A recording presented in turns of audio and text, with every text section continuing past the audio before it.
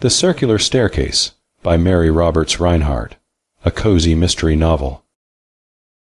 Chapter 1. I Take a Country House. This is the story of how a middle-aged spinster lost her mind, deserted her domestic gods in the city, took a furnished house for the summer out of town, and found herself involved in one of those mysterious crimes that keep our newspapers and detective agencies happy and prosperous. For 20 years I had been perfectly comfortable. For 20 years I had had the window boxes filled in the spring, the carpets lifted, the awnings put up, and the furniture covered with brown linen. For as many summers I had said goodbye to my friends, and after watching their perspiring hegira, had settled down to a delicious quiet in town, where the mail comes 3 times a day, and the water supply does not depend on a tank on the roof. And then the madness seized me. When I look back over the months I spent at Sunnyside, I wonder that I survived at all. As it is, I show the wear and tear of my harrowing experiences. I have turned very gray. Liddy reminded me of it, only yesterday, by saying that a little bluing in the rinse water would make my hair silvery, instead of a yellowish white. I hate to be reminded of unpleasant things, and I snapped her off. No, I said sharply, I'm not going to use bluing at my time of life, or starch either. Liddy's nerves are gone, she says, since that awful summer, but she has enough left, goodness knows. And when she begins to go around with a lump in her throat, all I have to do is to threaten to return to Sunnyside, and she is frightened into a semblance of cheerfulness, from which you may judge that the summer there was anything but a success. The newspaper accounts have been so garbled and incomplete. One of them mentioned me but once, and then only as the tenant at the time the thing happened, that I feel it my due to tell what I know. Mr. Jamieson, the detective, said himself he could never have done without me, although he gave me little enough credit in print. I shall have to go back several years, 13 to be exact, to start my story. At that time my brother died, leaving me his 2 children. Halsey was 11 then, and Gertrude was 7. All the responsibilities of maternity were thrust upon me suddenly. To perfect the profession of motherhood requires precisely as many years as the child has lived, like the man who started to carry the calf and ended by walking along with the bull on his shoulders. However, I did the best I could. When Gertrude got past the hair ribbon age, and Halsey asked for a scarf pin and put on long trousers, and a wonderful help that was to the darning, I sent them away to good schools. After that, my responsibility was chiefly postal, with 3 months every summer in which to replenish their wardrobes, look over their lists of acquaintances, and generally to take my foster motherhood out of its 9 months' retirement in camphor. I missed the summers with them when, somewhat later, at boarding school and college, the children spent much of their vacations with friends. Gradually I found that my name signed to a check was even more welcome than when signed to a letter, though I wrote them at stated intervals. But when Halsey had finished his electrical course and Gertrude her boarding school, and both came home to stay, things were suddenly changed. The winter Gertrude came out was nothing but a succession of sitting up late at night to bring her home from things, taking her to the dressmaker's between naps the next day, and discouraging ineligible youths with either more money than brains, or more brains than money. Also, I acquired a great many things, to say lingerie for undergarments, frocks, and gowns, instead of dresses, and that beardless sophomores are not college boys, but college men. Halsey required less personal supervision, and as they both got their mother's fortune that winter, my responsibility became purely moral. Halsey bought a car, of course, and I learned how to tie over my bonnet a gray baize veil, and, after a time, never to stop to look at the dogs one has run down. People are apt to be so unpleasant about their dogs. The additions to my education made me a properly equipped maiden aunt, and by spring I was quite tractable. So when Halsey suggested camping in the Adirondacks and Gertrude wanted Bar Harbor, we compromised on a good country house with links near, within motor distance of town and telephone distance of the doctor. That was how we went to Sunnyside. We went out to inspect the property, and it seemed to deserve its name. Its cheerful appearance gave no indication whatever of anything out of the ordinary. Only one thing seemed unusual to me. The housekeeper, who had been left in charge, had moved from the house to the gardener's lodge a few days before. As the lodge was far enough away from the house, it seemed to me that either fire or thieves could complete their work of destruction undisturbed. The property was an extensive one, the house on the top of a hill, which sloped away in great stretches of green lawn and clipped hedges to the road, and across the valley, perhaps a couple of miles away, was the Greenwood clubhouse. Gertrude and Halsey were infatuated. Why, it's everything you want. Halsey said view, air, good water, and good roads. As for the house, it's big enough for a hospital, if it has a Queen Anne front and a Mary Anne back. Which was ridiculous. It was pure Elizabethan. Of course we took the place. It was not my idea of comfort, being much too large and sufficiently isolated to make the servant question serious. But I give myself credit for this. Whatever has happened since, I never blamed Halsey and Gertrude for taking me there. And another thing, if the series of catastrophes there did nothing else, it taught me one thing, that somehow, somewhere, from perhaps a half-civilized ancestor who wore a sheepskin garment and trailed his food or his prey, I have in me the instinct of the chase. Were I a man, I should be a trapper of criminals, trailing them as relentlessly as no doubt my sheepskin ancestor did his wild boar. But being an unmarried woman, with the handicap of my sex, my first acquaintance with crime will probably be my last.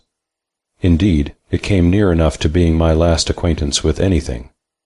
The property was owned by Paul Armstrong, the president of the Traders' Bank, who at the time we took the house was in the West with his wife and daughter, and a Dr. Walker, the Armstrong family physician.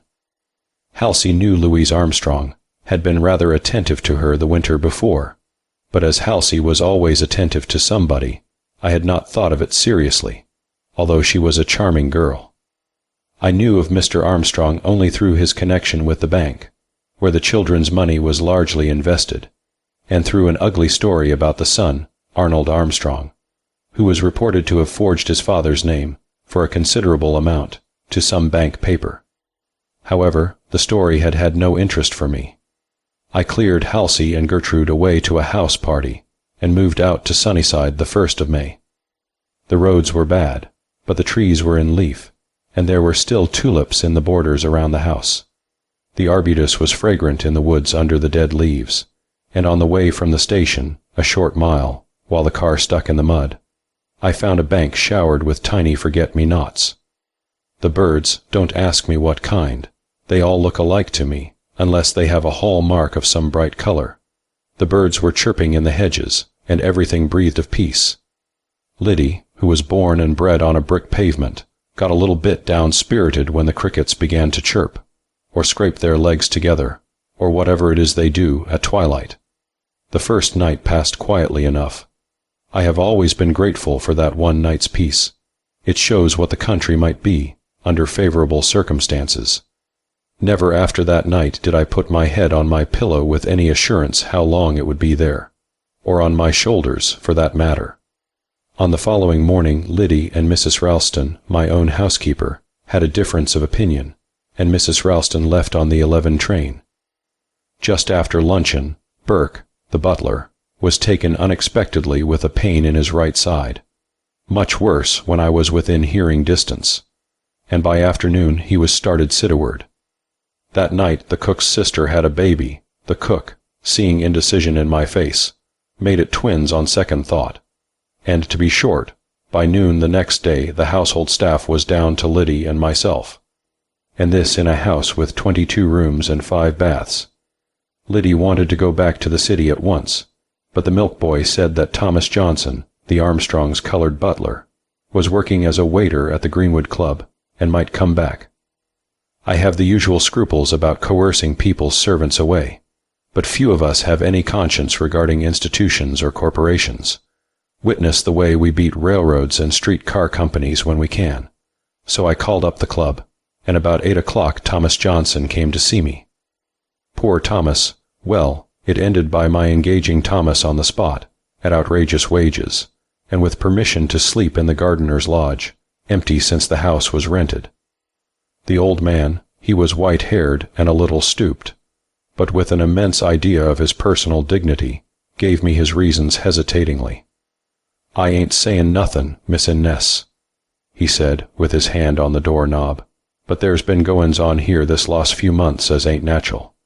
'Tain't one thing and 'tain't another, it's just a door squeal, in here, and a winder clossin' there, but when doors and winders gets to cuttin' up capers and there's nobody nigh 'em, it's time Thomas Johnson sleeps somewheres else." Liddy, who seemed to be never more than 10 feet away from me that night, and was afraid of her shadow in that great barn of a place, screamed a little and turned a yellow-green. But I am not easily alarmed. It was entirely in vain. I represented to Thomas that we were alone, and that he would have to stay in the house that night. He was politely firm, but he would come over early the next morning, and if I gave him a key, he would come in time to get some sort of breakfast. I stood on the huge veranda and watched him shuffle along down the shadowy drive, with mingled feelings, irritation at his cowardice and thankfulness at getting him at all. I am not ashamed to say that I double-locked the hall door when I went in. "You can lock up the rest of the house and go to bed, Liddy," I said severely. "You give me the creeps standing there. A woman of your age ought to have better sense." It usually braces Liddy to mention her age. She owns to 40, which is absurd. Her mother cooked for my grandfather, and Liddy must be at least as old as I, but that night she refused to brace. "You're not going to ask me to lock up, Miss Rachel," she quavered. "Why, there's a dozen French windows in the drawing-room and the billiard-room wing, and every one opens on a porch. And Mary Ann said that last night there was a man standing by the stable when she locked the kitchen door." Mary Ann was a fool, I said sternly. If there had been a man there, she would have had him in the kitchen and been feeding him what was left from dinner inside of an hour, from force of habit. "Now don't be ridiculous. Lock up the house and go to bed. I am going to read." But Liddy set her lips tight and stood still. "I'm not going to bed," she said. "I am going to pack up, and tomorrow I am going to leave." "You'll do nothing of the sort," I snapped. "Liddy and I often desire to part company, but never at the same time. If you are afraid, I will go with you, but for goodness' sake don't try to hide behind me." The house was a typical summer residence on an extensive scale. Wherever possible, on the first floor, the architect had done away with partitions, using arches and columns instead. The effect was cool and spacious, but scarcely cozy. As Liddy and I went from one window to another, our voices echoed back at us uncomfortably. There was plenty of light. The electric plant down in the village supplied us, but there were long vistas of polished floor, and mirrors which reflected us from unexpected corners, until I felt some of Liddy's foolishness communicate itself to me. The house was very long, a rectangle in general form, with the main entrance in the center of the long side.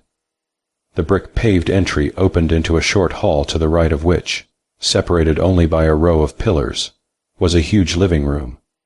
Beyond that was the drawing-room, and in the end the billiard-room. Off the billiard-room, in the extreme right wing, was a den, or card-room, with a small hall opening on the east veranda, and from there went up a narrow circular staircase.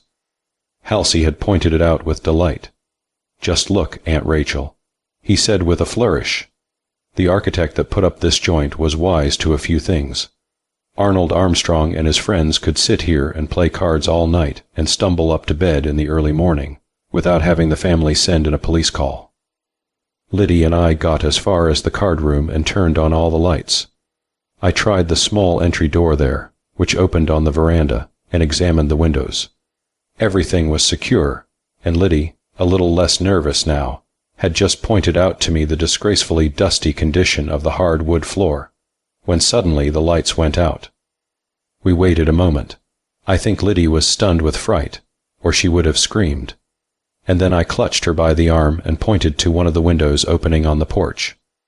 The sudden change threw the window into relief, an oblong of grayish light, and showed us a figure standing close, peering in. As I looked, it darted across the veranda and out of sight in the darkness. Chapter 2.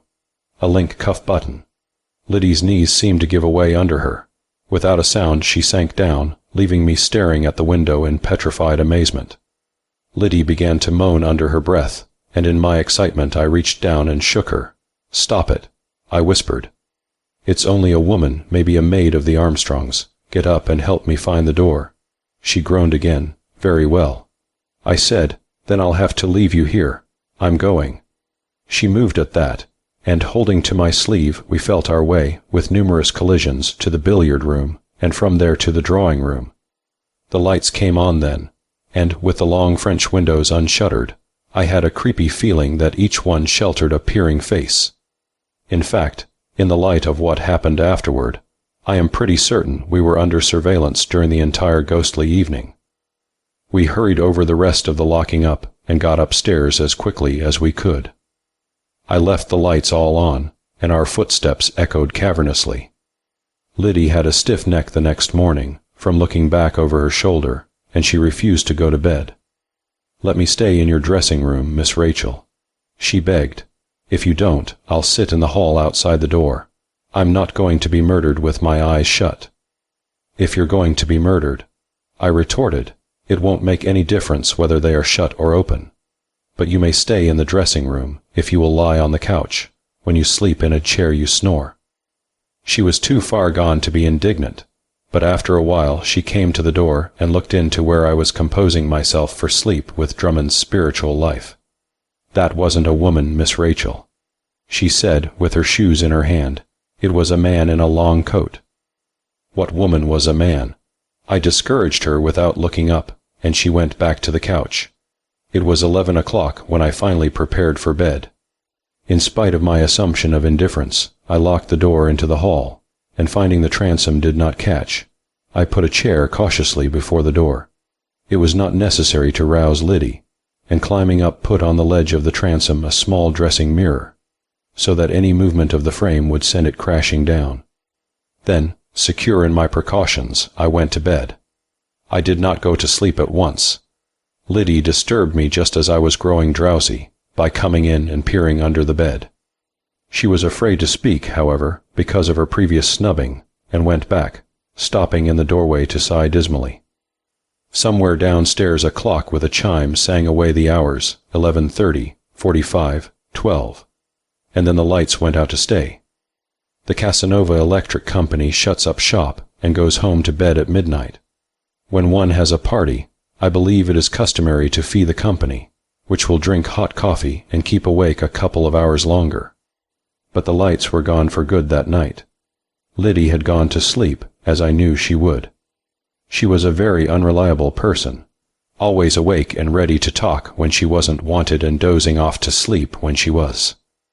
I called her once or twice, the only result being an explosive snore that threatened her very windpipe. Then I got up and lighted a bedroom candle. My bedroom and dressing room were above the big living room on the first floor. On the second floor a long corridor ran the length of the house, with rooms opening from both sides.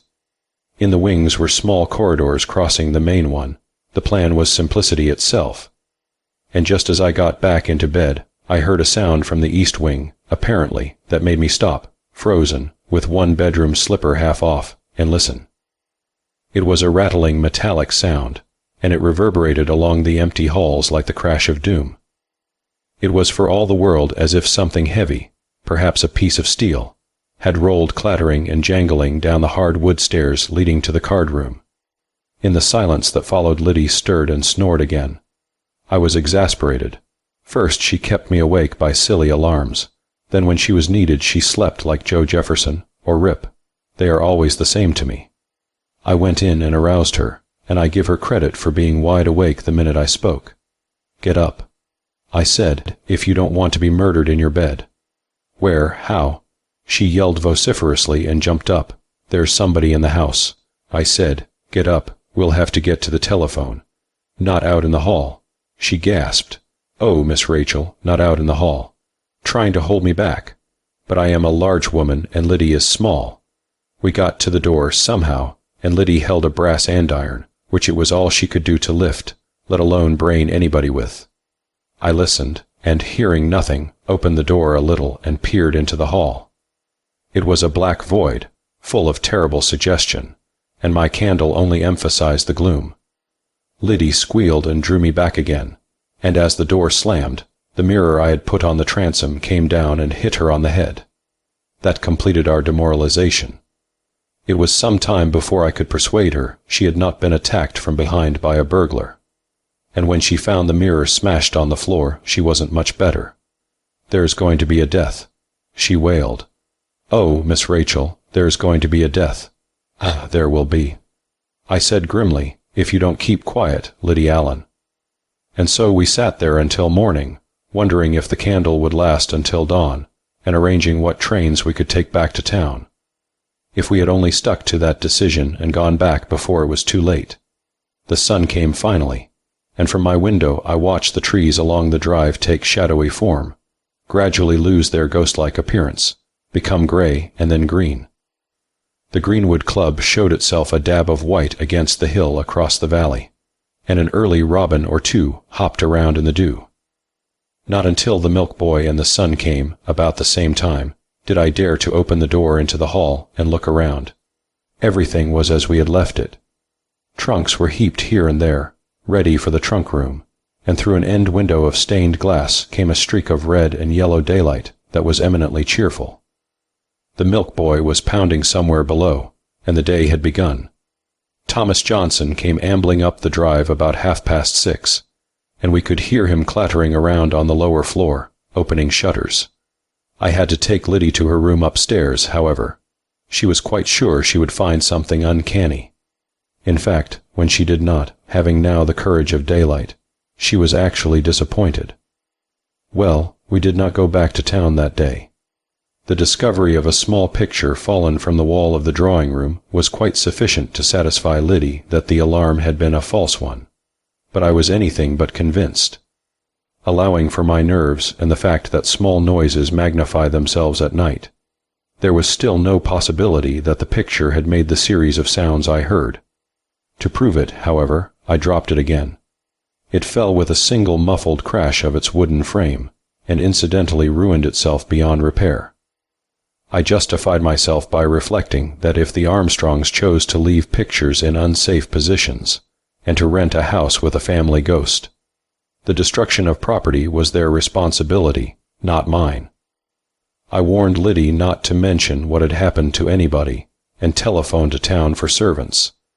Then, after a breakfast which did more credit to Thomas' heart than his head, I went on a short tour of investigation. The sounds had come from the east wing, and not without some qualms I began there. At first I found nothing.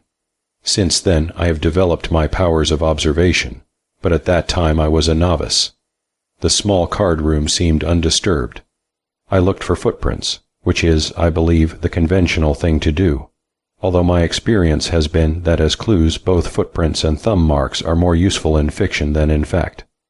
But the stairs in that wing offered something. At the top of the flight had been placed a tall wicker hamper, packed with linen that had come from town. It stood at the edge of the top step, almost barring passage, and on the step below it was a long fresh scratch. For 3 steps the scratch was repeated, gradually diminishing, as if some object had fallen, striking each one.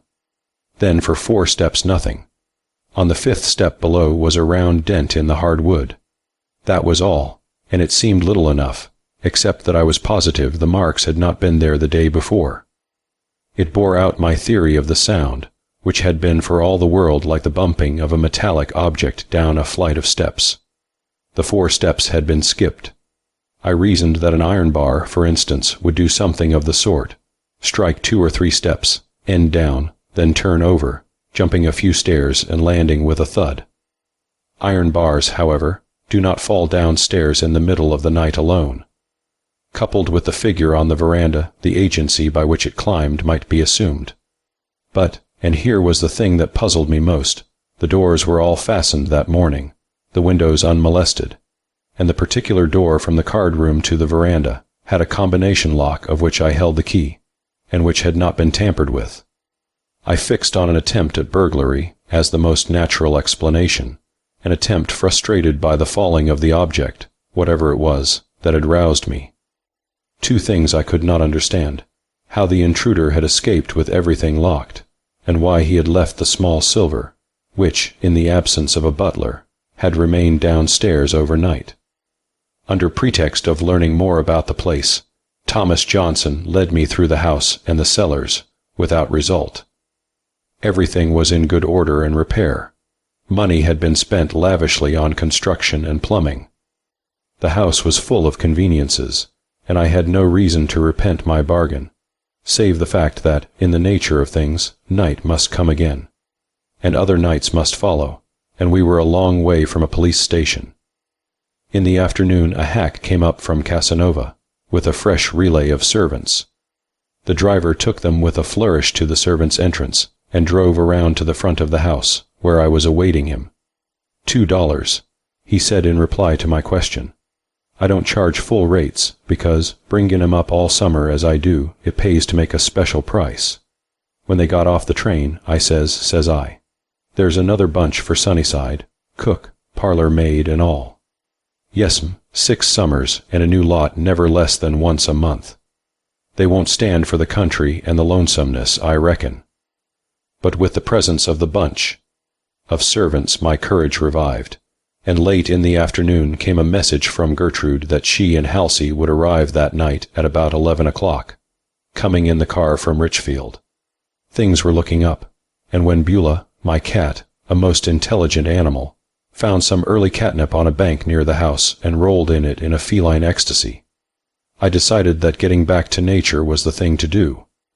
While I was dressing for dinner, Liddy rapped at the door. She was hardly herself yet, but privately I think she was worrying about the broken mirror and its augury more than anything else. When she came in, she was holding something in her hand, and she laid it on the dressing table carefully. I found it in the linen hamper, she said. It must be Mr. Halsey's, but it seems queer how it got there. It was the half of a link cuff button of unique design, and I looked at it carefully.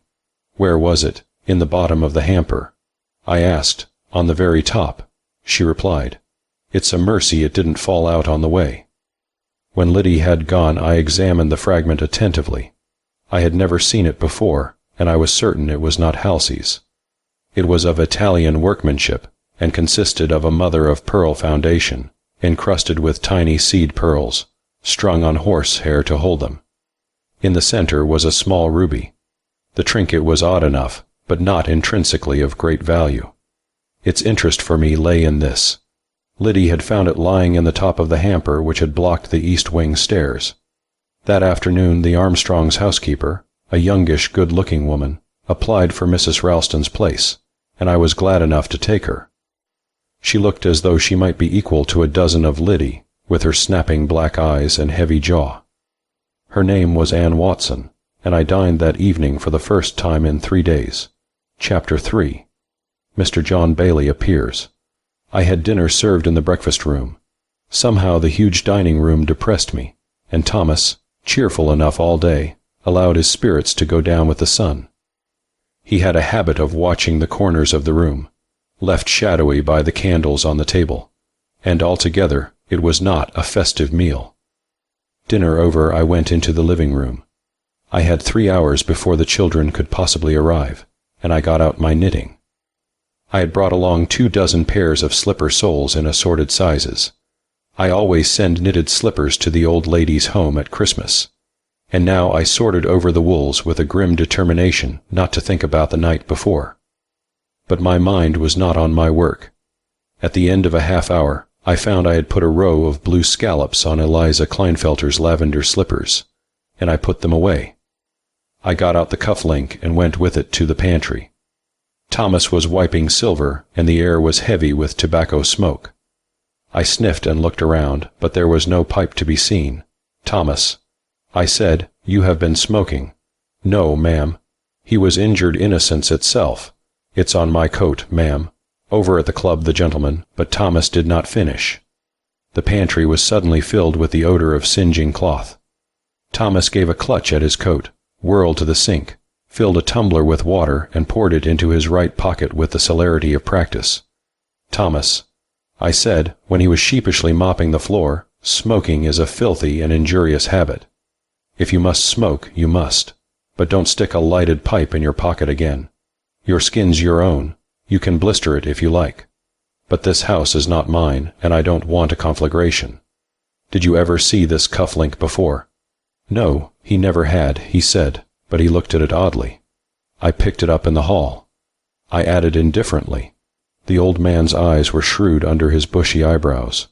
There's strange goin's on here, Miss Innes, he said, shaking his head.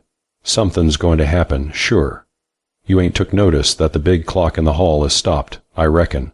Nonsense, I said. Clocks have to stop, don't they, if they're not wound? It's wound up all right, and it stopped at 3 o'clock last night. He answered solemnly, More'n that their clock ain't stopped for 15 years, not since Mr. Armstrong's first wife died. And that ain't all, no ma'am. Last 3 nights I slep in this place. After the electrics went out I had a token. My oil lamp was full of oil, but it kept going out, do what I would. Minute I shut my eyes, out that lamp'd go. There ain't no surer token of death. The Bible says, let your light shine. When a hand you can't see puts your light out, it means death, sure. The old man's voice was full of conviction. In spite of myself, I had a chilly sensation in the small of my back, and I left him mumbling over his dishes. Later on I heard a crash from the pantry, and Liddy reported that Beulah, who is coal-black, had darted in front of Thomas just as he picked up a tray of dishes, that the bad omen had been too much for him, and he had dropped the tray. The chug of the automobile as it climbed the hill was the most welcome sound I had heard for a long time, and with Gertrude and Halsey actually before me, my troubles seemed over for good. Gertrude stood smiling in the hall, with her hat quite over one ear, and her hair in every direction under her pink veil. Gertrude is a very pretty girl, no matter how her hat is, and I was not surprised when Halsey presented a good-looking young man, who bowed at me and looked at Trude. That is the ridiculous nickname Gertrude brought from school. I have brought a guest, Aunt Ray. Halsey said, I want you to adopt him into your affections and your Saturday to Monday list.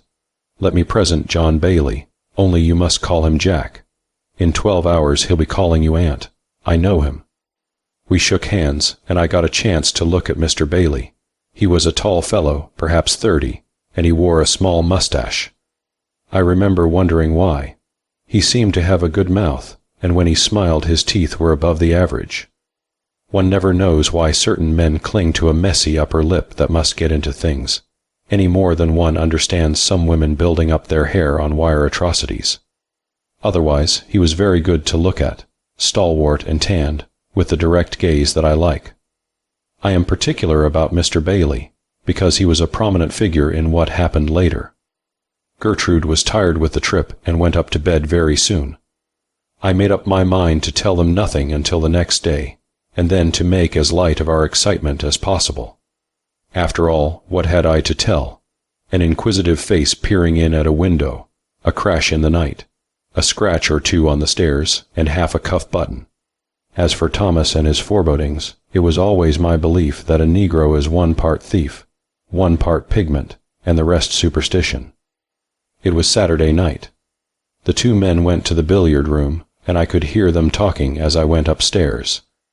It seemed that Halsey had stopped at the Greenwood Club for gasoline and found Jack Bailey there, with the Sunday golf crowd. Mr. Bailey had not been hard to persuade. Probably Gertrude knew why, and they had carried him off triumphantly. I roused Liddy to get them something to eat. Thomas was beyond reach in the lodge, and paid no attention to her evident terror of the kitchen regions. Then I went to bed. The men were still in the billiard room when I finally dozed off, and the last thing I remember was the howl of a dog in front of the house. It wailed a crescendo of woe that trailed off hopefully, only to break out afresh from a new point of the compass. At 3 o'clock in the morning I was roused by a revolver shot. The sound seemed to come from just outside my door. For a moment I could not move. Then I heard Gertrude stirring in her room, and the next moment she had thrown open the connecting door. "Oh, Aunt Ray, Aunt Ray," she cried hysterically. "Someone has been killed. Thieves," I said shortly. "Thank goodness, there are some men in the house tonight." I was getting into my slippers and a bathrobe, and Gertrude with shaking hands was lighting a lamp. Then we opened the door into the hall, where, crowded on the upper landing of the stairs, the maids, white-faced and trembling, were peering down, headed by Liddy. I was greeted by a series of low screams and questions, and I tried to quiet them. Gertrude had dropped on a chair and sat there limp and shivering. I went at once across the hall to Halsey's room and knocked. Then I pushed the door open. It was empty. The bed had not been occupied. He must be in Mr. Bailey's room. I said excitedly, and followed by Liddy, we went there. Like Halsey's, it had not been occupied. Gertrude was on her feet now, but she leaned against the door for support. "They have been killed," she gasped. Then she caught me by the arm and dragged me toward the stairs. "They may only be hurt, and we must find them," she said, her eyes dilated with excitement. I don't remember how we got down the stairs. I do remember expecting every moment to be killed. The cook was at the telephone upstairs, calling the Greenwood Club, and Liddy was behind me, afraid to come and not daring to stay behind. We found the living room and the drawing room undisturbed. Somehow I felt that whatever we found would be in the card room or on the staircase, and nothing but the fear that Halsey was in danger drove me on. With every step my knees seemed to give way under me. Gertrude was ahead, and in the card room she stopped, holding her candle high. Then she pointed silently to the doorway into the hall beyond.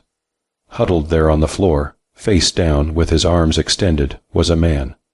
Gertrude ran forward with a gasping sob. "Jack," she cried. "Oh, Jack." Liddy had run, screaming, and the two of us were there alone. It was Gertrude who turned him over, finally, until we could see his white face, and then she drew a deep breath and dropped limply to her knees. It was the body of a man, a gentleman, in a dinner coat and white waistcoat, stained now with blood, the body of a man I had never seen before. Chapter 4. "Where is Halsey?" Gertrude gazed at the face in a kind of fascination. Then she put out her hands blindly, and I thought she was going to faint. "He has killed him," she muttered almost inarticulately, and at that, because my nerves were going, I gave her a good shake. "What do you mean?" I said frantically. There was a depth of grief and conviction in her tone that was worse than anything she could have said. The shake braced her, anyhow, and she seemed to pull herself together. But not another word would she say.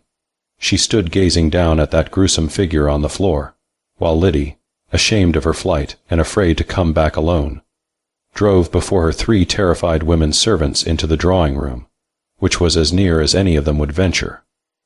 Once in the drawing room, Gertrude collapsed and went from one fainting spell into another. I had all I could do to keep Liddy from drowning her with cold water, and the maids huddled in a corner, as much use as so many sheep. In a short time, although it seemed hours, a car came rushing up, and Anne Watson, who had waited to dress, opened the door. 3 men from the Greenwood Club in all kinds of costumes hurried in. I recognized a Mr. Jarvis, but the others were strangers. "What's wrong?" the Jarvis man asked, and we made a strange picture, no doubt. "Nobody hurt, is there?" He was looking at Gertrude. "Worse than that, Mr. Jarvis," I said. "I think it is murder." At the word there was a commotion. The cook began to cry, and Mrs. Watson knocked over a chair. The men were visibly impressed. Not any member of the family. Mr. Jarvis asked, when he had got his breath. "No," I said, and motioning Liddy to look after Gertrude, I led the way with a lamp to the card-room door. One of the men gave an exclamation, and they all hurried across the room. Mr. Jarvis took the lamp from me. I remember that, and then, feeling myself getting dizzy and light-headed, I closed my eyes. When I opened them, their brief examination was over, and Mr. Jarvis was trying to put me in a chair. "You must get upstairs," he said firmly. "You and Miss Gertrude, too. This has been a terrible shock. In his own home, too." I stared at him without comprehension. "Who is it?" I asked with difficulty. There was a band drawn tight around my throat. "It is Arnold Armstrong," he said, looking at me oddly, "and he has been murdered in his father's house." After a minute I gathered myself together, and Mr. Jarvis helped me into the living room. Liddy had got Gertrude upstairs, and the 2 strange men from the club stayed with the body. The reaction from the shock and strain was tremendous. I was collapsed. and then Mr. Jarvis asked me a question that brought back my wandering faculties. "Where is Halsey?" he asked. Halsey. Suddenly Gertrude's stricken face rose before me the empty rooms upstairs. Where was Halsey? He was here, wasn't he? Mr. Jarvis persisted. He stopped at the club on his way over. "I don't know where he is," I said feebly. One of the men from the club came in, asked for the telephone, and I could hear him excitedly talking, saying something about coroners and detectives. Mr. Jarvis leaned over to me. "Why don't you trust me, Miss Innes?" he said. "If I can do anything I will, but tell me the whole thing." I did, finally, from the beginning, and when I told of Jack Bailey's being in the house that night, he gave a long whistle. "I wish they were both here," he said when I finished. "Whatever mad prank took them away, it would look better if they were here. Especially what? Especially since Jack Bailey and Arnold Armstrong were notoriously bad friends. It was Bailey who got Arnold into trouble last spring, something about the bank, and then, too, go on." I said, "If there is anything more, I ought to know." "There's nothing more," he said evasively. "There's just one thing we may bank on, Miss Innes. Any court in the country will acquit a man who kills an intruder in his house at night. If Halsey, why, you don't think Halsey did it?" I exclaimed. There was a queer feeling of physical nausea coming over me. No, not at all," he said with forced cheerfulness. "Come, Miss Innes, you're a ghost of yourself, and I am going to help you upstairs and call your maid. This has been too much for you." Liddy helped me back to bed, and under the impression that I was in danger of freezing to death, put a hot water bottle over my heart and another at my feet. Then she left me.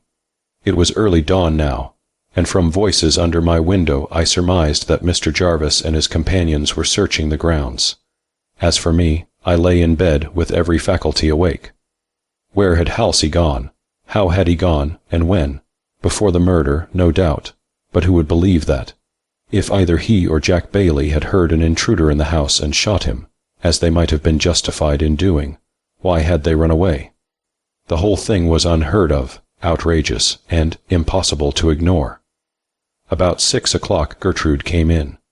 She was fully dressed, and I sat up nervously. "Poor auntie," she said. "What a shocking night you have had." She came over and sat down on the bed, and I saw she looked very tired and worn. "Is there anything new?" I asked anxiously. "Nothing. The car is gone, but Warner. He is the chauffeur. Warner is at the lodge and knows nothing about it." "Well," I said, "if I ever get my hands on Halsey and Ness, I shall not let go until I have told him a few things. When we get this cleared up, I am going back to the city to be quiet. One more night like the last two will end me. The peace of the country, fiddlesticks." Whereupon I told Gertrude of the noises the night before, and the figure on the veranda in the east wing. As an afterthought I brought out the pearl cuff link. "I have no doubt now," I said, "that it was Arnold Armstrong the night before last, too. He had a key, no doubt, but why he should steal into his father's house I cannot imagine. He could have come with my permission, easily enough. Anyhow, whoever it was that night, left this little souvenir." Gertrude took one look at the cuff link, and went as white as the pearls in it. She clutched at the foot of the bed and stood staring. As for me, I was quite as astonished as she was. "Where did you find it?" she asked finally, with a desperate effort at calm. And while I told her, she stood looking out of the window with a look I could not fathom on her face. It was a relief when Mrs. Watson tapped at the door and brought me some tea and toast.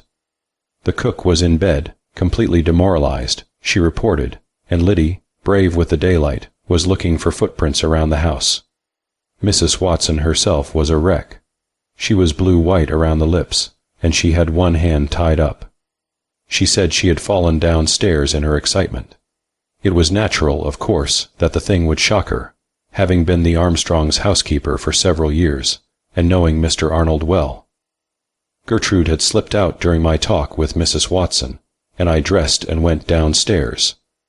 The billiard and card rooms were locked until the coroner and the detectives got there, and the men from the club had gone back for more conventional clothing.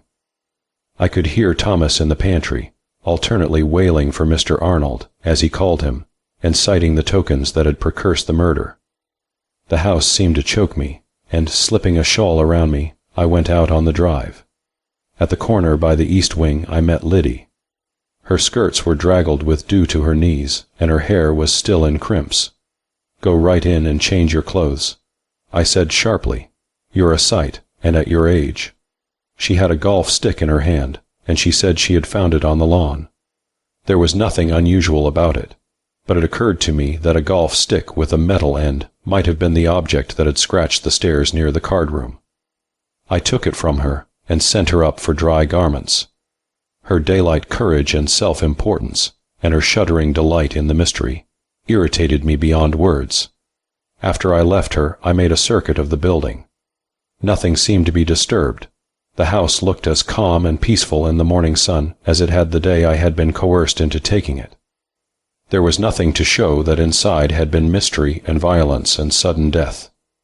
In one of the tulip beds back of the house, an early blackbird was pecking viciously at something that glittered in the light.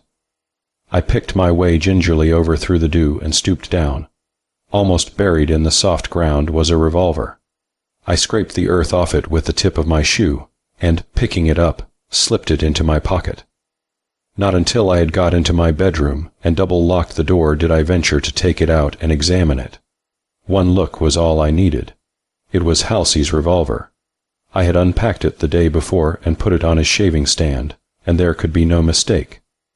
His name was on a small silver plate on the handle. I seemed to see a network closing around my boy, innocent as I knew he was. The revolver, I am afraid of them, but anxiety gave me courage to look through the barrel. The revolver had still 2 bullets in it. I could only breathe a prayer of thankfulness that I had found the revolver before any sharp-eyed detective had come around. I decided to keep what clues I had, the cuff-link, the golf stick, and the revolver, in a secure place until I could see some reason for displaying them. The cuff-link had been dropped into a little filigree box on my toilet table. I opened the box and felt around for it. The box was empty. The cuff-link had disappeared. Chapter 5. Gertrude's engagement. At 10 o'clock the Casanova hack brought up 3 men. They introduced themselves as the coroner of the county and 2 detectives from the city. The coroner led the way at once to the locked wing, and with the aid of one of the detectives examined the rooms and the body. The other detective, after a short scrutiny of the dead man, busied himself with the outside of the house. It was only after they had got a fair idea of things as they were that they sent for me. I received them in the living room, and I had made up my mind exactly what to tell. I had taken the house for the summer, I said, while the Armstrongs were in California. In spite of a rumor among the servants about strange noises, I cited Thomas. Nothing had occurred the first 2 nights. On the 3rd night I believed that someone had been in the house. I had heard a crashing sound, but being alone with one maid had not investigated. The house had been locked in the morning and apparently undisturbed. Then, as clearly as I could, I related how, the night before, a shot had roused us, that my niece and I had investigated and found a body, that I did not know who the murdered man was until Mr. Jarvis from the club informed me, and that I knew of no reason why Mr. Arnold Armstrong should steal into his father's house at night. I should have been glad to allow him entree there at any time. Have you reason to believe, Miss Innes, the coroner asked, that any member of your household, imagining Mr. Armstrong was a burglar, shot him in self-defense? I have no reason for thinking so. I said quietly, your theory is that Mr. Armstrong was followed here by some enemy and shot as he entered the house. I don't think I have a theory, I said. The thing that has puzzled me is why Mr. Armstrong should enter his father's house 2 nights in succession, stealing in like a thief, when he needed only to ask entrance to be admitted. The coroner was a very silent man. He took some notes after this, but he seemed anxious to make the next train back to town. He set the inquest for the following Saturday, gave Mr. Jamieson, the younger of the 2 detectives, and the more intelligent-looking, a few instructions, and, after gravely shaking hands with me and regretting the unfortunate affair, took his departure, accompanied by the other detective. I was just beginning to breathe freely when Mr. Jamieson, who had been standing by the window, came over to me. "The family consists of yourself alone, Miss Innes. My niece is here." I said, "There is no one but yourself and your niece." "My nephew." I had to moisten my lips. "Oh, a nephew. I should like to see him if he is here." "He is not here just now," I said as quietly as I could. "I expect him at any time." "He was here yesterday evening, I believe." "No, yes." "Didn't he have a guest with him?" "Another man." "He brought a friend with him to stay over Sunday, Mr. Bailey."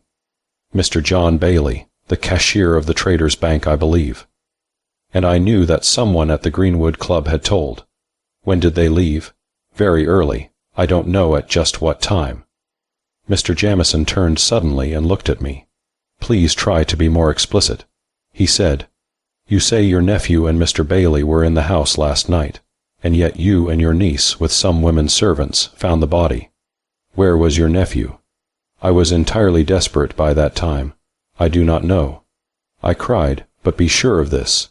Halsey knows nothing of this thing, and no amount of circumstantial evidence can make an innocent man guilty."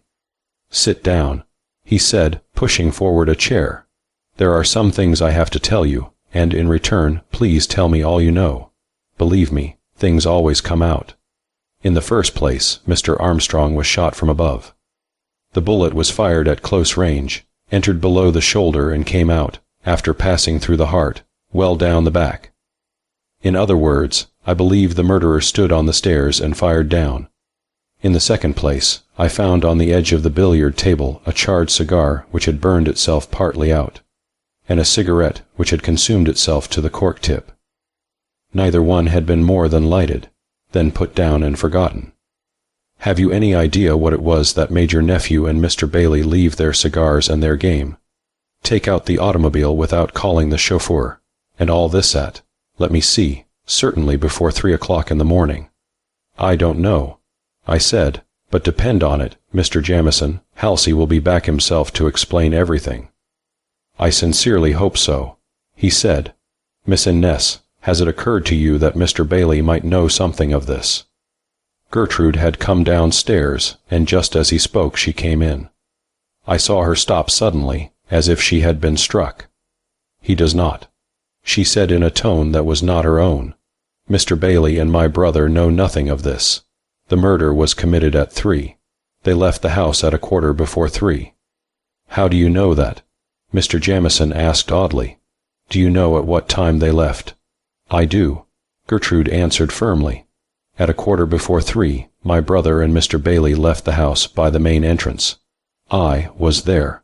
"Gertrude," I said excitedly, "you are dreaming. Why, at 2:45, listen." She said, "At 2:30 the downstairs telephone rang. I had not gone to sleep, and I heard it. Then I heard Halsey answer it, and in a few minutes he came upstairs and knocked at my door. We talked for a minute. Then I put on my dressing gown and slippers and went downstairs with him. Mr. Bailey was in the billiard room. We all talked together for perhaps 10 minutes. Then it was decided that they should both go away. Can't you be more explicit?" Mr. Jamieson asked, "Why did they go away?" "I am only telling you what happened, not why it happened," she said evenly. "Halsey went for the car, and instead of bringing it to the house and rousing people, he went by the lower road from the stable. Mr. Bailey was to meet him at the foot of the lawn. Mr. Bailey left which way?" Mr. Jamieson asked sharply. "By the main entrance. He left, it was 2:45. I know exactly." "The clock in the hall is stopped, Miss Innes," said Jamieson. Nothing seemed to escape him. He looked at his watch. She replied, and I could see Mr. Jamieson snap, as if he had made a discovery. As for myself, during the whole recital I had been plunged into the deepest amazement. Will you pardon me for a personal question? The detective was a youngish man, and I thought he was somewhat embarrassed. "What are your relations with Mr. Bailey?" Gertrude hesitated. Then she came over and put her hand lovingly in mine. "I am engaged to marry him," she said simply. I had grown so accustomed to surprises that I could only gasp again, and as for Gertrude, the hand that lay in mine was burning with fever. And after that, Mr. Jamieson went on, you went directly to bed. Gertrude hesitated. No, she said finally. I am not nervous, and after I had extinguished the light, I remembered something I had left in the billiard room, and I felt my way back there through the darkness. Will you tell me what it was you had forgotten? I cannot tell you, she said slowly. I did not leave the billiard room at once. Why? The detective's tone was imperative. This is very important, Miss Innes. I was crying, Gertrude said in a low tone. When the French clock in the drawing-room struck 3, I got up, and then I heard a step on the east porch, just outside the card-room. Someone with a key was working with the latch, and I thought, of course, of Halsey. When we took the house he called that his entrance, and he had carried a key for it ever since. The door opened, and I was about to ask what he had forgotten, when there was a flash and a report. Some heavy body dropped, and, half-crazed with terror and shock, I ran through the drawing-room and got upstairs. I scarcely remember how. She dropped into a chair, and I thought Mr. Jamieson must have finished. But he was not through. You certainly clear your brother and Mr. Bailey admirably, he said. The testimony is invaluable, especially in view of the fact that your brother and Mr. Armstrong had, I believe, quarreled rather seriously some time ago. Nonsense, I broke in. Things are bad enough, Mr. Jamieson, without inventing bad feeling where it doesn't exist. Gertrude, I don't think Halsey knew the murdered man, did he? But Mr. Jamieson was sure of his ground. The quarrel, I believe, he persisted, was about Mr. Armstrong's conduct to you, Miss Gertrude. He had been paying you unwelcome attentions. And I had never seen the man, when she nodded a yes. I saw the tremendous possibilities involved. If this detective could prove that Gertrude feared and disliked the murdered man, and that Mr. Armstrong had been annoying and possibly pursuing her with hateful attentions, all that, added to Gertrude's confession of her presence in the billiard room at the time of the crime, looked strange, to say the least. The prominence of the family assured a strenuous effort to find the murderer, and if we had nothing worse to look forward to, we were sure of a distasteful publicity. Mr. Jamieson shut his notebook with a snap and thanked us. I have an idea, he said, apropos of nothing at all, that at any rate the ghost is laid here. Whatever the rappings have been, and the colored man says they began when the family went west 3 months ago, they are likely to stop now. Which shows how much he knew about it. The ghost was not laid. With the murder of Arnold Armstrong he, or it, only seemed to take on fresh vigor. Mr. Jamieson left then, and when Gertrude had gone upstairs, as she did at once, I sat and thought over what I had just heard. Her engagement, once so engrossing a matter, paled now beside the significance of her story. If Halsey and Jack Bailey had left before the crime, how came Halsey's revolver in the tulip bed? What was the mysterious cause of their sudden flight? What had Gertrude left in the billiard room? What was the significance of the cuff link, and where was it? Chapter 6. In the East Corridor. When the detective left, he enjoined absolute secrecy on everybody in the household. The Greenwood Club promised the same thing, and as there are no Sunday afternoon papers, the murder was not publicly known until Monday. The coroner himself notified the Armstrong family lawyer, and early in the afternoon he came out. I had not seen Mr. Jamieson since morning, but I knew he had been interrogating the servants. Gertrude was locked in her room with a headache, and I had luncheon alone. Mr. Harton, the lawyer, was a little, thin man, and he looked as if he did not relish his business that day. "This is very unfortunate, Miss Innes," he said, after we had shaken hands. "Most unfortunate and mysterious. With the father and mother in the West, I find everything devolves on me, and as you can understand, it is an unpleasant duty." "No doubt," I said absently. "Mr. Harton, I am going to ask you some questions, and I hope you will answer them. I feel that I am entitled to some knowledge, because I and my family are just now in a most ambiguous position." I don't know whether he understood me or not. He took of his glasses and wiped them. "I shall be very happy." He said with old-fashioned courtesy, "Thank you. Mr. Harton, did Mr. Arnold Armstrong know that Sunnyside had been rented?" "I think, yes, he did. In fact, I myself told him about it. And he knew who the tenants were. Yes. He had not been living with the family for some years, I believe. No.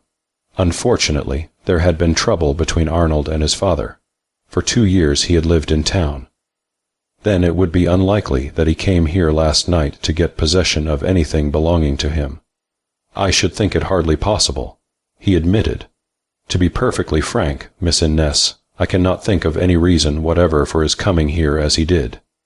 He had been staying at the club house across the valley for the last week, Jarvis tells me, but that only explains how he came here, not why. It is a most unfortunate family. He shook his head despondently, and I felt that this dried-up little man was the repository of much that he had not told me. I gave up trying to elicit any information from him, and we went together to view the body before it was taken to the city. It had been lifted on to the billiard table and a sheet thrown over it. Otherwise nothing had been touched. A soft hat lay beside it, and the collar of the dinner coat was still turned up. The handsome, dissipated face of Arnold Armstrong, purged of its ugly lines, was now only pathetic. As we went in, Mrs. Watson appeared at the card-room door. "Come in, Mrs. Watson," the lawyer said, but she shook her head and withdrew. She was the only one in the house who seemed to regret the dead man, and even she seemed rather shocked than sorry. I went to the door at the foot of the circular staircase and opened it. If I could only have seen Halsey coming at his usual hare-brained clip up the drive, if I could have heard the throb of the motor, I would have felt that my troubles were over. But there was nothing to be seen. The countryside lay sunny and quiet in its peaceful Sunday afternoon calm, and far down the drive Mr. Jamieson was walking slowly, stooping now and then, as if to examine the road. When I went back, Mr. Harton was furtively wiping his eyes. "The prodigal has come home, Miss Innes," he said. "How often the sins of the fathers are visited on the children," which left me pondering. Before Mr. Harton left, he told me something of the Armstrong family. Paul Armstrong, the father, had been married twice. Arnold was a son by the first marriage. The second Mrs. Armstrong had been a widow with a child, a little girl. This child, now perhaps 20, was Louise Armstrong, having taken her stepfather's name, and was at present in California with the family. They will probably return at once. He concluded, "Sad part of my errand here today is to see if you will relinquish your lease here in their favor. We would better wait and see if they wish to come." I said, "It seems unlikely, and my town house is being remodeled." At that he let the matter drop, but it came up unpleasantly enough later. At 6 o'clock the body was taken away, and at 7:30, after an early dinner, Mr. Harton went. Gertrude had not come down, and there was no news of Halsey. Mr. Jamieson had taken a lodging in the village, and I had not seen him since mid-afternoon. It was about 9 o'clock, I think, when the bell rang and he was ushered into the living room. "Sit down," I said grimly. "Have you found a clue that will incriminate me, Mr. Jamieson?" He had the grace to look uncomfortable. "No," he said. "If you had killed Mr. Armstrong, you would have left no clues. You would have had too much intelligence. After that we got along better." He was fishing in his pocket, and after a minute he brought out 2 scraps of paper. "I have been to the clubhouse," he said, "and among Mr. Armstrong's effects I found these. One is curious, the other is puzzling." The first was a sheet of club notepaper, on which was written, over and over, the name Halsey B. Innes. It was Halsey's flowing signature to a dot, but it lacked Halsey's ease. The ones toward the bottom of the sheet were much better than the top ones. Mr. Jamieson smiled at my face. "His old tricks," he said. "That one is merely curious. This one, as I said before, is puzzling." The second scrap, folded and refolded into a compass so tiny that the writing had been partly obliterated, was part of a letter, the lower half of a sheet, not typed, but written in a cramped hand. By altering the plans for rooms may be possible. The best way, in my opinion, would be the plan for, in one of the rooms, chimney. That was all. "Well," I said, looking up, "there is nothing in that, is there? A man ought to be able to change the plan of his house without becoming an object of suspicion."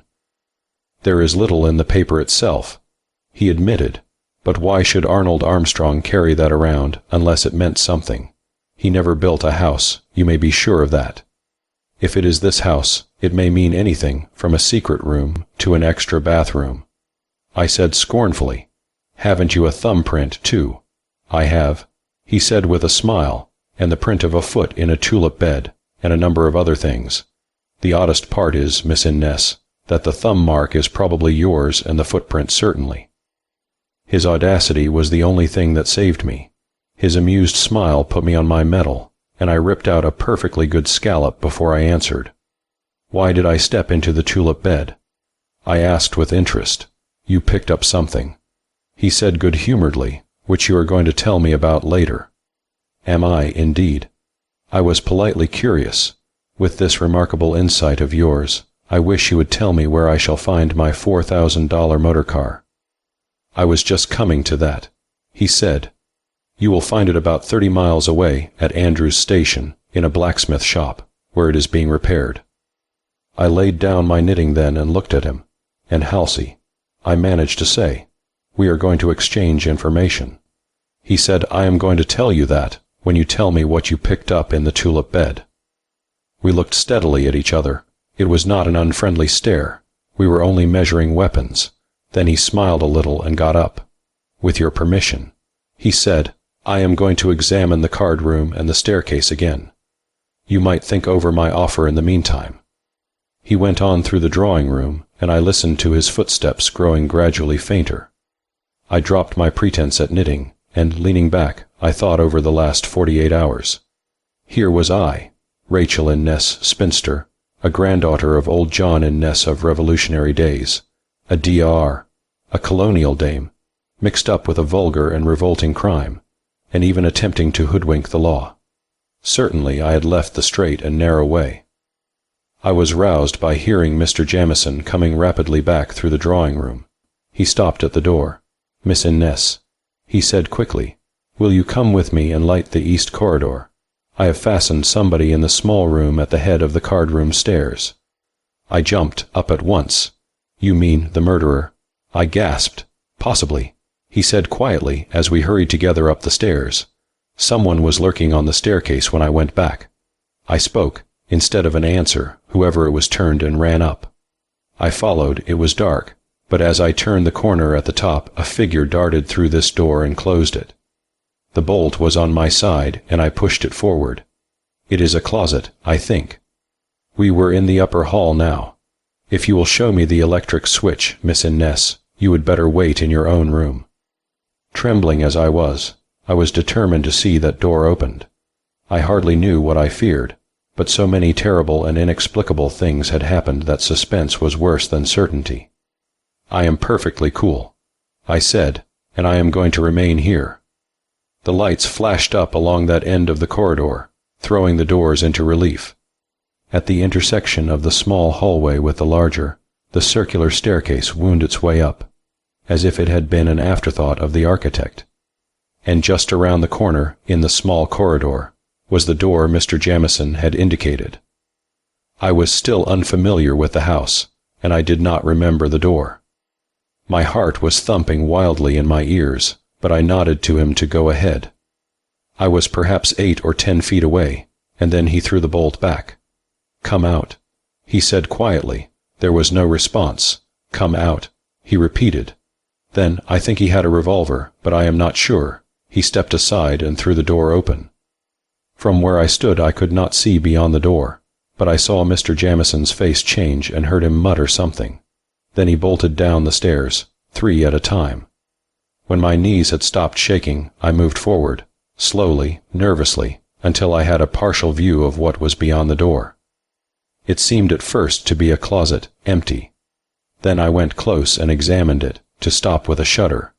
Where the floor should have been was black void and darkness, from which came the indescribable, damp smell of the cellars. Mr. Jamieson had locked somebody in the clothes chute. As I leaned over, I fancied I heard a groan, or was it the wind? Chapter 7. A sprained ankle. I was panic-stricken. As I ran along the corridor, I was confident that the mysterious intruder and probable murderer had been found, and that he lay dead or dying at the foot of the chute. I got down the staircase somehow, and through the kitchen to the basement stairs. Mr. Jamieson had been before me, and the door stood open. Liddy was standing in the middle of the kitchen, holding a frying pan by the handle as a weapon. "Don't go down there," she yelled when she saw me moving toward the basement stairs. "Don't you do it, Miss Rachel. That Jamieson's down there now. There's only trouble comes of hunting ghosts. They lead you into bottomless pits and things like that." "Oh, Miss Rachel, don't," as I tried to get past her. She was interrupted by Mr. Jamieson's reappearance. He ran up the stairs 2 at a time, and his face was flushed and furious. "The whole place is locked," he said angrily. "Where's the laundry key kept?" "It's kept in the door," Liddy snapped. "That whole end of the cellar is kept locked, so nobody can get at the clothes, and then the key's left in the door, so that unless a thief was as blind as some detectives, he could walk right in." "Liddy," I said sharply, "come down with us and turn on all the lights." She offered her resignation, as usual, on the spot, but I took her by the arm, and she came along finally. She switched on all the lights and pointed to a door just ahead. "That's the door," she said sulkily. "The key's in it." But the key was not in it. Mr. Jamieson shook it, but it was a heavy door, well locked. And then he stooped and began punching around the keyhole with the end of a lead pencil. When he stood up, his face was exultant. "It's locked on the inside," he said in a low tone. "There is somebody in there." "Lord have mercy," gasped Liddy and turned to run. "Liddy," I called, "go through the house at once and see who is missing, or if anyone is. We'll have to clear this thing at once. Mr. Jamieson, if you will watch here, I will go to the lodge and find Warner. Thomas would be of no use. Together you may be able to force the door." "A good idea," he assented. "But there are windows, of course, and there is nothing to prevent whoever is in there from getting out that way." "Then lock the door at the top of the basement stairs," I suggested, "and patrol the house from the outside." We agreed to this, and I had a feeling that the mystery of Sunnyside was about to be solved. I ran down the steps and along the drive. Just at the corner I ran full tilt into somebody who seemed to be as much alarmed as I was. It was not until I had recoiled a step or two that I recognized Gertrude, and she me. "Good gracious, Aunt Ray," she exclaimed, "what is the matter?" "There's somebody locked in the laundry," I panted. "That is, unless you didn't see anyone crossing the lawn or skulking around the house, did you?" "I think we have mystery on the brain," Gertrude said wearily. "No, I haven't seen anyone except old Thomas, who looked for all the world as if he had been ransacking the pantry." "What have you locked in the laundry?" "I can't wait to explain," I replied. "I must get Warner from the lodge. If you came out for air, you'd better put on your overshoes."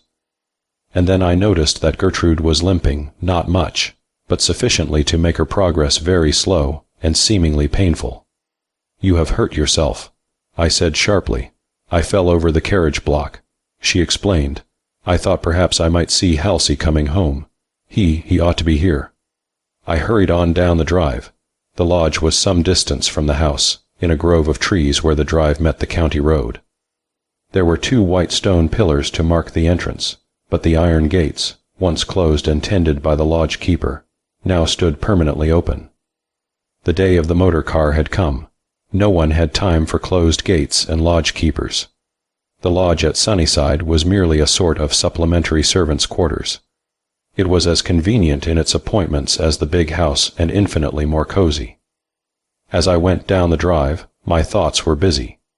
Who would it be that Mr. Jamieson had trapped in the cellar? Would we find a body or someone badly injured? Scarcely either. Whoever had fallen had been able to lock the laundry door on the inside.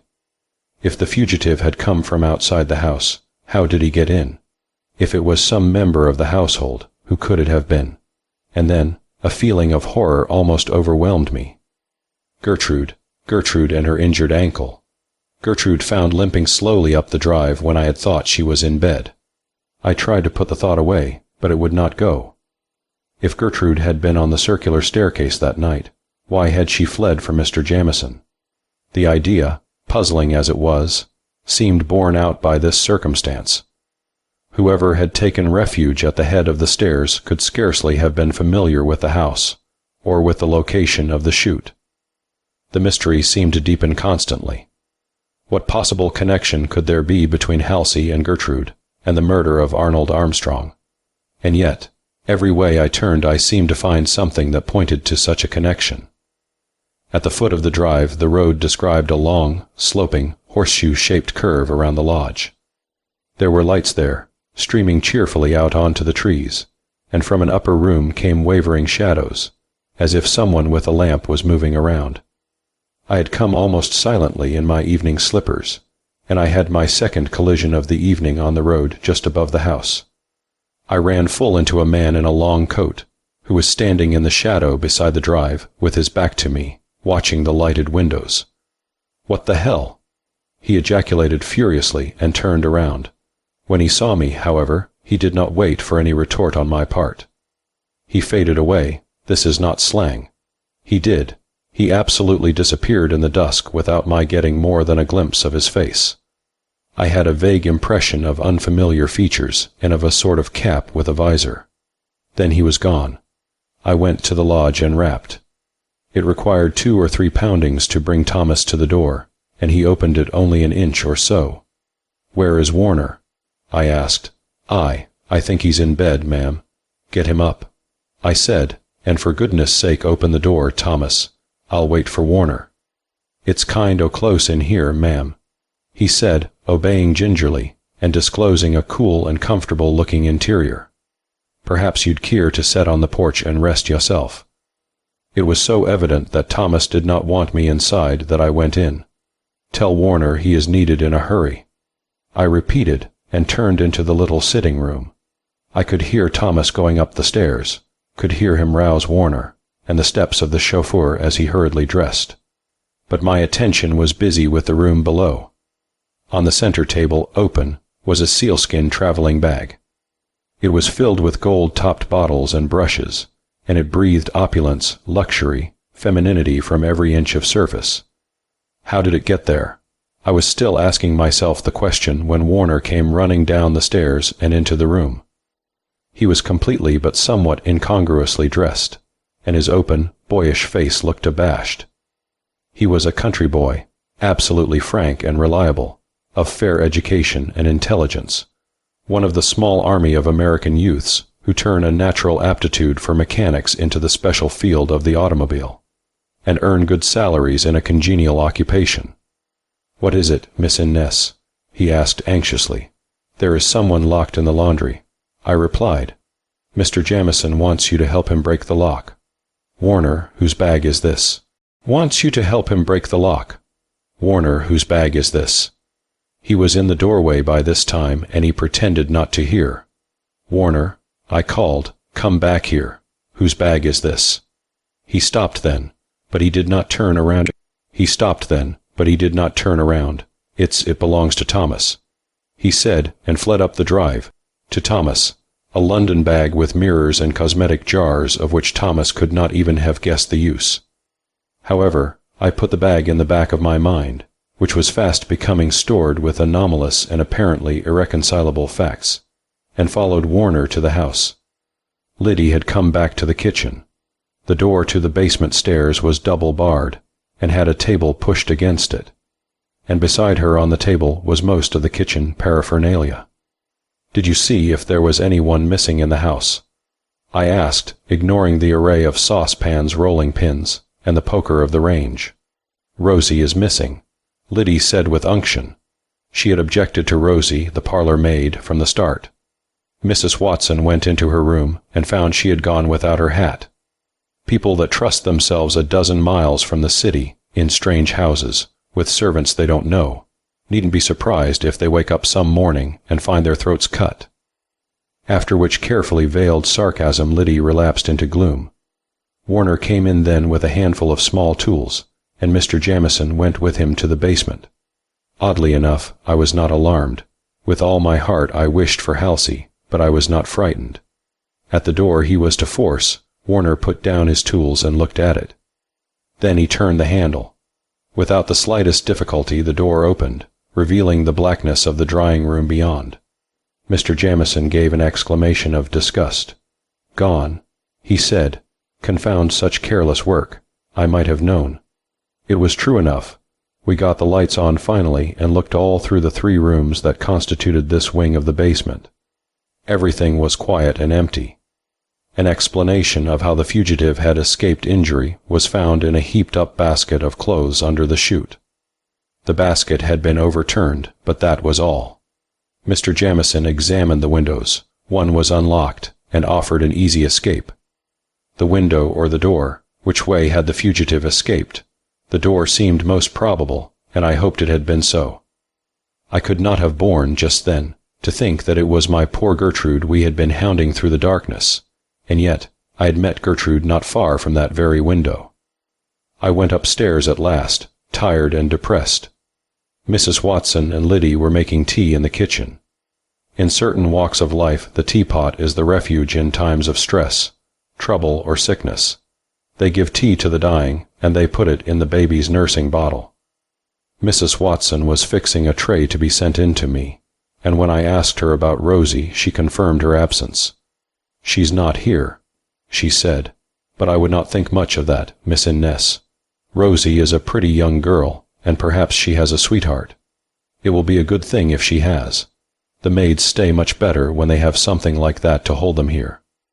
Gertrude had gone back to her room, and while I was drinking my cup of hot tea, Mr. Jamieson came in. "We might take up the conversation where we left off an hour and a half ago," he said. "But before we go on, I want to say this. The person who escaped from the laundry was a woman with a foot of moderate size and well arched. She wore nothing but a stocking on her right foot, and in spite of the unlocked door, she escaped by the window." And again I thought of Gertrude's sprained ankle. Was it the right or the left? Chapter 8. The other half of the line. Miss Innes. The detective began. "What is your opinion of the figure you saw on the east veranda the night you and your maid were in the house alone?" "It was a woman," I said positively. "And yet your maid affirms with equal positiveness that it was a man."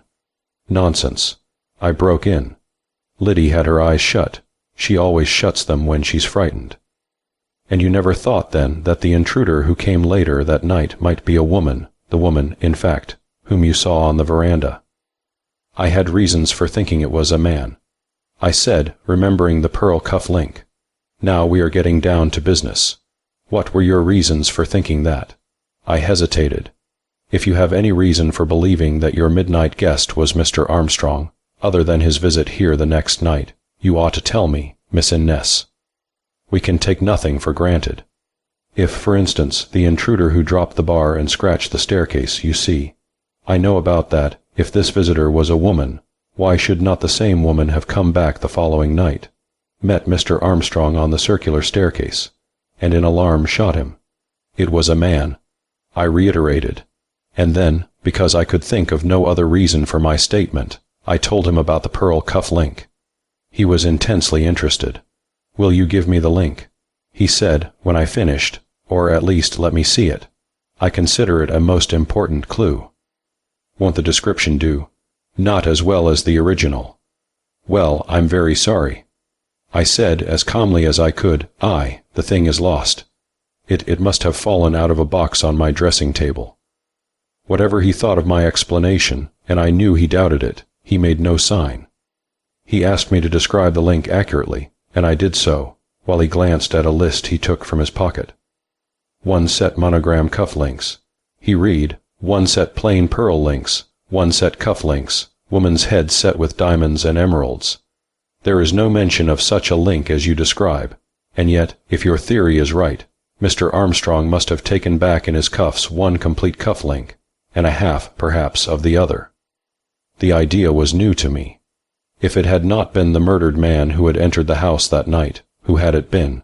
There are a number of strange things connected with this case. The detective went on. Miss Gertrude Innes testified that she heard someone fumbling with the lock, that the door opened, and that almost immediately the shot was fired.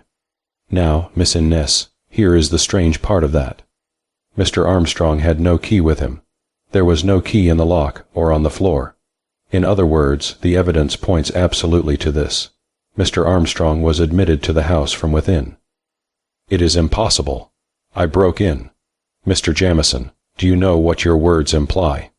Do you know that you are practically accusing Gertrude Innes of admitting that man? And not quite that. He said, with his friendly smile, in fact, Miss Innes, I am quite certain she did not. But as long as I learn only parts of the truth, from both you and her, what can I do?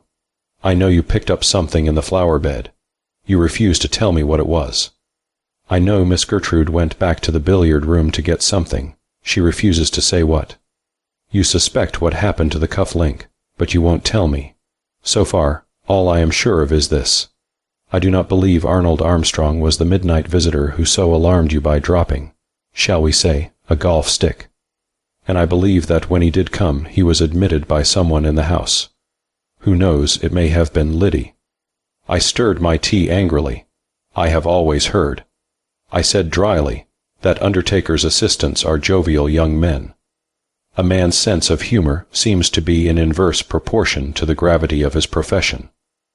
A man's sense of humor is a barbarous and a cruel thing, Miss Innes. He admitted. It is to the feminine as the hug of a bear is to the scratch of, well, anything with claws. Is that you, Thomas? Come in. Thomas Johnson stood in the doorway. He looked alarmed and apprehensive, and suddenly I remembered the sealskin dressing bag in the lodge. Thomas came just inside the door and stood with his head drooping, his eyes, under their shaggy gray brows, fixed on Mr. Jamieson. Thomas, said the detective, not unkindly, I sent for you to tell us what you told Sam Bohannon at the club, the day before Mr. Arnold was found here dead. Let me see. You came here Friday night to see Miss Innes, didn't you, and came to work here Saturday morning? For some unexplained reason Thomas looked relieved. Yes, sir, he said. You see, it were like this. When Mr. Armstrong and the family went away, Miss Watson and me, we was left in charge till the place was rented. Miss Watson, she've been here a good while, and she worn skeery, so she slep in the house. I'd been havin' tokens. I told Miss Innes some of 'em, and I slep in the lodge. Then one day Miss Watson, she came to me and she says she, Thomas, you'll hev to sleep up in the big house. I'm too nervous to do it any more. But I jest reckoned to myself that ef it's too skeery fur her, it's too skeery fur me.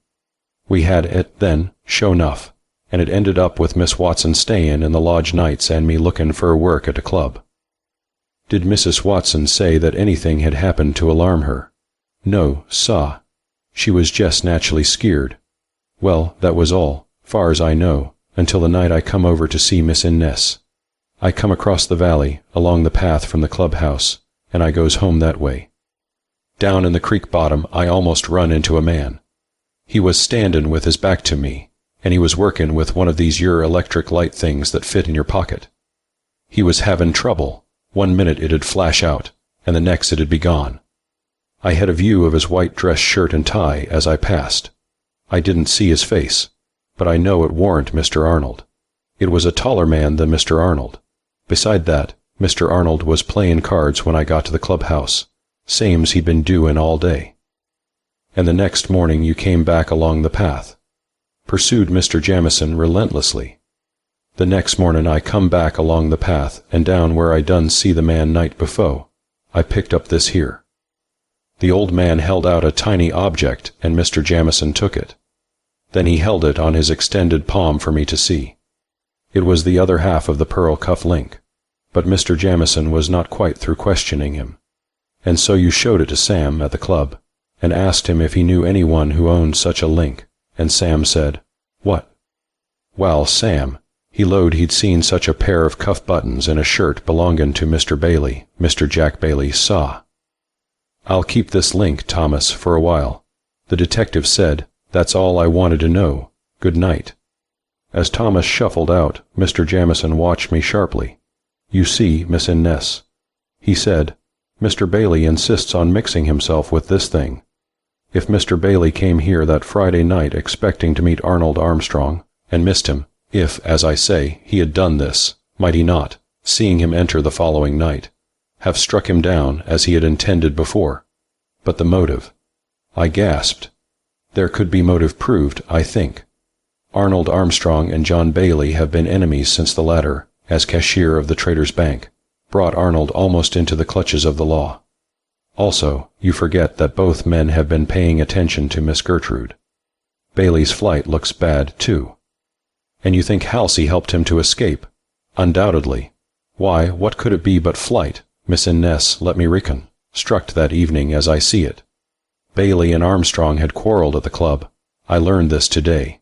Your nephew brought Bailey over. Prompted by jealous, insane fury, Armstrong followed, coming across by the path. He entered the billiard room wing, perhaps rapping, and being admitted by your nephew. Just inside he was shot, by someone on the circular staircase. The shot fired. Your nephew and Bailey left the house at once, going toward the automobile house. They left by the lower road, which prevented them being heard, and when you and Miss Gertrude got downstairs everything was quiet. But Gertrude's story. I stammered. Miss Gertrude only brought forward her explanation the following morning. I do not believe it, Miss Innes. It is the story of a loving and ingenious woman. And this thing tonight may upset my whole view of the case. We must give the benefit of every doubt, after all. We may, for instance, come back to the figure on the porch. If it was a woman you saw that night through the window, we might start with other premises. Or Mr. Innes' explanation may turn us in a new direction. It is possible that he shot Arnold Armstrong as a burglar and then fled, frightened at what he had done. In any case, however, I feel confident that the body was here when he left. Mr. Armstrong left the club ostensibly for a moonlight saunter, about half after 11 o'clock. It was 3 when the shot was fired. I leaned back bewildered. It seemed to me that the evening had been full of significant happenings, had I only held the key. Had Gertrude been the fugitive in the clothes chute? Who was the man on the drive near the lodge? And whose gold-mounted dressing bag had I seen in the lodge sitting room? It was late when Mr. Jamieson finally got up to go. I went with him to the door, and together we stood looking out over the valley. Below lay the village of Casanova, with its old-world houses, its blossoming trees and its peace. Above on the hill across the valley were the lights of the Greenwood Club. It was even possible to see the curving row of parallel lights that marked the carriage road. Rumors that I had heard about the club came back, of drinking, of high play, and once, a year ago, of a suicide under those very lights. Mr. Jamieson left, taking a short cut to the village, and I still stood there. It must have been after 11, and the monotonous tick of the big clock on the stairs behind me was the only sound. Then I was conscious that someone was running up the drive. In a minute a woman darted into the area of light made by the open door, and caught me by the arm. It was Rosie in a state of collapse from terror, and, not the least important, clutching one of my Colport plates and a silver spoon. She stood staring into the darkness behind, still holding the plate. I got her into the house and secured the plate. Then I stood and looked down at her where she crouched tremblingly against the doorway. "Well," I asked, "didn't your young man enjoy his meal?" She couldn't speak. She looked at the spoon she still held. I wasn't so anxious about it. Thank heaven, it wouldn't chip, and then she stared at me. "I appreciate your desire to have everything nice for him." I went on. "But the next time, you might take the Limoges china. It's more easily duplicated and less expensive. I haven't a young man, not here." She had got her breath now, as I had guessed she would. I have been chased by a thief, Miss Innes." "Did he chase you out of the house and back again?" I asked. Then Rosie began to cry, not silently, but noisily, hysterically. I stopped her by giving her a good shake. "What in the world is the matter with you?" I snapped. "Has the day of good common sense gone by? Sit up and tell me the whole thing." Rosie sat up then and sniffled. "I was coming up the drive," she began. "You must start with when you went down the drive with my dishes and my silver." I interrupted, but, seeing more signs of hysteria, I gave in. "Very well. You were coming up the drive. I had a basket of silver and dishes on my arm, and I was carrying the plate, because I was afraid I'd break it. Part way up the road a man stepped out of the bushes and held his arm like this, spread out, so I couldn't get past. He said, "Not so fast, young lady. I want you to let me see what's in that basket." She got up in her excitement and took hold of my arm. "It was like this, Miss Innes," she said, "and say you was the man." When he said that, I screamed and ducked under his arm like this. He caught at the basket and I dropped it. I ran as fast as I could, and he came after as far as the trees. Then he stopped. "Oh, Miss Innes, it must have been the man that killed that Mr. Armstrong." "Don't be foolish," I said. "Whoever killed Mr. Armstrong would put as much space between himself and this house as he could. Go up to bed now, and mind, if I hear of this story being repeated to the other maids, I shall deduct from your wages for every broken dish I find in the drive." I listened to Rosie as she went upstairs, running past the shadowy places and slamming her door. Then I sat down and looked at the Colport plate and the silver spoon. I had brought my own china and silver, and from all appearances I would have little enough to take back. But though I might jeer at Rosie as much as I wished, the fact remained that someone had been on the drive that night who had no business there. Although neither had Rosie, for that matter. I could fancy Liddy's face when she missed the extra pieces of china. She had opposed Rosie from the start. If Liddy once finds a prophecy fulfilled, especially an unpleasant one, she never allows me to forget it. It seemed to me that it was absurd to leave that china dotted along the road for her to spy the next morning. So with a sudden resolution, I opened the door again and stepped out into the darkness. As the door closed behind me, I half regretted my impulse. Then I shut my teeth and went on. I have never been a nervous woman, as I said before. Moreover, a minute or two in the darkness enabled me to see things fairly well. Beulah gave me rather a start by rubbing unexpectedly against my feet. Then we two, side by side, went down the drive. There were no fragments of china, but where the grove began I picked up a silver spoon. So far Rosie's story was borne out. I began to wonder if it were not indiscreet, to say the least, this midnight prowling in a neighborhood with such a deservedly bad reputation. Then I saw something gleaming, which proved to be the handle of a cup, and a step or two farther on I found a V-shaped bit of a plate.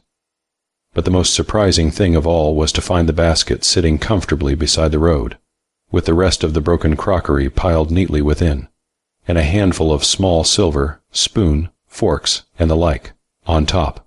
I could only stand and stare. Then Rosie's story was true. But where had Rosie carried her basket, and why had the thief, if he were a thief, picked up the broken china out of the road and left it, with his booty? It was with my nearest approach to a nervous collapse that I heard the familiar throbbing of an automobile engine.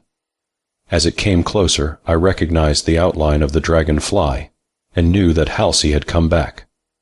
Strange enough it must have seemed to Halsey, too, to come across me in the middle of the night, with the skirt of my gray silk gown over my shoulders to keep off the dew, holding a red and green basket under one arm and a black cat under the other. What with relief and joy, I began to cry, right there, and very nearly wiped my eyes on Beulah in the excitement.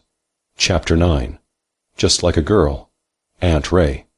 Halsey said from the gloom behind the lamps, "What in the world are you doing here? Taking a walk?" I said, trying to be composed. I don't think the answer struck either of us as being ridiculous at the time. "Oh, Halsey, where have you been? Let me take you up to the house." He was in the road, and had Beulah and the basket out of my arms in a moment. I could see the car plainly now, and Warner was at the wheel, Warner in an ulster and a pair of slippers, over heaven knows what. Jack Bailey was not there. I got in, and we went slowly and painfully up to the house. We did not talk. What we had to say was too important to commence there, and besides, it took all kinds of coaxing from both men to get the dragonfly up the last grade. Only when we had closed the front door and stood facing each other in the hall, did Halsey say anything. He slipped his strong young arm around my shoulders and turned me so I faced the light. "Poor Aunt Ray," he said gently, and I nearly wept again. I must see Gertrude too. We will have a three-cornered talk." And then Gertrude herself came down the stairs. She had not been to bed, evidently. She still wore the white negligee she had worn earlier in the evening, and she limped somewhat. During her slow progress down the stairs, I had time to notice one thing. Mr. Jamieson had said the woman who escaped from the cellar had worn no shoe on her right foot. Gertrude's right ankle was the one she had sprained. The meeting between brother and sister was tense, but without tears. Halsey kissed her tenderly, and I noticed evidences of strain and anxiety in both young faces. "Is everything right?" she asked, right as can be. With forced cheerfulness, I lighted the living room and we went in there. Only a half-hour before I had sat with Mr. Jamieson in that very room, listening while he overtly accused both Gertrude and Halsey of at least a knowledge of the death of Arnold Armstrong. Now Halsey was here to speak for himself. I should learn everything that had puzzled me. I saw it in the paper tonight for the first time. He was saying, "It knocked me dumb, when I think of this houseful of women, and a thing like that occurring." Gertrude's face was still set and white. "That isn't all, Halsey," she said. "You and Jack left almost at the time it happened. The detective here thinks that we, know something about it." "The devil he does." Halsey's eyes were fairly starting from his head. "I beg your pardon, Aunt Ray, but the fellow's a lunatic." "Tell me everything, won't you, Halsey?" I begged. "Tell me where you went that night, or rather morning, and why you went as you did. This has been a terrible 48 hours for all of us." He stood staring at me, and I could see the horror of the situation dawning in his face. "I can't tell you where I went, Aunt Ray," he said after a moment. "As to why, you will learn that soon enough.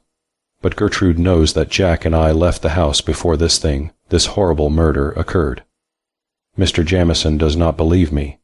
Gertrude said drearily, "Halsey, if the worst comes, if they should arrest you, you must tell."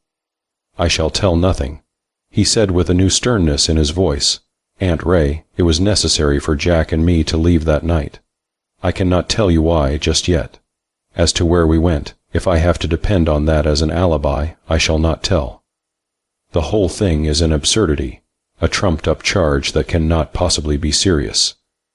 "Has Mr. Bailey gone back to the city?" I demanded, "or to the club?" "Neither." Defiantly, "At the present moment I do not know where he is." "Halsey," I asked gravely, leaning forward, "have you the slightest suspicion who killed Arnold Armstrong? The police think he was admitted from within, and that he was shot down from above, by someone on the circular staircase." "I know nothing of it," he maintained, but I fancied I caught a sudden glance at Gertrude, a flash of something that died as it came. As quietly, as calmly as I could, I went over the whole story, from the night Liddy and I had been alone up to the strange experience of Rosie and her pursuer. The basket still stood on the table, a mute witness to this last mystifying occurrence. "There is something else," I said hesitatingly at the last.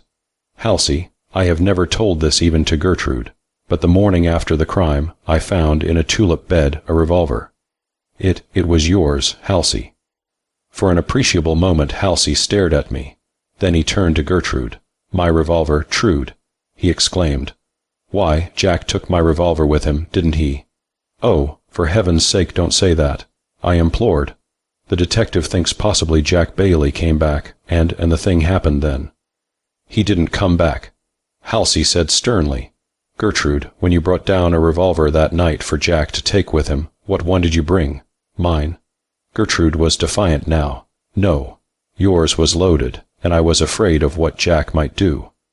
I gave him one I have had for a year or two. It was empty."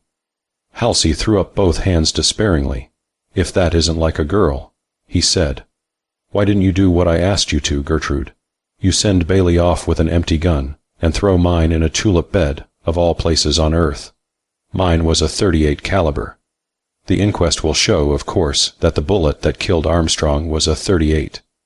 Then where shall I be? You forget. I broke in, that I have the revolver, and that no one knows about it." But Gertrude had risen angrily. "I cannot stand it. It is always with me," she cried. "Halsey, I did not throw your revolver into the tulip bed. I think you did it yourself." They stared at each other across the big library table, with young eyes all at once hard, suspicious. And then Gertrude held out both hands to him appealingly. We must not. She said brokenly, "Just now, with so much at stake, it is shameful. I know you are as ignorant as I am. Make me believe it, Halsey."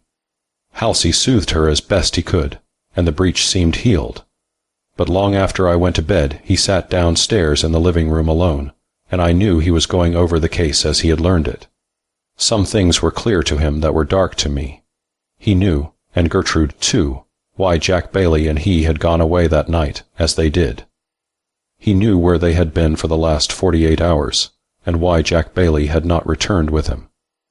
It seemed to me that without fuller confidence from both the children, they are always children to me, I should never be able to learn anything. As I was finally getting ready for bed, Halsey came upstairs and knocked at my door. When I had got into a negligee, I used to say wrapper before Gertrude came back from school, I let him in.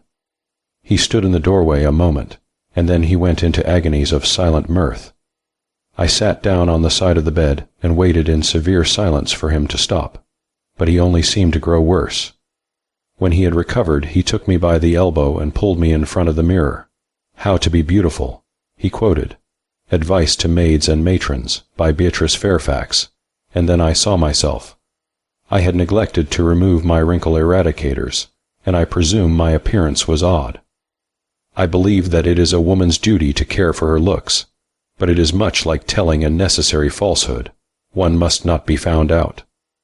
By the time I got them off, Halsey was serious again, and I listened to his story. Aunt Ray.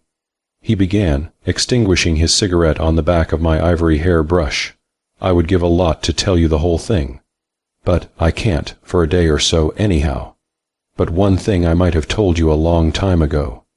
If you had known it, you would not have suspected me for a moment of having anything to do with the attack on Arnold Armstrong.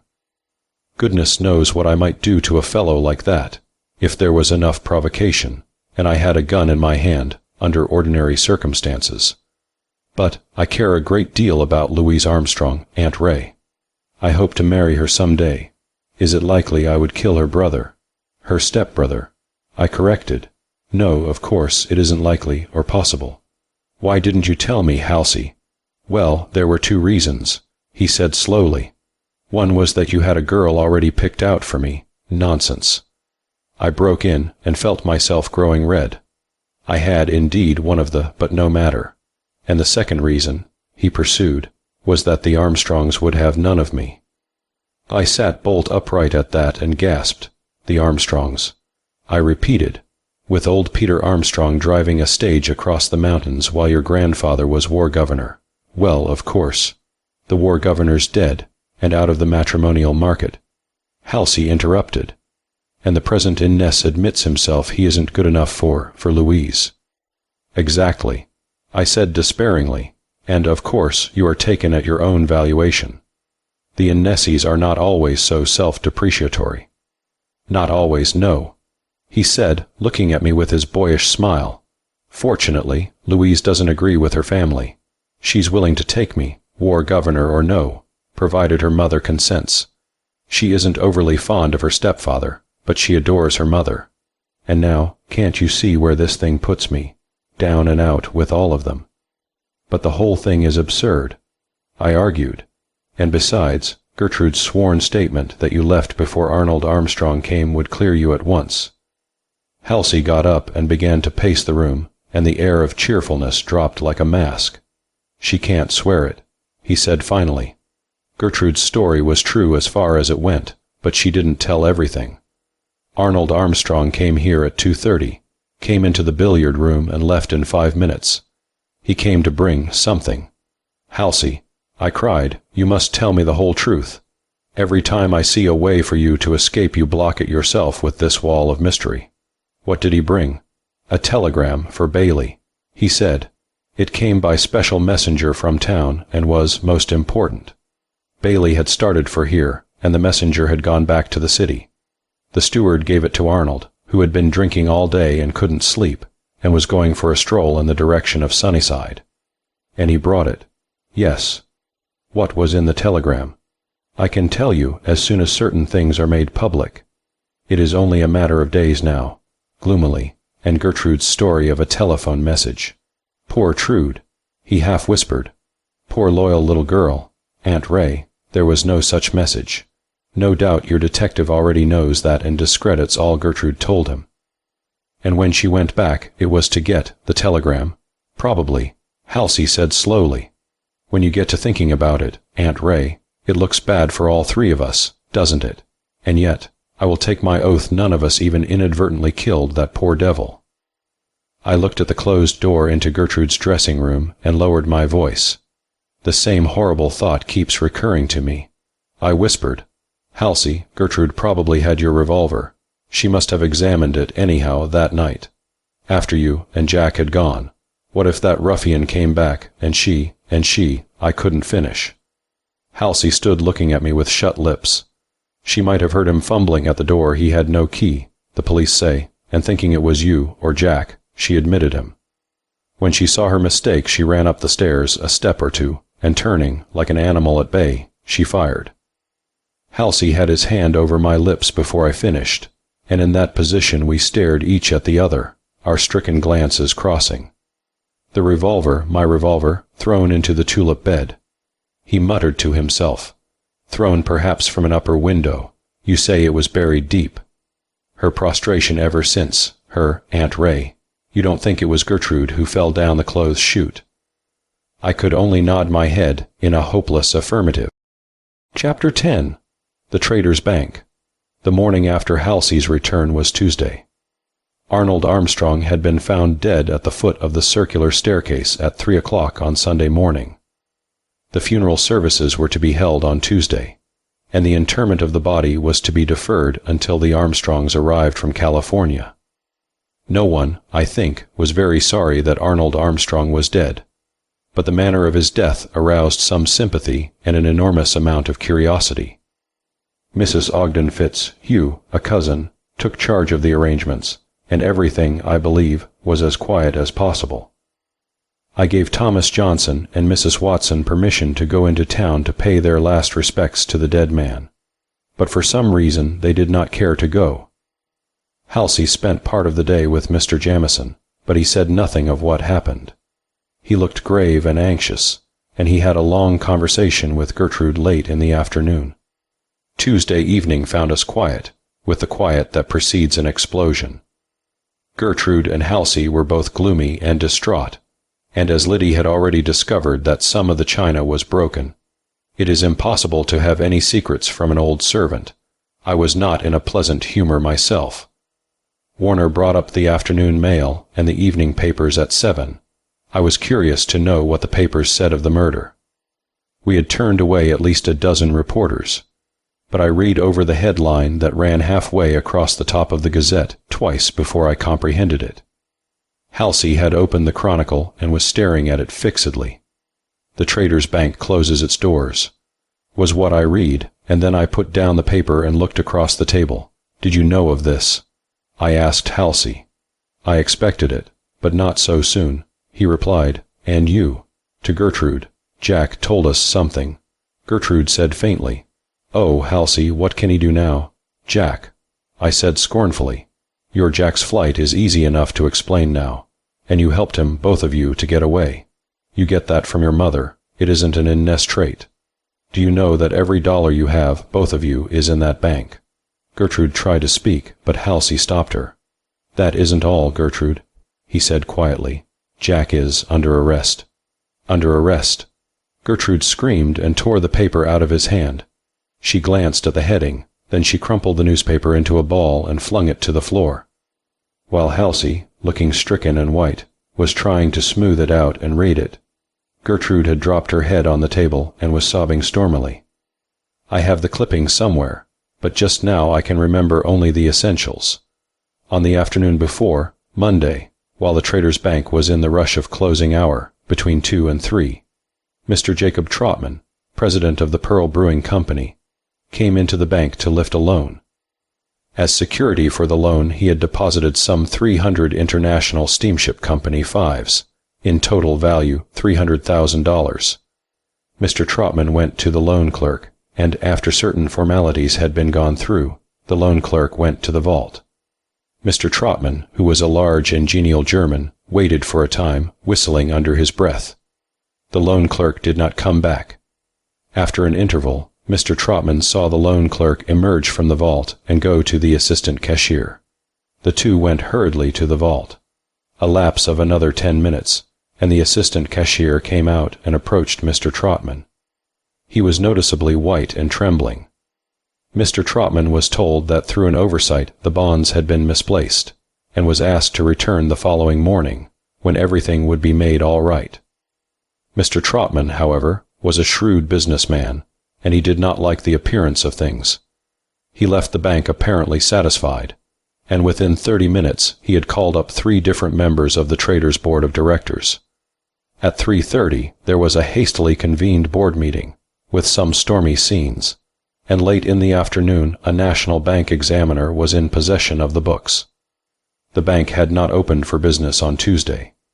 At 12:30 o'clock the Saturday before, as soon as the business of the day was closed, Mr. John Bailey, the cashier of the defunct bank, had taken his hat and departed. During the afternoon he had called up Mr. Aronson, a member of the board, and said he was ill, and might not be at the bank for a day or two. As Bailey was highly thought of, Mr. Aronson merely expressed a regret. From that time until Monday night, when Mr. Bailey had surrendered to the police, little was known of his movements. Some time after 1 on Saturday, he had entered the Western Union office at Cherry and White Streets, and had sent 2 telegrams. He was at the Greenwood Country Club on Saturday night, and appeared unlike himself. It was reported that he would be released under enormous bond, some time that day, Tuesday. The article closed by saying that while the officers of the bank refused to talk until the examiner had finished his work, it was known that securities aggregating $1.25 million were missing. Then there was a diatribe on the possibility of such an occurrence, on the folly of a one-man bank, and of a board of directors that met only to lunch together and to listen to a brief report from the cashier, and on the poor policy of a government that arranges a 3 or 4 day examination twice a year. The mystery, it insinuated, had not been cleared by the arrest of the cashier. Before now, minor officials had been used to cloak the misdeeds of men higher up. Inseparable as the words speculation and peculation have grown to be, John Bailey was not known to be in the stock market. His only words, after his surrender, had been "Send for Mr. Armstrong at once."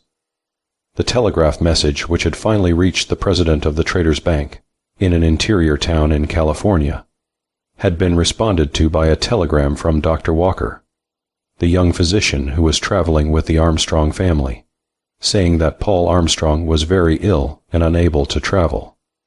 That was how things stood that Tuesday evening. The Traders' Bank had suspended payment, and John Bailey was under arrest, charged with wrecking it. Paul Armstrong lay very ill in California, and his only son had been murdered 2 days before. I sat dazed and bewildered. The children's money was gone. That was bad enough, though I had plenty, if they would let me share. But Gertrude's grief was beyond any power of mine to comfort.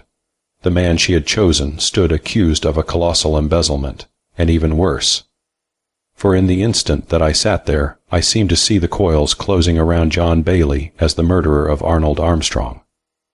Gertrude lifted her head at last and stared across the table at Halsey. Why did he do it? She wailed. Couldn't you stop him, Halsey? It was suicidal to go back. Halsey was looking steadily through the windows of the breakfast room, but it was evident he saw nothing. It was the only thing he could do, Trude. He said at last, "Aunt Ray, when I found Jack at the Greenwood Club last Saturday night, he was frantic. I cannot talk until Jack tells me. I thought, Trude and I thought, we were helping him, but it was the wrong way. He came back. Isn't that the act of an innocent man? Then why did he leave at all? I asked, unconvinced. What innocent man would run away from here at 3 o'clock in the morning? Doesn't it look rather as though he thought it impossible to escape?" Gertrude rose angrily. "You are not even just," she flamed. "You don't know anything about it, and you condemn him. I know that we have all lost a great deal of money. I said, I shall believe Mr. Bailey innocent the moment he is shown to be. You profess to know the truth, but you cannot tell me. What am I to think?" Halsey leaned over and patted my hand. "You must take us on faith. he said. "Jack Bailey hasn't a penny that doesn't belong to him. The guilty man will be known in a day or so." "I shall believe that when it is proved," I said grimly. "In the meantime, I take no one on faith. The Innessies never do." Gertrude, who had been standing aloof at a window, turned suddenly. "But when the bonds are offered for sale, Halsey, won't the thief be detected at once?" Halsey turned with a superior smile. "It wouldn't be done that way," he said. "They would be taken out of the vault by someone who had access to it, and used as collateral for a loan in another bank. It would be possible to realize 80% of their face value. In cash. But the man who did it, he would be known. Yes, I tell you both, as sure as I stand here, I believe that Paul Armstrong looted his own bank. I believe he has $1 million at least as the result, and that he will never come back. I'm worse than a pauper now. I can't ask Louise to share nothing a year with me, and when I think of this disgrace for her, I'm crazy." The most ordinary events of life seemed pregnant with possibilities that day, and when Halsey was called to the telephone, I ceased all pretense at eating. When he came back from the telephone, his face showed that something had occurred. He waited, however, until Thomas left the dining room, then he told us, "Paul Armstrong is dead." He announced gravely, "He died this morning in California. Whatever he did, he is beyond the law now." Gertrude turned pale. "And the only man who could have cleared Jack can never do it," she said despairingly. "Also," I replied coldly, "Mr. Armstrong is forever beyond the power of defending himself. When your Jack comes to me, with some $200,000 in his hands, which is about what you have lost, I shall believe him innocent." Halsey threw his cigarette away and turned on me. "There you go," he exclaimed. "If he was the thief, he could return the money, of course. If he is innocent, he probably hasn't a tenth of that amount in the world. In his hands, that's like a woman." Gertrude, who had been pale and despairing during the early part of the conversation, had flushed an indignant red. She got up and drew herself to her slender height, looking down at me with the scorn of the young and positive. "You are the only mother I ever had," she said tensely. "I have given you all I would have given my mother, had she lived, my love, my trust. And now, when I need you most, you fail me. I tell you, John Bailey is a good man, an honest man. If you say he is not, you, Gertrude." Halsey broke in sharply. She dropped beside the table, and, burying her face in her arms, broke into a storm of tears. "I love him, she sobbed in a surrender that was totally unlike her. "Oh, I never thought it would be like this. I can't bear it. I can't." Halsey and I stood helpless before the storm. I would have tried to comfort her, but she had put me away, and there was something aloof in her grief, something new and strange. At last, when her sorrow had subsided to the dry, shaking sobs of a tired child, without raising her head, she put out one groping hand. "Aunt Ray," she whispered. In a moment I was on my knees beside her, her arm around my neck, her cheek against my hair. "Where am I in this?" Halsey said suddenly, and tried to put his arms around us both. It was a welcome distraction, and Gertrude was soon herself again. The little storm had cleared the air. Nevertheless, my opinion remained unchanged. There was much to be cleared up before I would consent to any renewal of my acquaintance with John Bailey. And Halsey and Gertrude knew it, knowing me. Chapter 11. Halsey makes a capture. It was about 8:30 when we left the dining room, and still engrossed with one subject, the failure of the bank and its attendant evils, Halsey and I went out into the grounds for a stroll. Gertrude followed us shortly. The light was thickening, to appropriate Shakespeare's description of twilight, and once again the tree-toads and the crickets were making night throb with their tiny life. It was almost oppressively lonely, in spite of its beauty, and I felt a sickening pang of homesickness for my city at night, for the clatter of horses' feet on cemented paving, for the lights, the voices, the sound of children playing. The country after dark oppresses me. The stars, quite eclipsed in the city by the electric lights, here become insistent, assertive. Whether I want to or not, I find myself looking for the few I know by name, and feeling ridiculously new and small by contrast, always an unpleasant sensation.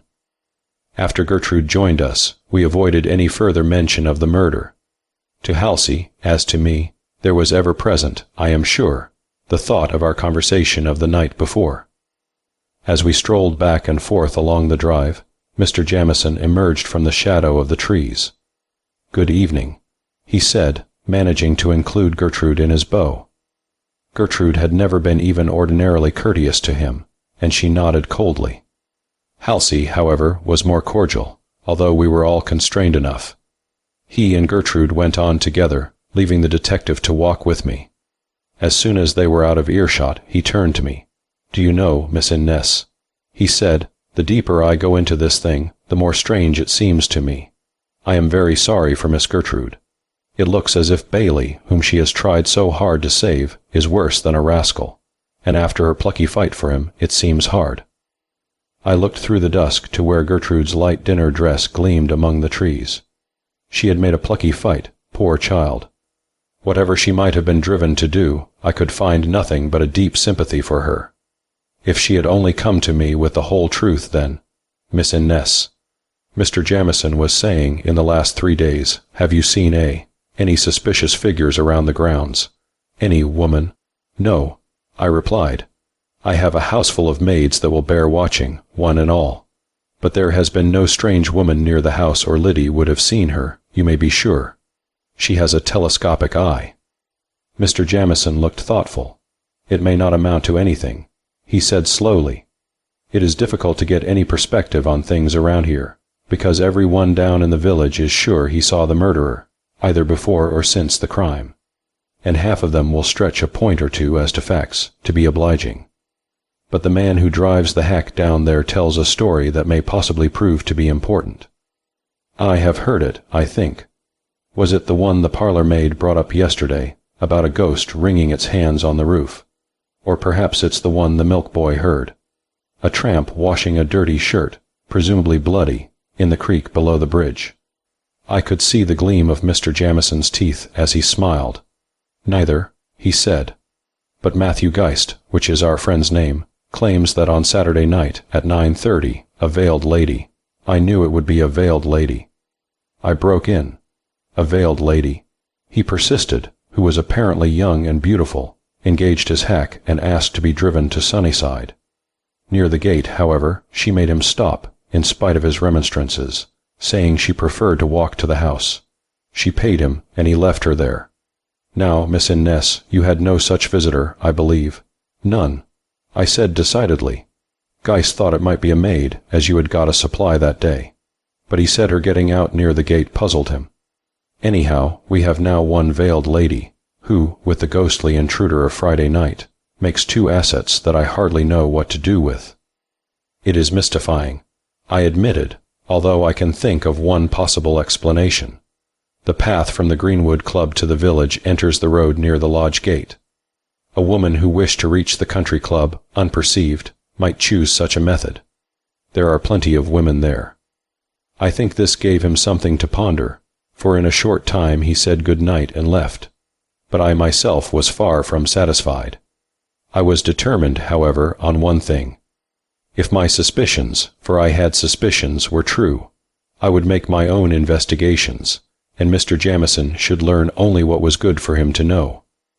We went back to the house, and Gertrude, who was more like herself since her talk with Halsey, sat down at the mahogany desk in the living room to write a letter.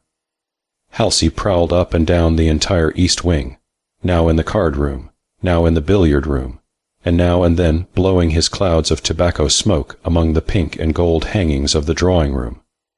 After a little I joined him in the billiard room, and together we went over the details of the discovery of the body. The card room was quite dark.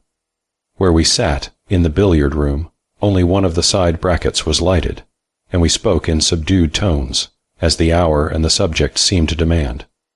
When I spoke of the figure Liddy and I had seen on the porch through the card-room window Friday night, Halsey sauntered into the darkened room, and together we stood there, much as Liddy and I had done that other night. The window was the same grayish rectangle in the blackness as before. A few feet away in the hall was the spot where the body of Arnold Armstrong had been found. I was a bit nervous, and I put my hand on Halsey's sleeve. Suddenly, from the top of the staircase above us came the sound of a cautious footstep. At first I was not sure, but Halsey's attitude told me he had heard and was listening. The step, slow, measured, infinitely cautious, was nearer now. Halsey tried to loosen my fingers, but I was in a paralysis of fright. The swish of a body against the curving rail, as if for guidance, was plain enough, and now whoever it was had reached the foot of the staircase and had caught a glimpse of our rigid silhouettes against the billiard-room doorway. Halsey threw me off then and strode forward. "Who is it?" He called imperiously, and took a half-dozen rapid strides toward the foot of the staircase. Then I heard him mutter something. There was the crash of a falling body, the slam of the outer door, and, for an instant, quiet. I screamed, I think. Then I remember turning on the lights and finding Halsey, white with fury, trying to untangle himself from something warm and fleecy. He had cut his forehead a little on the lowest step of the stairs, and he was rather a ghastly sight. He flung the white object at me, and, jerking open the outer door, raced into the darkness. Gertrude had come on hearing the noise, and now we stood, staring at each other over, of all things on earth, a white silk and wool blanket, exquisitely fine. It was the most unghostly thing in the world, with its lavender border and its faint scent. Gertrude was the first to speak. "Somebody had it," she asked. "Yes." Halsey tried to stop whoever it was and fell. "Gertrude, that blanket is not mine. I have never seen before." She held it up and looked at it. Then she went to the door onto the veranda and threw it open. Perhaps 100 feet from the house were two figures that moved slowly toward us as we looked. When they came within range of the light, I recognized Halsey, and with him Mrs. Watson, the housekeeper. Chapter 12. One mystery for another. The most commonplace incident takes on a new appearance if the attendant circumstances are unusual. There was no reason on earth why Mrs. Watson should not have carried a blanket down the east wing staircase, if she so desired. But to take a blanket down at 11 o'clock at night, with every precaution as to noise, and when discovered to fling it at Halsey and bolt, Halsey's word, and a good one, into the grounds. This made the incident more than significant. They moved slowly across the lawn and up the steps. Halsey was talking quietly, and Mrs. Watson was looking down and listening. She was a woman of a certain amount of dignity, most efficient, so far as I could see, although Liddy would have found fault if she dared. But just now Mrs. Watson's face was an enigma. She was defiant, I think, under her mask of submission, and she still showed the effect of nervous shock. "Mrs. Watson," I said severely, "will you be so good as to explain this rather unusual occurrence?" "I don't think it so unusual, Miss Innes." Her voice was deep and very clear. Just now it was somewhat tremulous. "I was taking a blanket down to Thomas, who is not well tonight, and I used this staircase, as being nearer the path to the lodge. When Mr. Innes called and then rushed at me, I was alarmed and flung the blanket at him." Halsey was examining the cut on his forehead in a small mirror on the wall. It was not much of an injury, but it had bled freely, and his appearance was rather terrifying. "Thomas ill," he said over his shoulder. "Why, I thought I saw Thomas out there as you made that cyclonic break out of the door and over the porch." I could see that under pretense of examining his injury he was watching her through the mirror. "Is this one of the servants' blankets, Mrs. Watson?" I asked, holding up its luxurious folds to the light. "Everything else is locked away." She replied, which was true enough, no doubt. I had rented the house without bed furnishings. "If Thomas is ill," Halsey said, "some member of the family ought to go down to see him. You needn't bother, Mrs. Watson. I will take the blanket." She drew herself up quickly, as if in protest, but she found nothing to say. She stood smoothing the folds of her dead black dress, her face as white as chalk above it. Then she seemed to make up her mind. "Very well, Mr. Innes," she said, "perhaps you would better go. I have done all I could."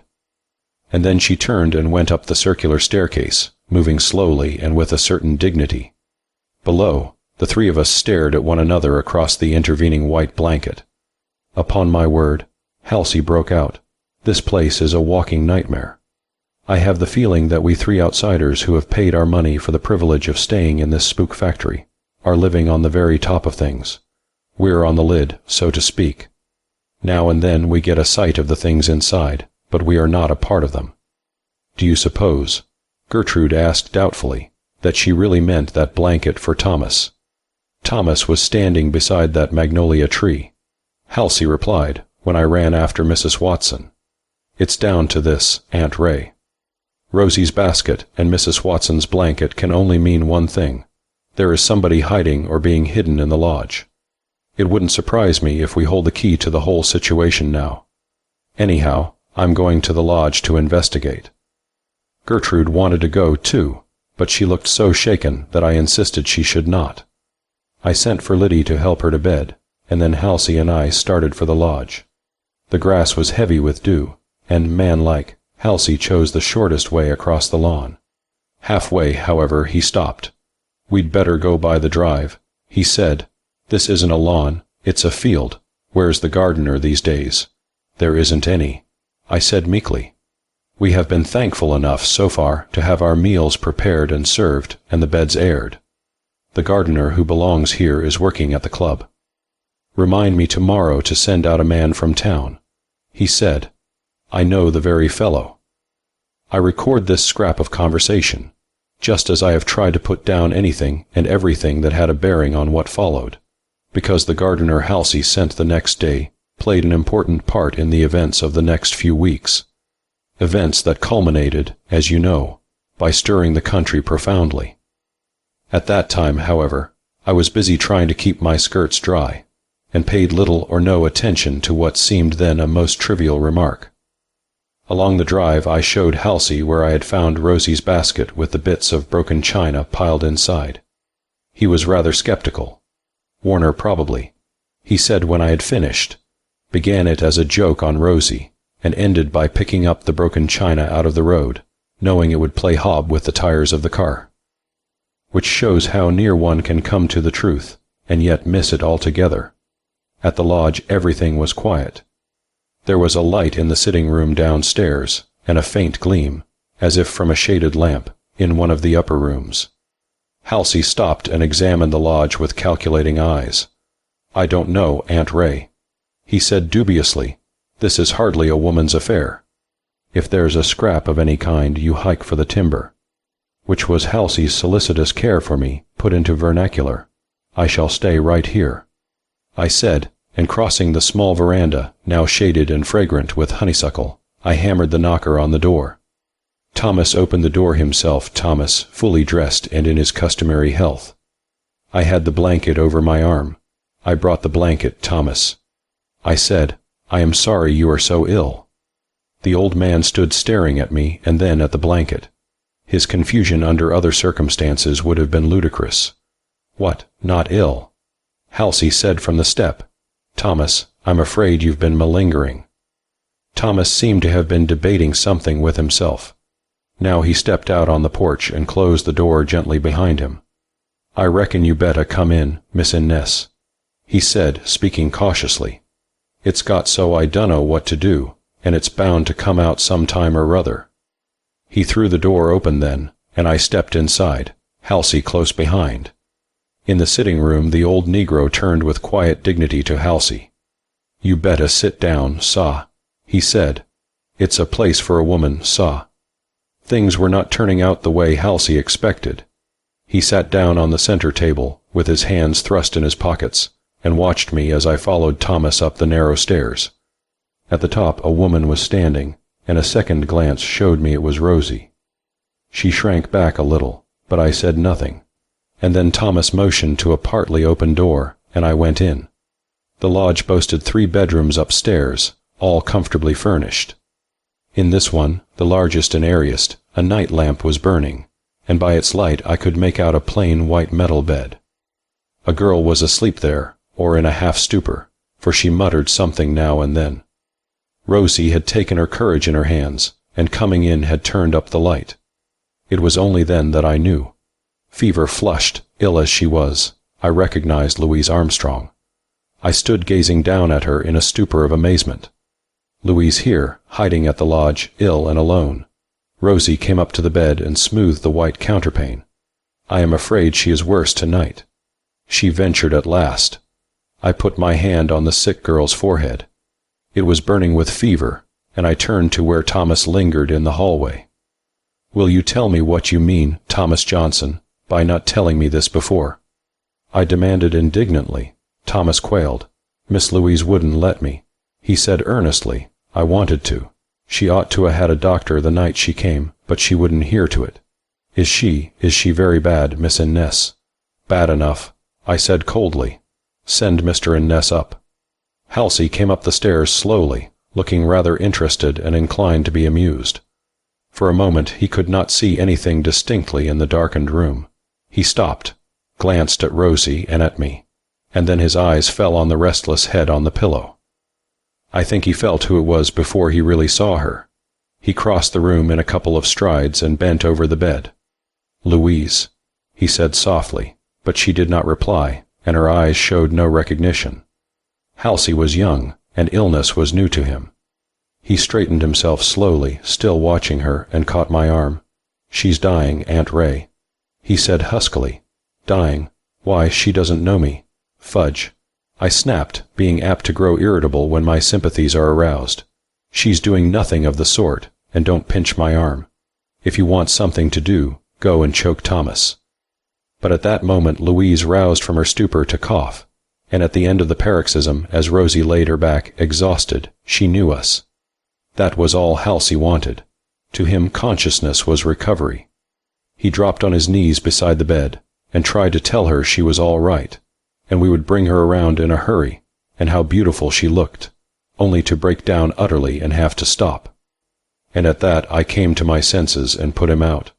This instant, I ordered as he hesitated, and send Rosie here. He did not go far.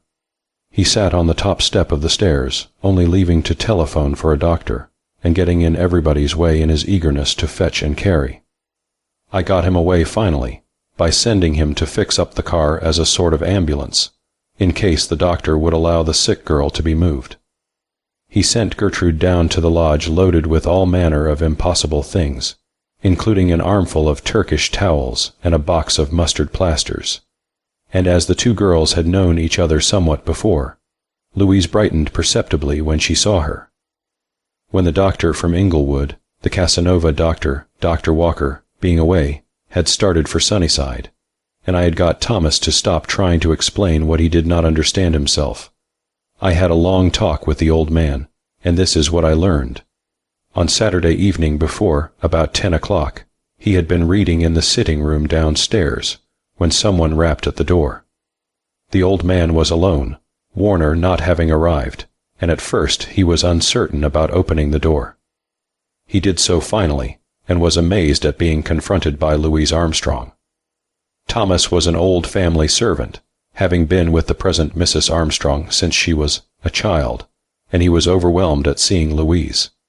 He saw that she was excited and tired, and he drew her into the sitting room and made her sit down. After a while he went to the house and brought Mrs. Watson, and they talked until late.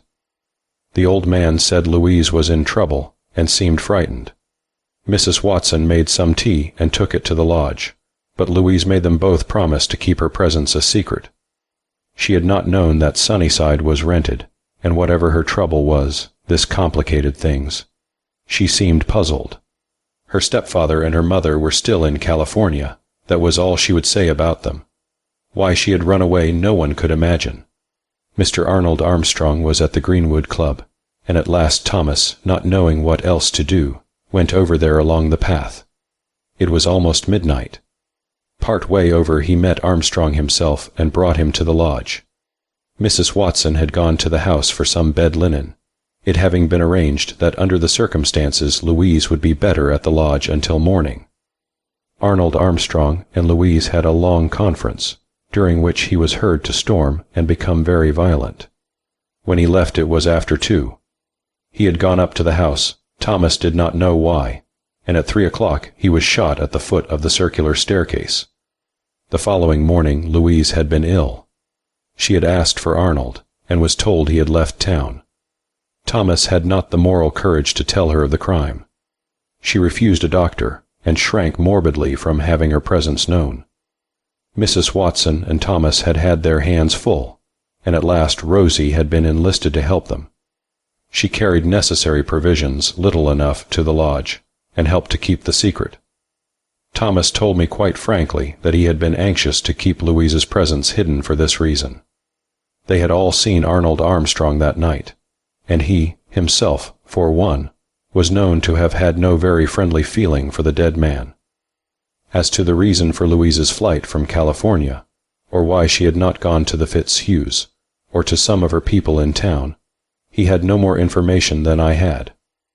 With the death of her stepfather and the prospect of the immediate return of the family, things had become more and more impossible. I gathered that Thomas was as relieved as I at the turn events had taken. No, she did not know of either of the deaths in the family. Taken all around, I had only substituted one mystery for another. If I knew now why Rosie had taken the basket of dishes, I did not know who had spoken to her and followed her along the drive. If I knew that Louise was in the lodge, I did not know why she was there. If I knew that Arnold Armstrong had spent some time in the lodge the night before he was murdered, I was no nearer the solution of the crime. Who was the midnight intruder who had so alarmed Liddy and myself? Who had fallen down the clothes chute? Was Gertrude's lover a villain or a victim? Time was to answer all these things. Chapter 13. Louise. The doctor from Inglewood came very soon, and I went up to see the sick girl with him. Halsey had gone to supervise the fitting of the car with blankets and pillows, and Gertrude was opening and airing Louise's own rooms at the house. Her private sitting room, bedroom, and dressing room were as they had been when we came. They occupied the end of the east wing, beyond the circular staircase, and we had not even opened them. The girl herself was too ill to notice what was being done. When, with the help of the doctor, who was a fatherly man with a family of girls at home, we got her to the house and up the stairs into bed, she dropped into a feverish sleep, which lasted until morning. Dr. Stewart, that was the Inglewood doctor, stayed almost all night, giving the medicine himself and watching her closely. Afterward he told me that she had had a narrow escape from pneumonia, and that the cerebral symptoms had been rather alarming. I said I was glad it wasn't an itis, of some kind anyhow, and he smiled solemnly. He left after breakfast, saying that he thought the worst of the danger was over, and that she must be kept very quiet. The shock of 2 deaths, I suppose, has done this, he remarked, picking up his case. It has been very deplorable. I hastened to set him right. She does not know of either, doctor. I said, please do not mention them to her. He looked as surprised as a medical man ever does. I do not know the family, he said, preparing to get into his top buggy. Young Walker, down in Casanova, has been attending them. I understand he is going to marry this young lady. You have been misinformed. I said stiffly, Miss Armstrong is going to marry my nephew. The doctor smiled as he picked up the reins. Young ladies are changeable these days, he said. We thought the wedding was to occur soon. Well, I will stop in this afternoon to see how my patient is getting along. He drove away then, and I stood looking after him. He was a doctor of the old school, of the class of family practitioner that is fast dying out, a loyal and honorable gentleman who was at once physician and confidential adviser to his patients. When I was a girl we called in the doctor alike when we had measles, or when mother's sister died in the far west. He cut out redundant tonsils and brought the babies with the same air of inspiring self-confidence. Nowadays it requires a different specialist for each of these occurrences. When the babies cried, old Dr. Wainwright gave them peppermint and dropped warm sweet oil in their ears with sublime faith that if it was not colic it was earache. When, at the end of a year, father met him driving in his high-side bar buggy with the white mare ambling along, and asked for a bill, the doctor used to go home, estimate what his services were worth for that period, divide it in half. I don't think he kept any books, and send father a statement, in a cramped hand, on a sheet of ruled white paper. He was an honored guest at all the weddings, christenings, and funerals, yes, funerals, for every one knew he had done his best, and there was no gainsaying the ways of Providence. Ah, well, Dr. Wainwright is gone, and I am an elderly woman with an increasing tendency to live in the past. The contrast between my old doctor at home and the Casanova doctor, Frank Walker, always rouses me to wrath and digression. Some time about noon of that day, Wednesday, Mrs. Ogden Fitzhugh telephoned me. I have the barest acquaintance with her. She managed to be put on the governing board of the old ladies' home, and ruins their digestions by sending them ice cream and cake on every holiday.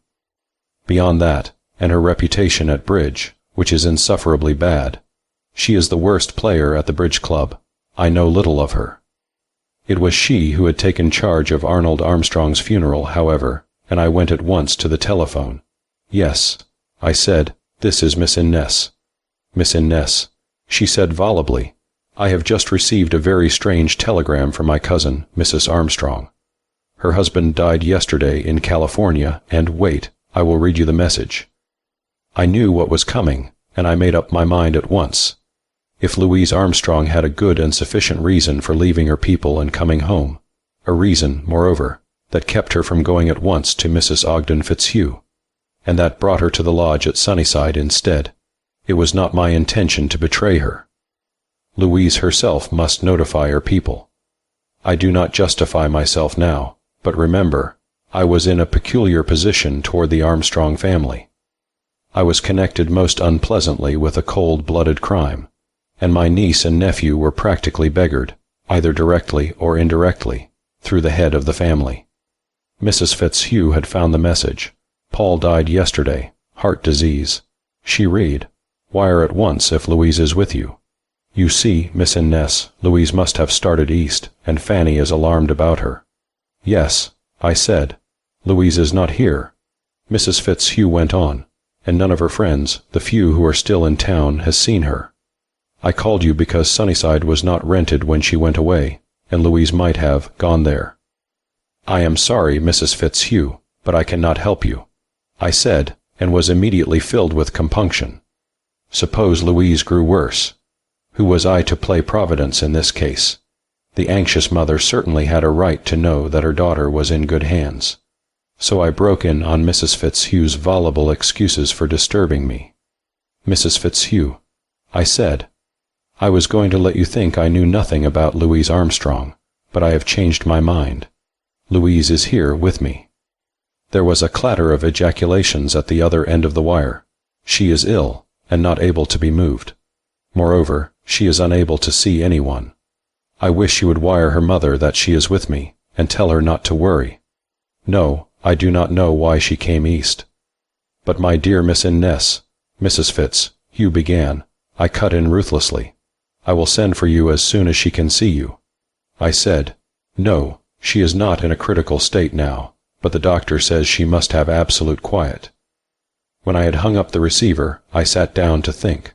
So Louise had fled from her people in California and had come east alone. It was not a new idea, but why had she done it? It occurred to me that Dr. Walker might be concerned in it, might possibly have bothered her with unwelcome attentions. But it seemed to me that Louise was hardly a girl to take refuge in flight under such circumstances. She had always been high-spirited, with the well-poised head and buoyant step of the outdoors girl. It must have been much more in keeping with Louise's character, as I knew it, to resent vigorously any unwelcome attentions from Dr. Walker. It was the suitor whom I should have expected to see in headlong flight, not the lady in the case. The puzzle was no clearer at the end of the half-hour. I picked up the morning papers, which were still full of the looting of the Traders' Bank, the interest at fever height again, on account of Paul Armstrong's death. The bank examiners were working on the books, and said nothing for publication. John Bailey had been released on bond. The body of Paul Armstrong would arrive Sunday, and would be buried from the Armstrong townhouse. There were rumors that the dead man's estate had been a comparatively small one. The last paragraph was the important one. Walter P. Broadhurst, of the Marine Bank, had produced 200 American traction bonds, which had been placed as security with the Marine Bank for a loan of $160,000, made to Paul Armstrong, just before his California trip. The bonds were a part of the missing traction bonds from the Traders' Bank. While this involved the late president of the wrecked bank, to my mind it by no means cleared its cashier. The gardener mentioned by Halsey came out about 2 o'clock in the afternoon and walked up from the station. I was favorably impressed by him. His references were good. He had been employed by the Brays until they went to Europe, and he looked young and vigorous. He asked for one assistant, and I was glad enough to get off so easily. He was a pleasant-faced young fellow with black hair and blue eyes, and his name was Alexander Graham. I have been particular about Alex, because, as I said before, he played an important part later. That afternoon I had a new insight into the character of the dead banker. I had my first conversation with Louise. She sent for me, and against my better judgment I went. There were so many things she could not be told, in her weakened condition, that I dreaded the interview. It was much easier than I expected, however, because she asked no questions. Gertrude had gone to bed, having been up almost all night, and Halsey was absent on one of those mysterious absences of his that grew more and more frequent as time went on, until it culminated in the event of the night of June the 10th. Liddy was in attendance in the sick room.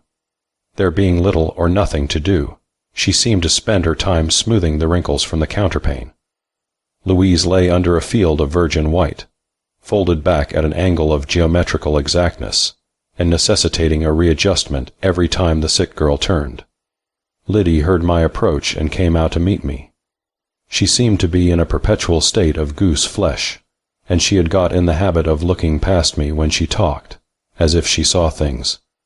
It had the effect of making me look over my shoulder to see what she was staring at, and was intensely irritating. "She's awake," Liddy said, looking uneasily down the circular staircase, which was beside me. She was talking in her sleep something awful about dead men and coffins. "Liddy," I said sternly, "did you breathe a word about everything not being right here?" Liddy's gaze had wandered to the door of the chute, now bolted securely. "Not a word," she said, beyond asking her a question or two, which there was no harm in. "She says there never was a ghost known here."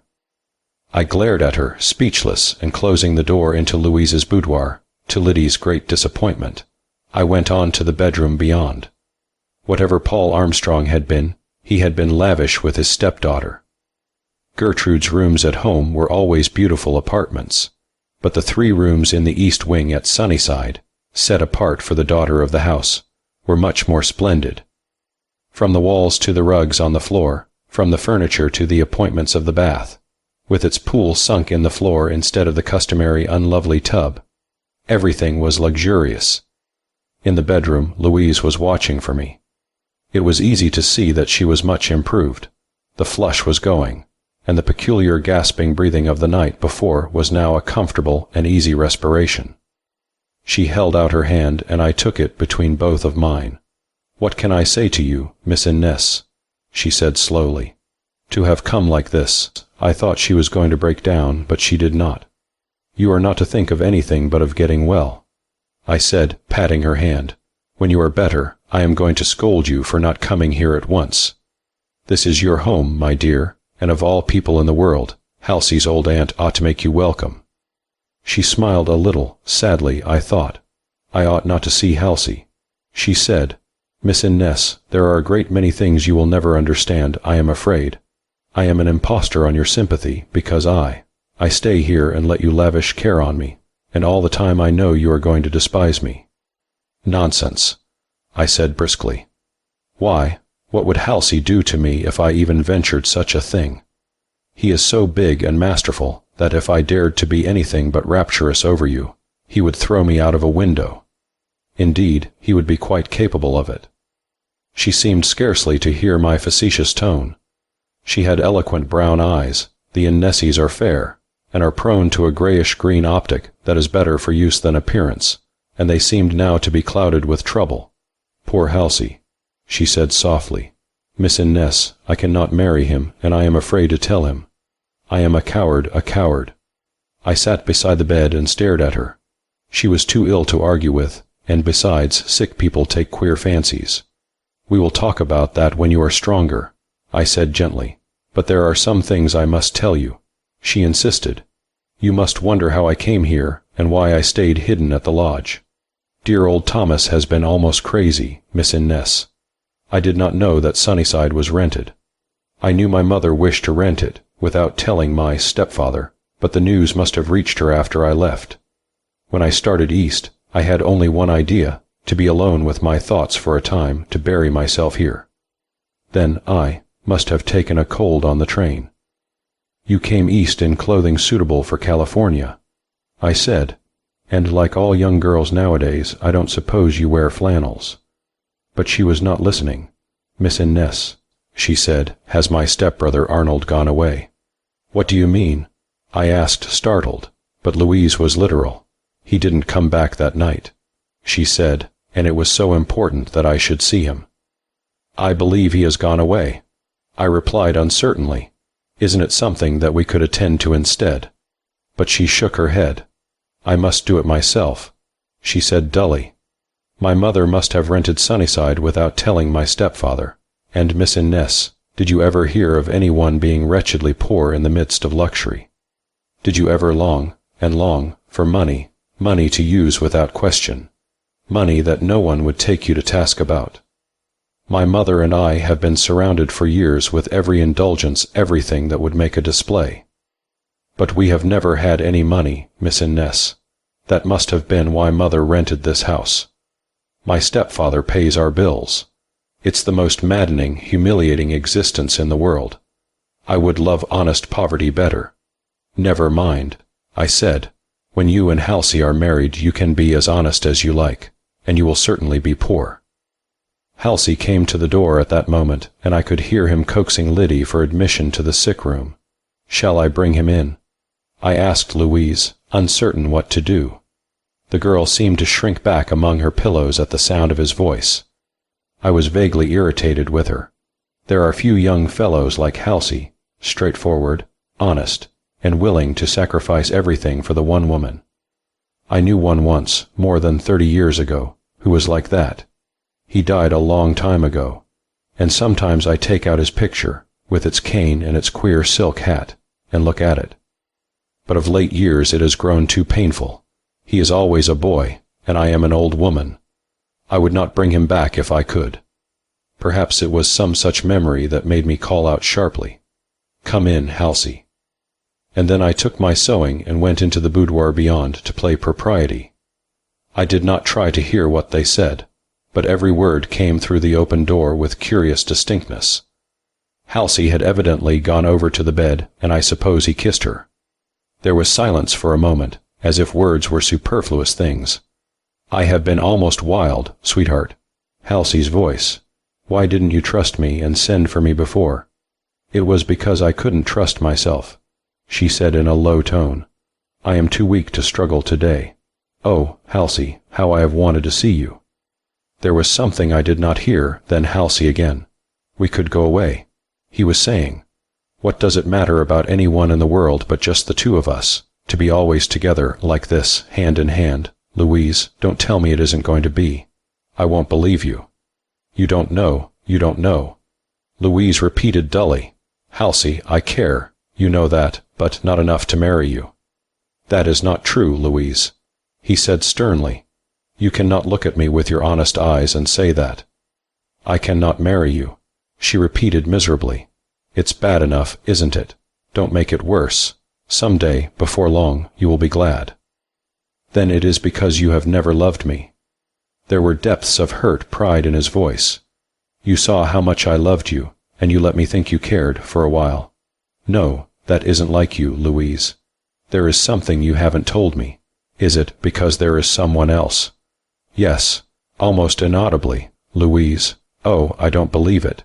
"It is true," she said sadly. "Halsey, you must not try to see me again. As soon as I can, I am going to marry another man. How you must hate me, hate me." I could hear Halsey cross the room to the window. Then, after a pause, he went back to her again. I could hardly sit still. I wanted to go in and give her a good shaking. "Then it's all over," he was saying with a long breath. "The plans we made together, the hopes, all of it, over. Well, I'll not be a baby, and I'll give you up the minute you say I don't love you and I do love someone else." "I cannot say that," she breathed, "but very soon I shall marry the other man." I could hear Halsey's low, triumphant laugh. "I defy him," he said. "Sweetheart, as long as you care for me, I am not afraid." The wind slammed the door between the two rooms just then, and I could hear nothing more, although I moved my chair quite close. After a discreet interval, I went into the other room and found Louise alone. She was staring with sad eyes at the cherub painted on the ceiling over the bed, and because she looked tired, I did not disturb her. Chapter 14. An eggnog and a telegram. We had discovered Louise at the lodge Tuesday night. It was Wednesday I had my interview with her. Thursday and Friday were uneventful, save as they marked improvement in our patient. Gertrude spent almost all the time with her, and the two had grown to be great friends. But certain things hung over me constantly. The coroner's inquest on the death of Arnold Armstrong, to be held Saturday, and the arrival of Mrs. Armstrong and young Dr. Walker, bringing the body of the dead president of the Traders' Bank. We had not told Louise of either death. Then, too, I was anxious about the children.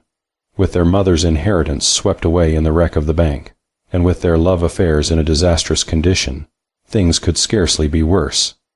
Added to that, the cook and Liddy had a flare-up over the proper way to make beef tea for Louise, and of course the cook left.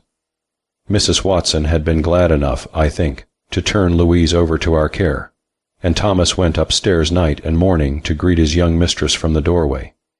Poor Thomas, he had the faculty, found still in some old Negroes, who cling to the traditions of slavery days, of making his employer's interest his. It was always we, with Thomas. I miss him sorely, pipe-smoking, obsequious, not over-reliable, kindly old man. On Thursday Mr. Harton, the Armstrongs' legal adviser, called up from town. He had been advised, he said, that Mrs. Armstrong was coming east with her husband's body and would arrive Monday. He came with some hesitation, he went on, to the fact that he had been further instructed to ask me to relinquish my lease on Sunnyside, as it was Mrs. Armstrong's desire to come directly there.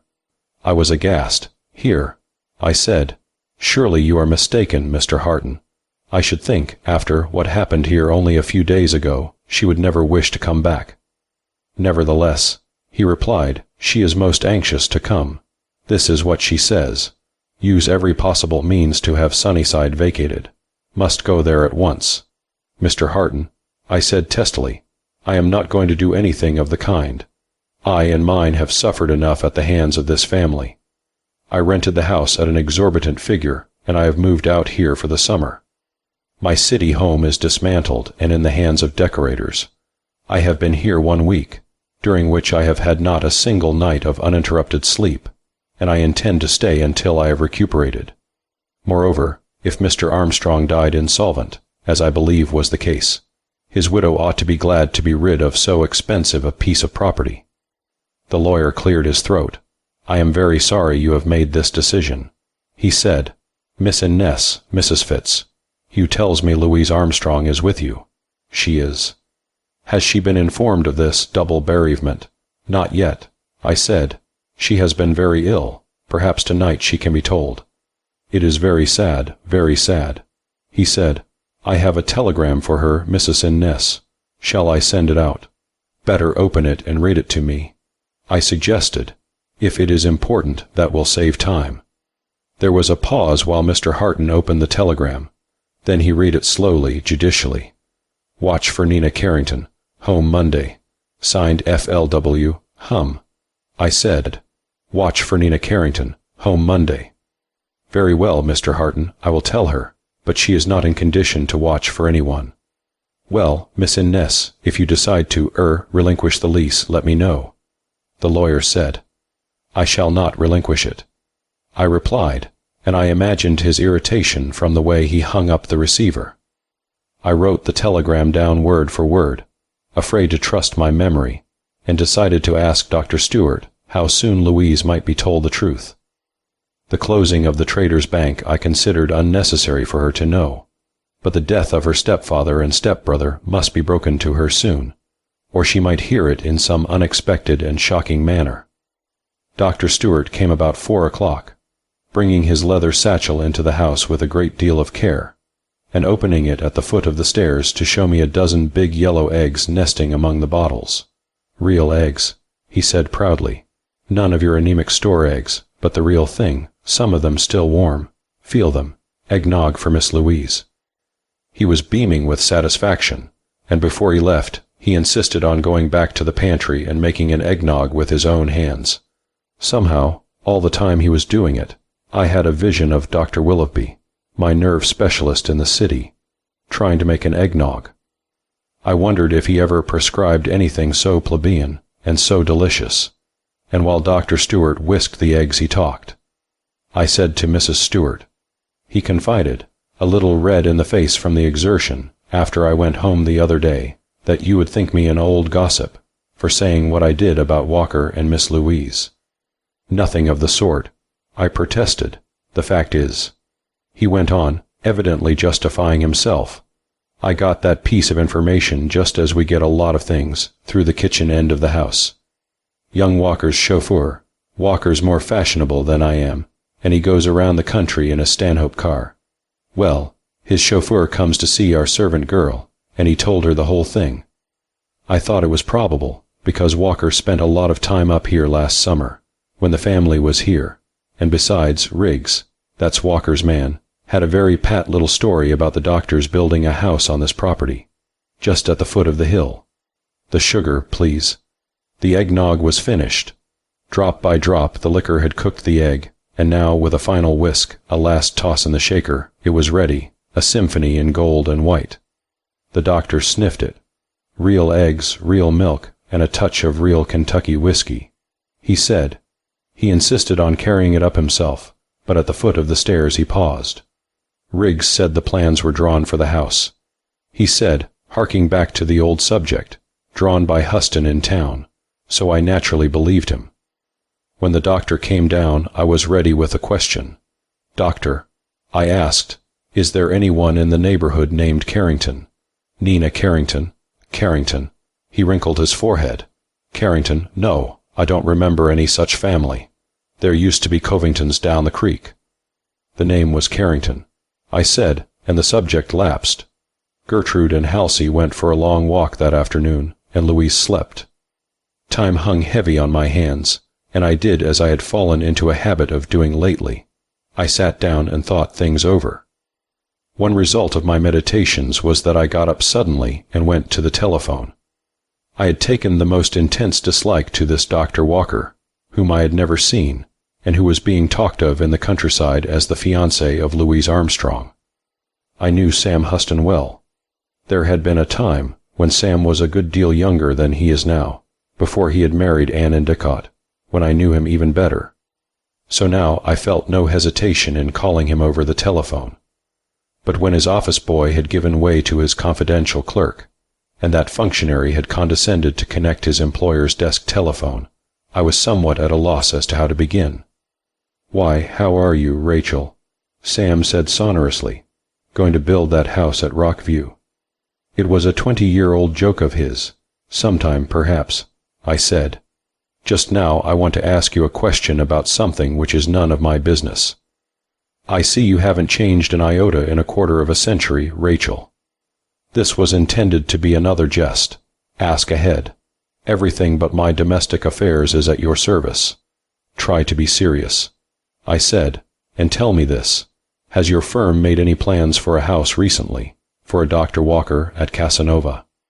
"Yes, we have." "Where was it to be built? I have a reason for asking." "It was to be, I believe, on the Armstrong place. Mr. Armstrong himself consulted me, and the inference was, in fact, I am quite certain, the house was to be occupied by Mr. Armstrong's daughter, who was engaged to marry Dr. Walker. When the architect had inquired for the different members of my family, and had finally rung off, I was certain of one thing.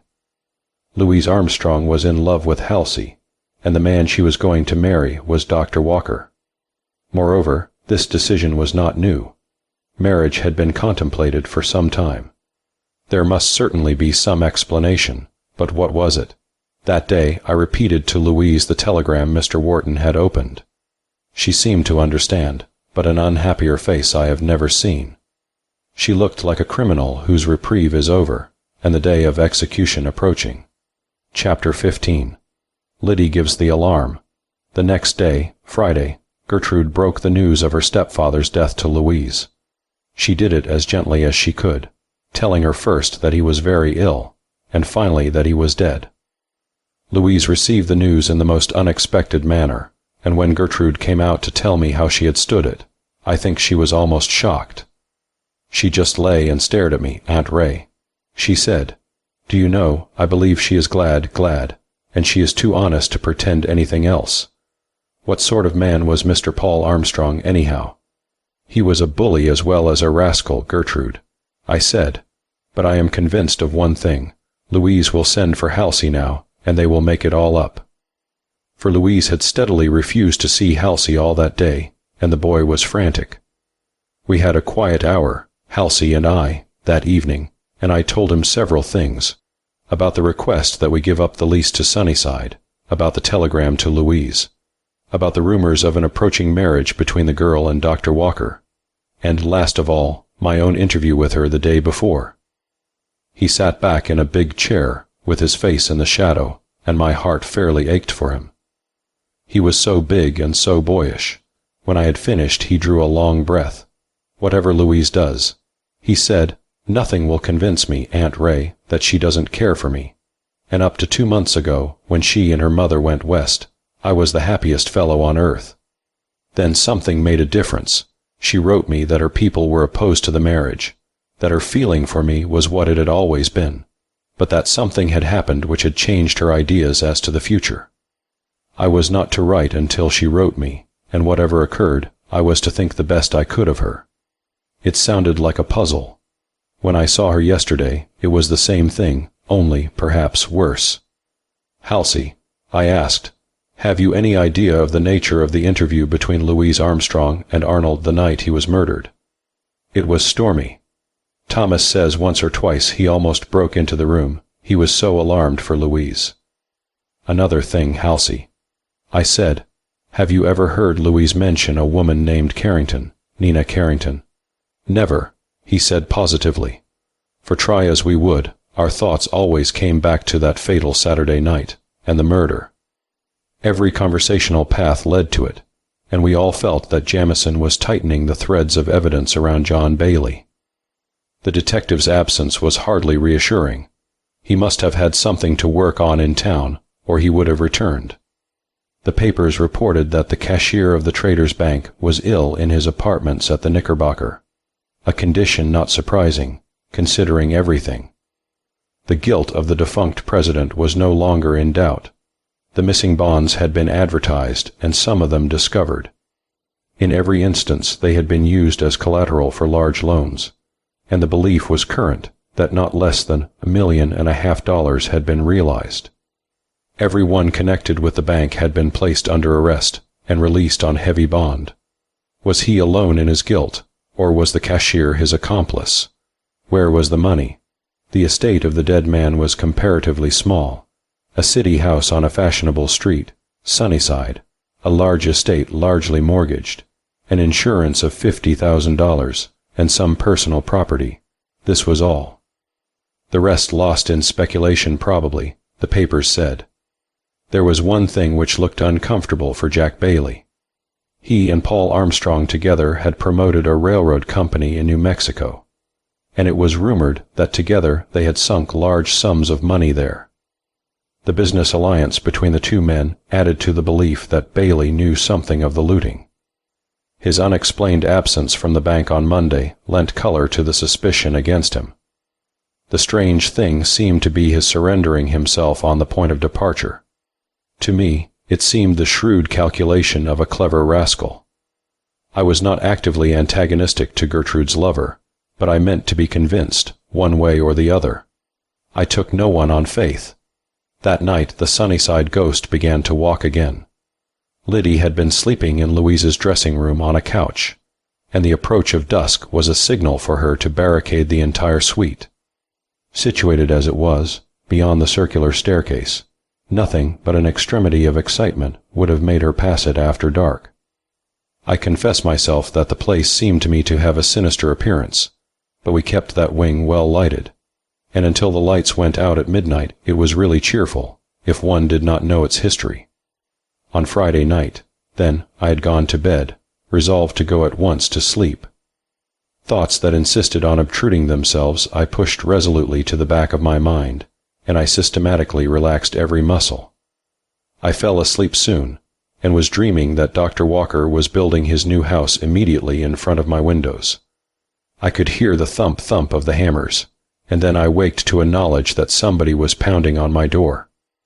I was up at once, and with the sound of my footstep on the floor the low knocking ceased, to be followed immediately by sibilant whispering through the keyhole. "Miss Rachel, Miss Rachel." Somebody was saying over and over, "Is that you, Liddy?" I asked, my hand on the knob, "For the love of mercy, let me in." She said in a low tone. She was leaning against the door, for when I opened it, she fell in. She was greenish-white, and she had a red and black barred flannel petticoat over her shoulders. "Listen," she said, standing in the middle of the floor and holding on to me. "Oh, Miss Rachel, it's the ghost of that dead man hammering to get in." Sure enough, there was a dull thud, thud, thud from some place near. It was muffled. One rather felt than heard it, and it was impossible to locate. One moment it seemed to come, 3 taps and a pause from the floor under us. The next, thud, thud, thud, it came apparently from the wall.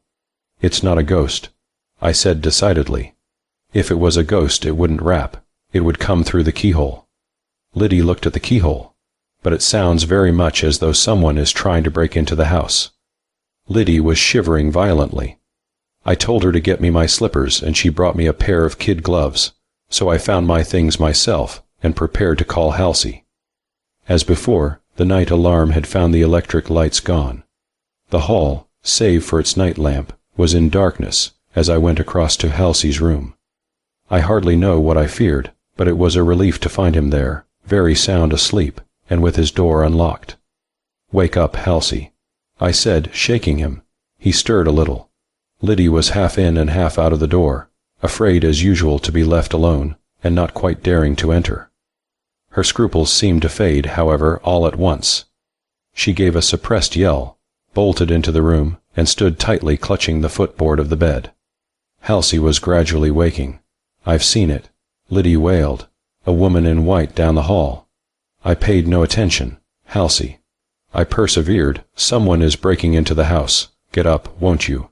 "It isn't our house," he said sleepily, and then he roused to the exigency of the occasion. "All right, Aunt Ray," he said, still yawning. "If you'll let me get into something." It was all I could do to get Liddy out of the room. The demands of the occasion had no influence on her. She had seen the ghost, she persisted, and she wasn't going into the hall. But I got her over to my room at last, more dead than alive, and made her lie down on the bed. The tappings, which seemed to have ceased for a while, had commenced again, but they were fainter. Halsey came over in a few minutes, and stood listening and trying to locate the sound. "Give me my revolver, Aunt Ray," he said, and I got it, the one I had found in the tulip bed, and gave it to him. He saw Liddy there and divined at once that Louise was alone. "You let me attend to this fellow, whoever it is, Aunt Ray, and go to Louise, will you? She may be awake and alarmed." So in spite of her protests, I left Liddy alone and went back to the east wing. Perhaps I went a little faster past the yawning blackness of the circular staircase, and I could hear Halsey creaking cautiously down the main staircase. The rapping, or pounding, had ceased, and the silence was almost painful. And then suddenly, from apparently under my very feet, there rose a woman's scream, a cry of terror that broke off as suddenly as it came. I stood frozen and still. Every drop of blood in my body seemed to leave the surface and gather around my heart. In the dead silence that followed it throbbed as if it would burst.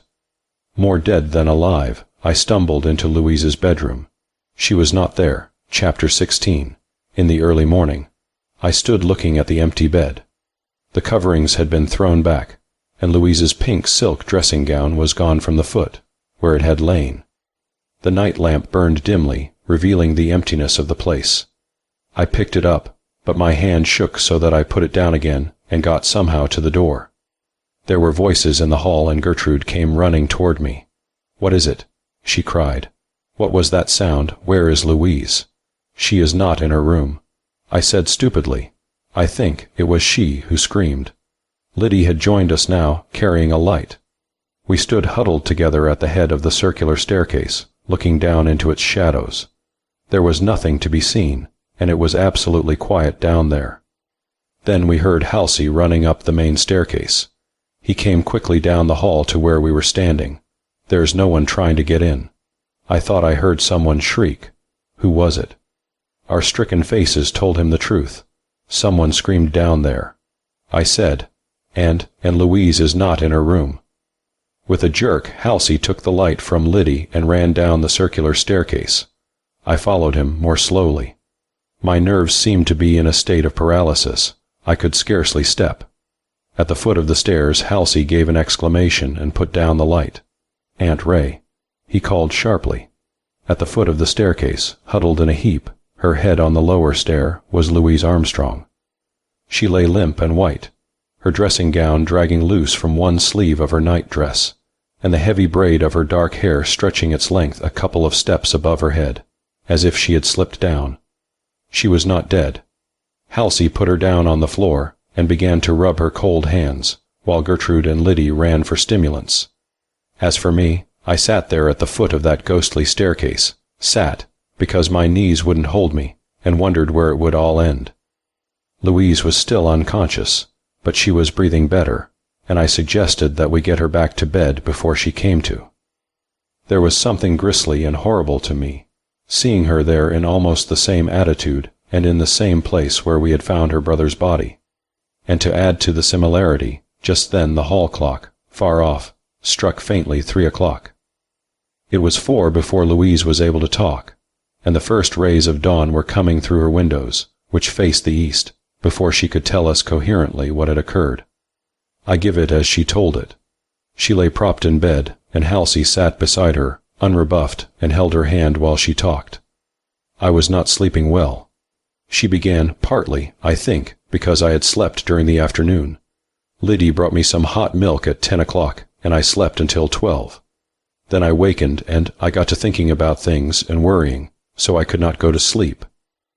I was wondering why I had not heard from Arnold since I saw him that night at the lodge. I was afraid he was ill, because he was to have done something for me, and he had not come back. It must have been 3 when I heard someone rapping. I sat up and listened to be quite sure, and the rapping kept up. It was cautious, and I was about to call Liddy. Then suddenly I thought I knew what it was.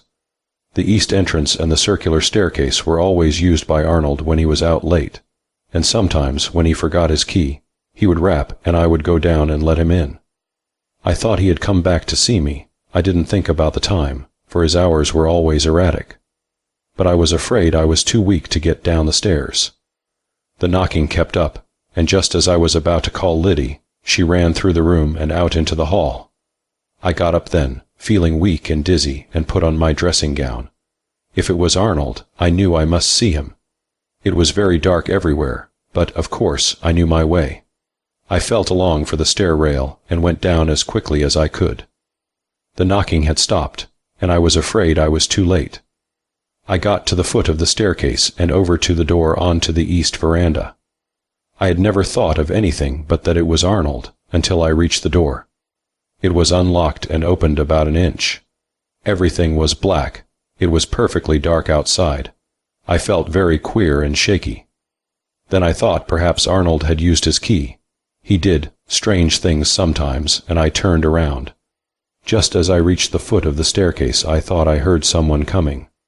My nerves were going anyhow, there in the dark, and I could scarcely stand. I got up as far as the 3rd or 4th step. Then I felt that someone was coming toward me on the staircase.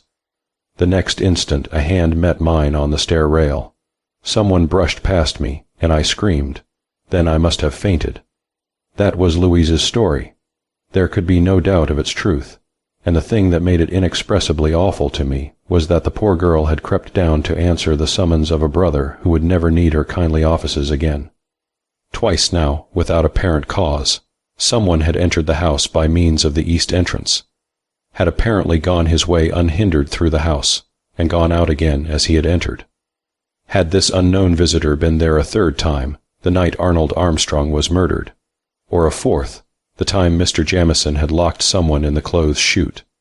Sleep was impossible, I think, for any of us. We dispersed finally to bathe and dress, leaving Louise little the worse for her experience. But I determined that before the day was over she must know the true state of affairs. Another decision I made, and I put it into execution immediately after breakfast. I had one of the unused bedrooms in the east wing, back along the small corridor, prepared for occupancy, and from that time on, Alex, the gardener, slept there. One man in that barn of a house was an absurdity, with things happening all the time, and I must say that Alex was as unobjectionable as anyone could possibly have been. The next morning, also, Halsey and I made an exhaustive examination of the circular staircase, the small entry at its foot, and the card room opening from it. There was no evidence of anything unusual the night before, and had we not ourselves heard the rapping noises, I should have felt that Louise's imagination had run away with her. The outer door was closed and locked, and the staircase curved above us, for all the world like any other staircase. Halsey, who had never taken seriously my account of the night Liddy and I were there alone, was grave enough now. He examined the paneling of the wainscoting above and below the stairs, evidently looking for a secret door, and suddenly there flashed into my mind the recollection of a scrap of paper that Mr. Jamieson had found among Arnold Armstrong's effects. As nearly as possible I repeated its contents to him, while Halsey took them down in a notebook. "I wish you had told me that before," he said, as he put the memorandum carefully away. "We found nothing at all in the house, and I expected little from any examination of the porch and grounds. But as we opened the outer door, something fell into the entry with a clatter. It was a cue from the billiard room. Halsey picked it up with an exclamation. "That's careless enough," he said. "Some of the servants have been amusing themselves." I was far from convinced. Not one of the servants would go into that wing at night unless driven by dire necessity. And a billiard cue! As a weapon of either offense or defense it was an absurdity, unless one accepted Liddy's hypothesis of a ghost, and even then, as Halsey pointed out, a billiard-playing ghost would be a very modern evolution of an ancient institution. That afternoon we, Gertrude, Halsey, and I, attended the coroner's inquest in town. Dr. Stewart had been summoned also, it transpiring that in that early Sunday morning, when Gertrude and I had gone to our rooms, he had been called to view the body. We went, the four of us, in the machine, preferring the execrable roads to the matinee train, with half of Casanova staring at us. And on the way we decided to say nothing of Louise and her interview with her stepbrother the night he died. The girl was in trouble enough as it was. Chapter 17. A hint of scandal. In giving the gist of what happened at the inquest, I have only one excuse, to recall to the reader the events of the night of Arnold Armstrong's murder. Many things had occurred which were not brought out at the inquest, and some things were told there that were new to me. Altogether, it was a gloomy affair, and the 6 men in the corner, who constituted the coroner's jury, were evidently the merest puppets in the hands of that all-powerful gentleman, the coroner. Gertrude and I sat well back with our veils down. There were a number of people I knew. Barbara Fitzhugh, in extravagant mourning. She always went into black on the slightest provocation, because it was becoming, and Mr. Jarvis, the man who had come over from the Greenwood Club the night of the murder. Mr. Harton was there, too, looking impatient as the inquest dragged, but alive to every particle of evidence. From a corner Mr. Jamieson was watching the proceedings intently. Dr. Stewart was called first. His evidence was told briefly, and amounted to this. On the Sunday morning previous, at 5:15, he had been called to the telephone.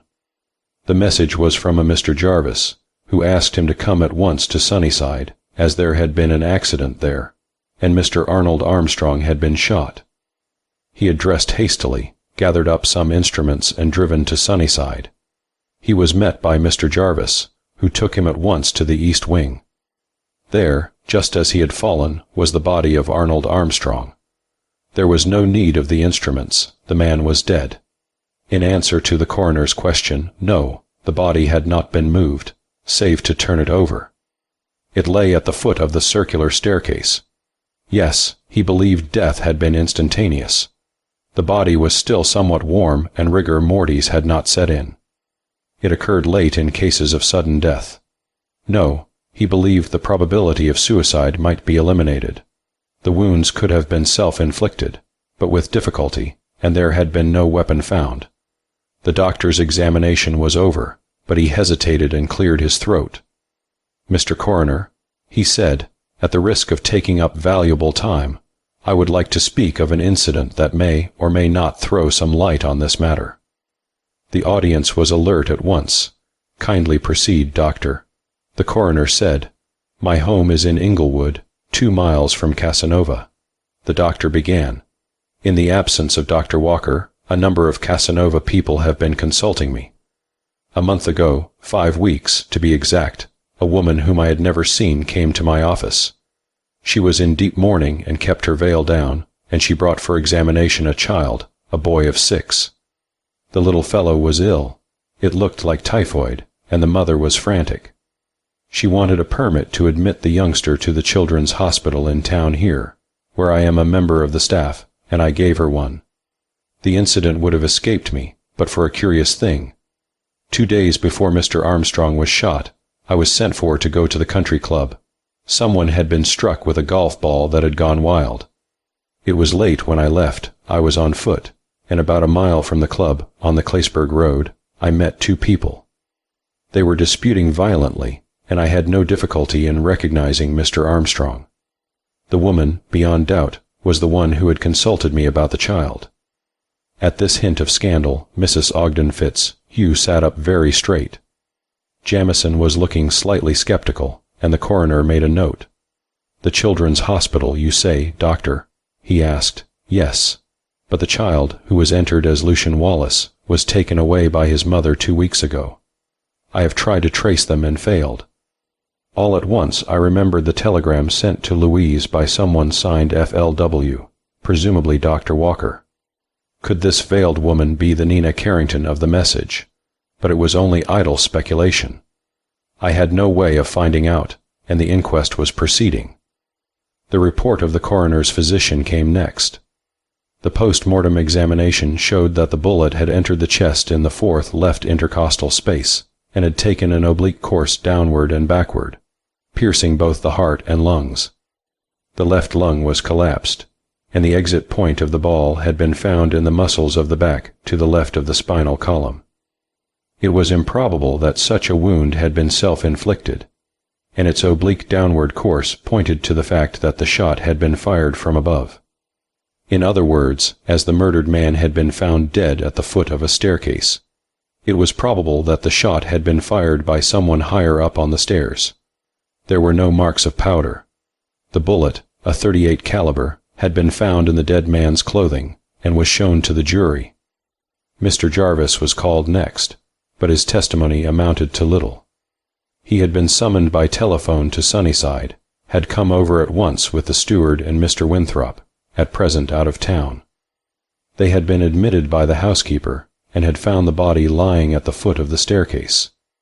He had made a search for a weapon, but there was none around. The outer entry door in the east wing had been unfastened and was open about an inch. I had been growing more and more nervous. When the coroner called Mr. John Bailey, the room was filled with suppressed excitement. Mr. Jamieson went forward and spoke a few words to the coroner, who nodded. Then Halsey was called. "Mr. Innes," the coroner said, "will you tell under what circumstances you saw Mr. Arnold Armstrong the night he died?" "I saw him first at the country club," Halsey said quietly. "He was rather pale, but very composed. I stopped there with my automobile for gasoline. Mr. Armstrong had been playing cards. When I saw him there, he was coming out of the card room, talking to Mr. John Bailey. The nature of the discussion, was it amicable? Halsey hesitated. They were having a dispute. He said, "I asked Mr. Bailey to leave the club with me and come to Sunnyside over Sunday. Isn't it a fact, Mr. Ness, that you took Mr. Bailey away from the clubhouse because you were afraid there would be blows?" The situation was unpleasant.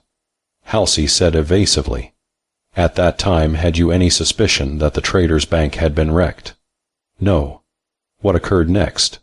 "Mr. Bailey and I talked in the billiard room until 2:30. "And Mr. Arnold Armstrong came there while you were talking?" "Yes. He came about 2:30. He rapped at the east door, and I admitted him." The silence in the room was intense. Mr. Jamison's eyes never left Halsey's face. "Will you tell us the nature of his errand?" "He brought a telegram that had come to the club for Mr. Bailey." "He was sober." "Perfectly at that time, not earlier." "Was not his apparent friendliness a change from his former attitude?" "Yes. I did not understand it." "How long did he stay?" "About 5 minutes. Then he left by the east entrance." "What occurred then?" "We talked for a few minutes, discussing a plan Mr. Bailey had in mind. Then I went to the stables, where I kept my car, and got it out." Leaving Mr. Bailey alone in the billiard room, Halsey hesitated. "My sister was there." "Mrs. Ogden Fitz. You had the courage to turn and eye Gertrude through her lorgnon. And then?" "I took the car along the lower road, not to disturb the household. Mr. Bailey came down across the lawn, through the hedge, and got into the car on the road." "Then you know nothing of Mr. Armstrong's movements after he left the house?" "Nothing. I read of his death Monday evening for the first time." "Mr. Bailey did not see him on his way across the lawn?" "I think not. If he had seen him, he would have spoken of it." "Thank you. That is all. Miss Gertrude Ness." Gertrude's replies were fully as concise as Halsey's. Mrs. Fitzhugh subjected her to a close inspection, commencing with her hat and ending with her shoes. I flatter myself she found nothing wrong with either her gown or her manner, but poor Gertrude's testimony was the reverse of comforting. She had been summoned, she said, by her brother, after Mr. Armstrong had gone. She had waited in the billiard room with Mr. Bailey until the automobile had been ready. Then she had locked the door at the foot of the staircase, and, taking a lamp, had accompanied Mr. Bailey to the main entrance of the house, and had watched him cross the lawn. Instead of going at once to her room, she had gone back to the billiard room for something which had been left there. The card room and billiard room were in darkness. She had groped around, found the article she was looking for, and was on the point of returning to her room, when she had heard someone fumbling at the lock at the east outer door. She had thought it was probably her brother, and had been about to go to the door when she heard it open. Almost immediately there was a shot, and she had run panic-stricken through the drawing-room and had roused the house. "You heard no other sound?" the coroner asked. "There was no one with Mr. Armstrong when he entered."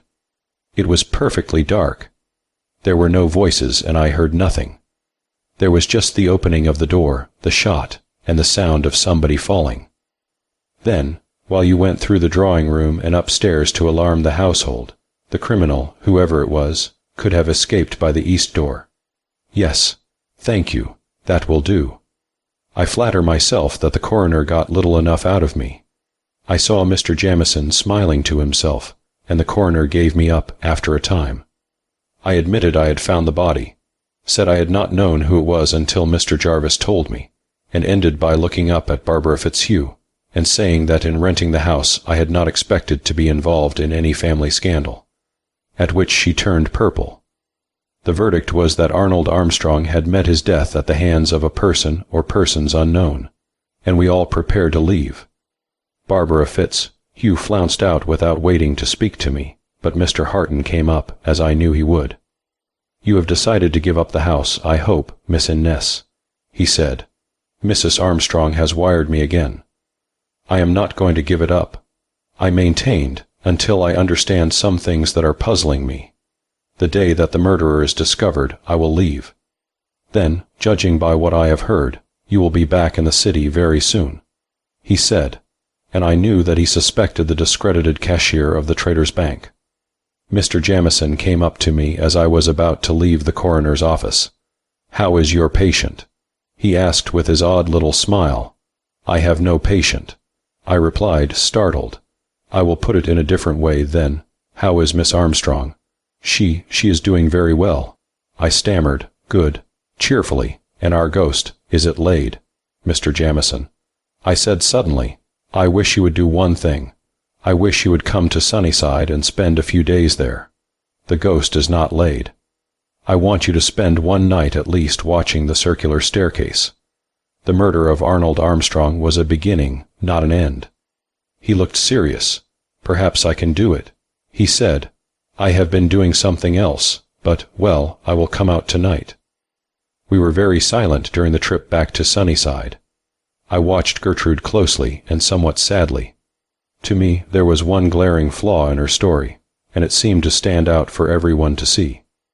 Arnold Armstrong had had no key, and yet she said she had locked the east door. He must have been admitted from within the house. Over and over I repeated it to myself. That night, as gently as I could, I told Louise the story of her stepbrother's death.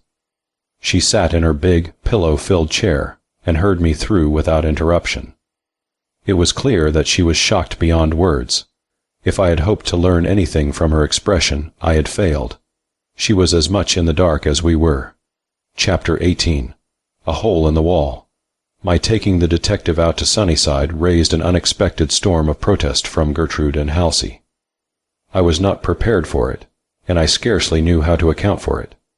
To me, Mr. Jamieson was far less formidable under my eyes where I knew what he was doing, than he was off in the city, twisting circumstances and motives to suit himself and learning what he wished to know about events at Sunnyside in some occult way. I was glad enough to have him there when excitements began to come thick and fast. A new element was about to enter into affairs. Monday, or Tuesday at the latest, would find Dr. Walker back in his green and white house in the village, and Louise's attitude to him in the immediate future would signify Halsey's happiness or wretchedness, as it might turn out. Then, too, the return of her mother would mean, of course, that she would have to leave us, and I had become greatly attached to her. From the day Mr. Jamieson came to Sunnyside, there was a subtle change in Gertrude's manner to me. It was elusive, difficult to analyze, but it was there. She was no longer frank with me, although I think her affection never wavered. At the time I laid the change to the fact that I had forbidden all communication with John Bailey, and had refused to acknowledge any engagement between the two. Gertrude spent much of her time wandering through the grounds, or taking long cross-country walks. Halsey played golf at the country club day after day, and after Louise left, as she did the following week, Mr. Jamieson and I were much together. He played a fair game of cribbage, but he cheated at solitaire. The night the detective arrived, Saturday, I had a talk with him. I told him of the experience Louise Armstrong had had the night before, on the circular staircase, and about the man who had so frightened Rosie on the drive. I saw that he thought the information was important, and to my suggestion that we put an additional lock on the east wing door, he opposed a strong negative.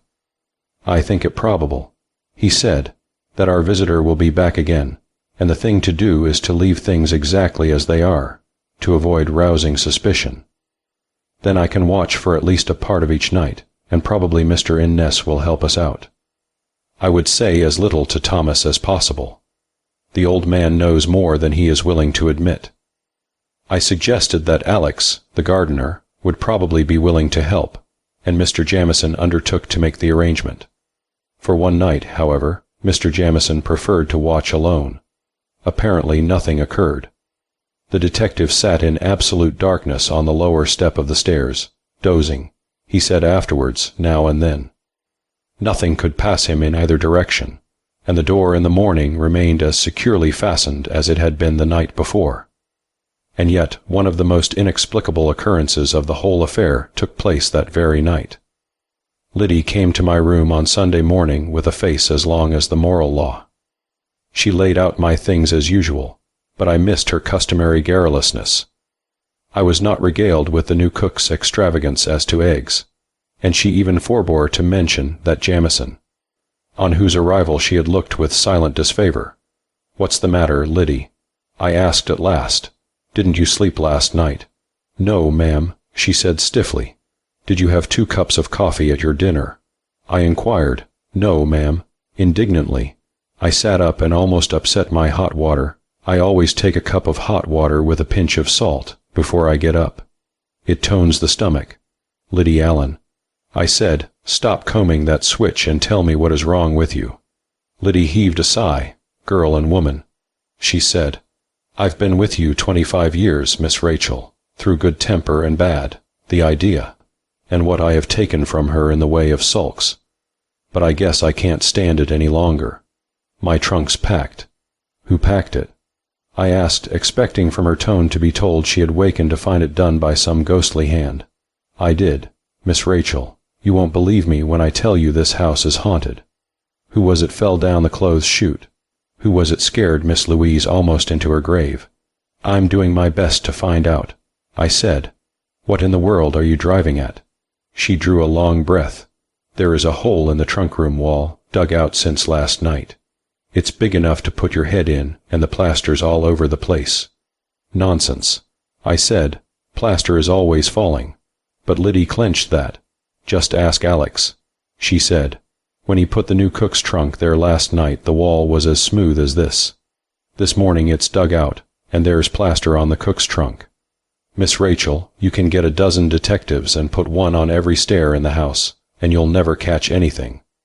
There's some things you can't handcuff." Liddy was right. As soon as I could, I went up to the trunk room, which was directly over my bedroom.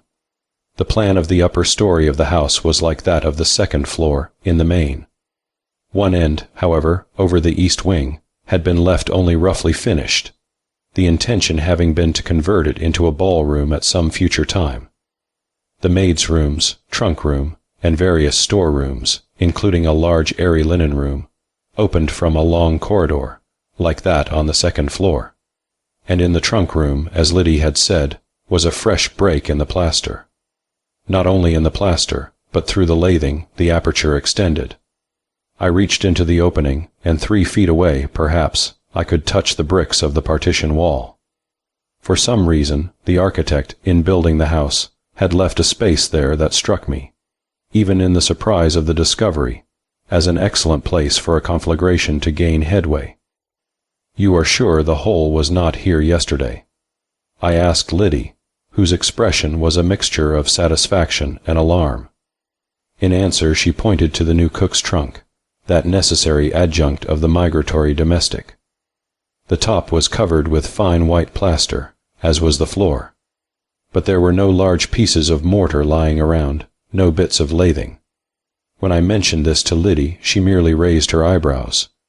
Being quite confident that the gap was of unholy origin, she did not concern herself with such trifles as a bit of mortar and lath. No doubt they were even then heaped neatly on a gravestone in the Casanova churchyard. I brought Mr. Jamieson up to see the hole in the wall, directly after breakfast. His expression was very odd when he looked at it, and the first thing he did was to try to discover what object, if any, such a hole could have. He got a piece of candle, and by enlarging the aperture a little was able to examine what lay beyond. The result was nil. The trunk room, although heated by steam heat, like the rest of the house, boasted of a fireplace and mantel as well. The opening had been made between the flue and the outer wall of the house. There was revealed, however, on inspection, only the brick of the chimney on one side and the outer wall of the house on the other. In depth the space extended only to the flooring. The breach had been made about 4 feet from the floor, and inside were all the missing bits of plaster. It had been a methodical ghost. It was very much of a disappointment. I had expected a secret room, at the very least, and I think even Mr. Jamieson had fancied he might at last have a clue to the mystery. There was evidently nothing more to be discovered. Liddy reported that everything was serene among the servants, and that none of them had been disturbed by the noise. The maddening thing, however, was that the nightly visitor had evidently more than one way of gaining access to the house, and we made arrangements to redouble our vigilance as to windows and doors that night. Halsey was inclined to pooh-pooh the whole affair. He said a break in the plaster might have occurred months ago and gone unnoticed, and that the dust had probably been stirred up the day before. After all, we had to let it go at that, but we put in an uncomfortable Sunday. Gertrude went to church, and Halsey took a long walk in the morning. Louise was able to sit up, and she allowed Halsey and Liddy to assist her downstairs late in the afternoon. The east veranda was shady, green with vines and palms, cheerful with cushions and lounging chairs. We put Louise in a steamer chair, and she sat there passively enough, her hands clasped in her lap. We were very silent. Halsey sat on the rail with a pipe, openly watching Louise, as she looked broodingly across the valley to the hills. There was something baffling in the girl's eyes, and gradually Halsey's boyish features lost their glow at seeing her about again, and settled into grim lines. He was like his father just then. We sat until late afternoon, Halsey growing more and more moody. Shortly before 6, he got up and went into the house, and in a few minutes he came out and called me to the telephone. It was Anna Whitcomb in town, and she kept me for 20 minutes, telling me the children had had the measles, and how Madame Sweeney had botched her new gown. When I finished, Liddy was behind me, her mouth a thin line. "I wish you would try to look cheerful, Liddy." I groaned, "Your face would sour milk."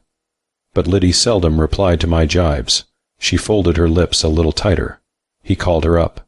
She said oracularly, he called her up and asked her to keep you at the telephone so he could talk to Miss Louise. A thankless child is sharper than a serpent's tooth. Nonsense. I said brusquely, I might have known enough to leave them. It's a long time since you and I were in love, Liddy, and we forget. Liddy sniffed. No man ever made a fool of me. She replied virtuously, well, something did. I retorted, Chapter 19, concerning Thomas, Mr. Jamison. I said, when we found ourselves alone after dinner that night, the inquest yesterday seemed to me the merest recapitulation of things that were already known. It developed nothing new beyond the story of Dr. Stewart's, and that was volunteered. An inquest is only a necessary formality, Miss Innes. He replied. Unless a crime is committed in the open, the inquest does nothing beyond getting evidence from witnesses while events are still in their minds. The police step in later. You and I both know how many important things never transpired. For instance, the dead man had no key, and yet Miss Gertrude testified to a fumbling at the lock, and then the opening of the door. The piece of evidence you mention, Dr. Stewart's story, is one of those things we have to take cautiously. The doctor has a patient who wears black and does not raise her veil. Why, it is the typical mysterious lady. Then the good doctor comes across Arnold Armstrong, who was a graceless scamp, de mortuis. What's the rest of it? And he is quarreling with a lady in black. Behold, says the doctor, they are one and the same. Why was Mr. Bailey not present at the inquest? The detective's expression was peculiar, because his physician testified that he is ill and unable to leave his bed. Ill, I exclaimed.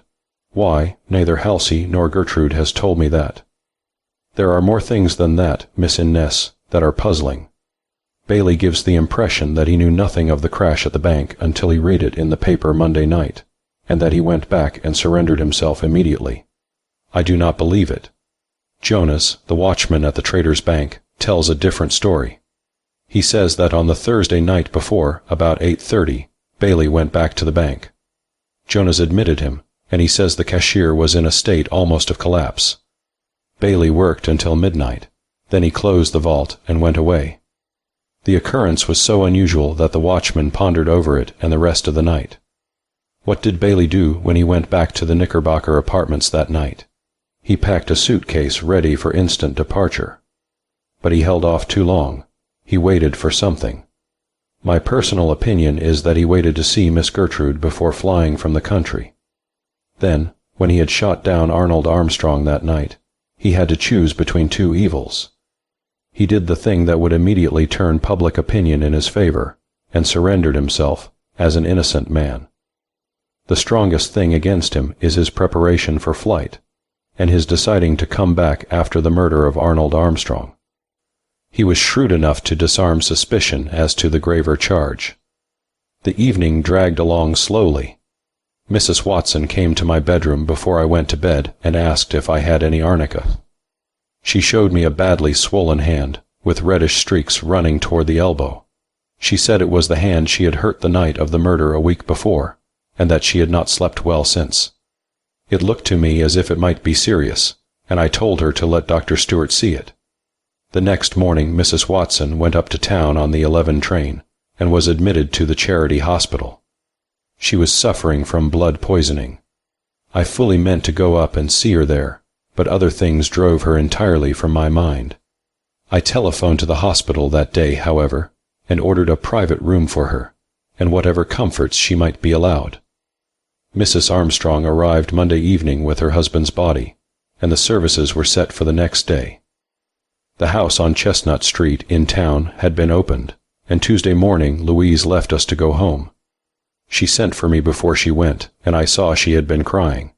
"How can I thank you, Miss Innes?" she said. "You have taken me on faith, and you have not asked me any questions. Sometime, perhaps, I can tell you, and when that time comes you will all despise me, Halsey too." I tried to tell her how glad I was to have had her, but there was something else she wanted to say. She said it finally, when she had bade a constrained goodbye to Halsey, and the car was waiting at the door. "Miss Innes," she said in a low tone, if there is any attempt made to have you give up the house, do it, if you possibly can. I am afraid to have you stay." That was all. Gertrude went into town with her and saw her safely home. She reported a decided coolness in the greeting between Louise and her mother, and that Dr. Walker was there, apparently in charge of the arrangements for the funeral. Halsey disappeared shortly after Louise left and came home about 9 that night, muddy and tired. As for Thomas, he went around dejected and sad, and I saw the detective watching him closely at dinner. Even now I wonder, what did Thomas know? What did he suspect? At 10 o'clock the household had settled down for the night. Liddy, who was taking Mrs. Watson's place, had finished examining the tea towels and the corners of the shelves in the cooling room, and had gone to bed. Alex, the gardener, had gone heavily up the circular staircase to his room, and Mr. Jamieson was examining the locks of the windows. Halsey dropped into a chair in the living room and stared moodily ahead. Once he roused. "What sort of a looking chap is that Walker, Gertrude?" he asked, rather tall, very dark, smooth-shaven. "Not bad looking," Gertrude said, putting down the book she had been pretending to read. Halsey kicked a tabouret viciously. "Lovely place this village must be in the winter," he said irrelevantly. "A girl would be buried alive here." It was then someone rapped at the knocker on the heavy front door. Halsey got up leisurely and opened it, admitting Warner. He was out of breath from running, and he looked half abashed. "I am sorry to disturb you," he said, "but I didn't know what else to do. It's about Thomas." "What about Thomas?" I asked. Mr. Jamieson had come into the hall, and we all stared at Warner. "He's acting queer," Warner explained. "He's sitting down there on the edge of the porch, and he says he has seen a ghost. The old man looks bad, too. He can scarcely speak. He's as full of superstition as an egg is of meat." I said, "Halsey, bring some whiskey and we will all go down." No one moved to get the whiskey, from which I judged there were 3 pocket flasks ready for emergency. Gertrude threw a shawl around my shoulders, and we all started down over the hill. I had made so many nocturnal excursions around the place that I knew my way perfectly. But Thomas was not on the veranda, nor was he inside the house. The men exchanged significant glances, and Warner got a lantern. "He can't have gone far," he said. He was trembling so that he couldn't stand when I left. Jamieson and Halsey together made the round of the lodge, occasionally calling the old man by name, but there was no response. No Thomas came, bowing and showing his white teeth through the darkness. I began to be vaguely uneasy, for the first time. Gertrude, who was never nervous in the dark, went alone down the drive to the gate, and stood there, looking along the yellowish line of the road, while I waited on the tiny veranda. Warner was puzzled. He came around to the edge of the veranda and stood looking at it as if it ought to know and explain. "He might have stumbled into the house," he said, "but he could not have climbed the stairs. Anyhow, he's not inside or outside that I can see." The other members of the party had come back now, and no one had found any trace of the old man. His pipe, still warm, rested on the edge of the rail, and inside on the table his old gray hat showed that its owner had not gone far. He was not far, after all. From the table my eyes traveled around the room and stopped at the door of a closet. I hardly know what impulse moved me, but I went in and turned the knob. It burst open with the impetus of a weight behind it, and something fell partly forward in a heap on the floor. It was Thomas without a mark of injury on him, and dead. Chapter 20. Dr. Walker's Warning. Warner was on his knees in a moment, fumbling at the old man's collar to loosen it, but Halsey caught his hand. "Let him alone," he said. "You can't help him. He is dead." We stood there, each avoiding the other's eyes. We spoke low and reverently in the presence of death, and we tacitly avoided any mention of the suspicion that was in every mind. When Mr. Jamieson had finished his cursory examination, he got up and dusted the knees of his trousers. "There is no sign of injury," he said, and I know I, for one, drew a long breath of relief. From what Warner says and from his hiding in the closet, I should say he was scared to death. Fright and a weak heart together. But what could have done it? Gertrude asked. "He was all right this evening at dinner. Warner, what did he say when you found him on the porch?" Warner looked shaken. His honest, boyish face was colorless. "Just what I told you, Miss Innes. He'd been reading the paper downstairs. I had put up the car, and, feeling sleepy, I came down to the lodge to go to bed. As I went upstairs, Thomas put down the paper and, taking his pipe, went out on the porch. Then I heard an exclamation from him." "What did he say?" demanded Jamieson. I couldn't hear, but his voice was strange. It sounded startled. I waited for him to call out again, but he did not, so I went downstairs. He was sitting on the porch step, looking straight ahead, as if he saw something among the trees across the road, and he kept mumbling about having seen a ghost. He looked queer, and I tried to get him inside, but he wouldn't move. Then I thought I'd better go up to the house. "Didn't he say anything else you could understand?" I asked. "He said something about the grave giving up its dead." Mr. Jamieson was going through the old man's pockets, and Gertrude was composing his arms, folding them across his white shirt bosom, always so spotless. Mr. Jamieson looked up at me. "What was that you said to me, Miss Innes, about the murder at the house being a beginning and not an end? By Jove, I believe you were right." In the course of his investigations, the detective had come to the inner pocket of the dead butler's black coat. Here he found some things that interested him. One was a small flat key, with a red cord tied to it, and the other was a bit of white paper, on which was written something in Thomas' cramped hand. Mr. Jamieson read it, then he gave it to me. It was an address in fresh ink, Lucian Wallace, 14 Elm Street, Richfield. As the card went around, I think both the detective and I watched for any possible effect it might have. But, beyond perplexity, there seemed to be none. "Richfield," Gertrude exclaimed. "Why, Elm Street is the main street. Don't you remember Halsey? Lucian Wallace?" Halsey said, "That is the child Stewart spoke of at the inquest." Warner, with his mechanic's instinct, had reached for the key. What he said was not a surprise. "Yale lock," he said. "Probably a key to the east entry." There was no reason why Thomas, an old and trusted servant, should not have had a key to that particular door, although the servant's entry was in the west wing. But I had not known of this key, and it opened up a new field of conjecture. Just now, however, there were many things to be attended to, and, leaving Warner with the body, we all went back to the house. Mr. Jamieson walked with me, while Halsey and Gertrude followed. "I suppose I shall have to notify the Armstrongs," I said. "They will know if Thomas had any people and how to reach them. Of course, I expect to defray the expenses of the funeral, but his relatives must be found. What do you think frightened him, Mr. Jamieson?" "It is hard to say," he replied slowly, "but I think we may be certain it was fright, and that he was hiding from something. I am sorry in more than one way. I have always believed that Thomas knew something, or suspected something that he would not tell. Do you know how much money there was in that worn-out wallet of his? Nearly $100, almost 2 months' wages, and yet those darkies seldom have a penny. Well, what Thomas knew will be buried with him. Halsey suggested that the grounds be searched, but Mr. Jamieson vetoed the suggestion. You would find nothing, he said.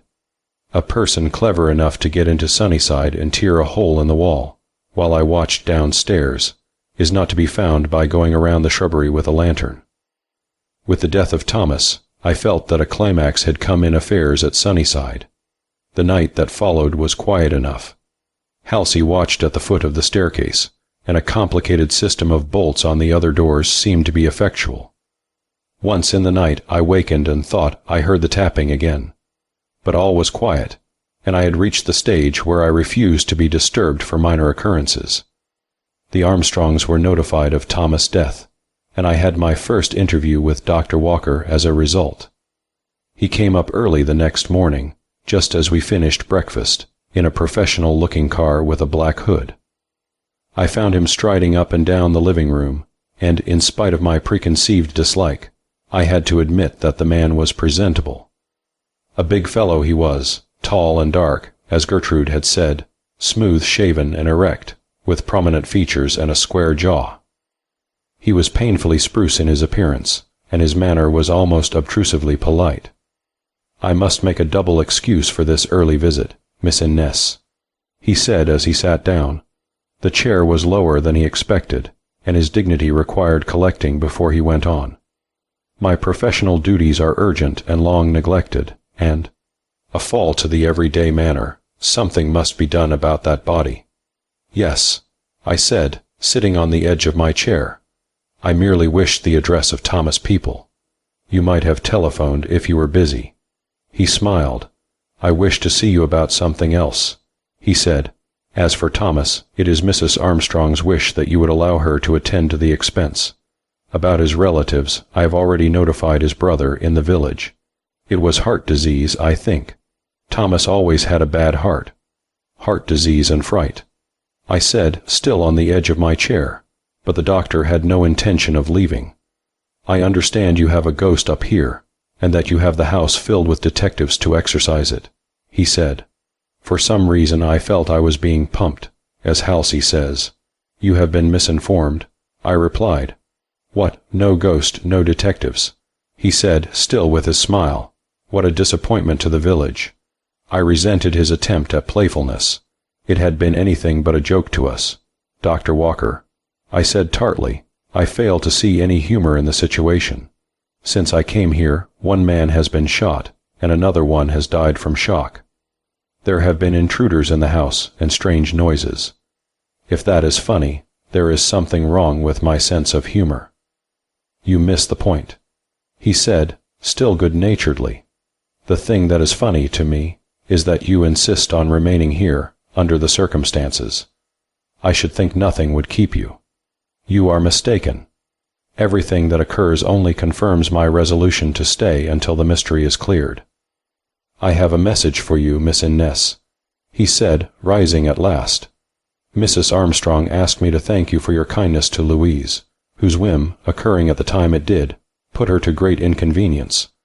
Also, and this is a delicate matter, she asked me to appeal to your natural sympathy for her, at this time, and to ask you if you will not reconsider your decision about the house. Sunnyside is her home. She loves it dearly, and just now she wishes to retire here for quiet and peace. She must have had a change of heart, I said, ungraciously enough. Louise told me her mother despised the place. Besides, this is no place for quiet and peace just now. Anyhow, doctor, while I don't care to force an issue, I shall certainly remain here, for a time at least. For how long? He asked. My lease is for 6 months. I shall stay until some explanation is found for certain things. My own family is implicated now, and I shall do everything to clear the mystery of Arnold Armstrong's murder. The doctor stood looking down, slapping his gloves thoughtfully against the palm of a well-looked-after hand. You say there have been intruders in the house, he asked. You are sure of that, Miss Innes? Certain. In what part? In the east wing. Can you tell me when these intrusions occurred and what the purpose seemed to be? Was it robbery? No, I said decidedly. As to time, once on Friday night a week ago, again the following night, when Arnold Armstrong was murdered, and again last Friday night. The doctor looked serious.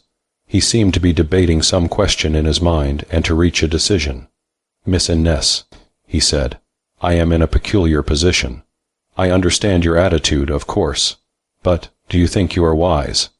Ever since you have come here, there have been hostile demonstrations against you and your family. I'm not a croaker, but take a warning. Leave before anything occurs that will cause you a lifelong regret. I am willing to take the responsibility, I said coldly. I think he gave me up then as a poor proposition. He asked to be shown where Arnold Armstrong's body had been found, and I took him there. He scrutinized the whole place carefully, examining the stairs and the lock. When he had taken a formal farewell, I was confident of one thing. Dr. Walker would do anything he could to get me away from Sunnyside. Chapter 21, 14 Elm Street. It was Monday evening when we found the body of poor old Thomas. Monday night had been uneventful. Things were quiet at the house, and the peculiar circumstances of the old man's death had been carefully kept from the servants. Rosie took charge of the dining room and pantry, in the absence of a butler, and, except for the warning of the Casanova doctor, everything breathed of peace. Affairs at the Traders' Bank were progressing slowly. The failure had hit small stockholders very hard, the minister of the little Methodist chapel in Casanova among them. He had received as a legacy from an uncle a few shares of stock in the Traders' Bank, and now his joy was turned to bitterness.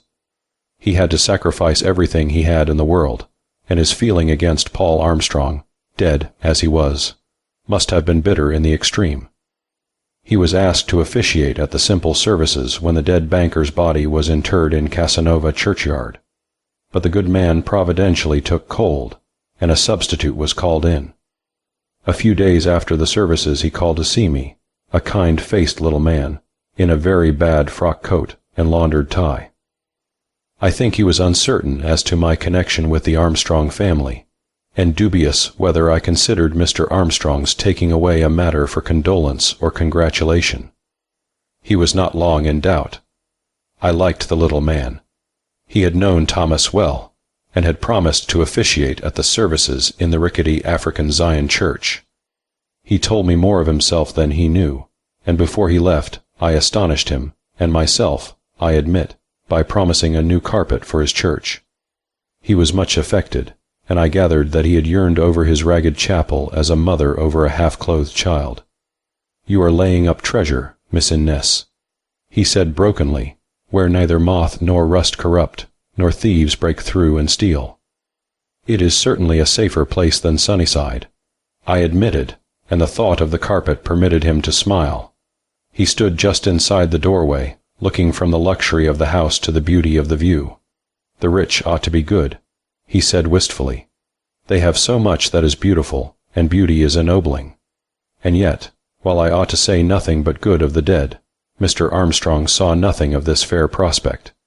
To him these trees and lawns were not the work of God. They were property at so much an acre. He loved money, Miss Innes. He offered up everything to his golden calf. Not power, not ambition, was his fetish. It was money.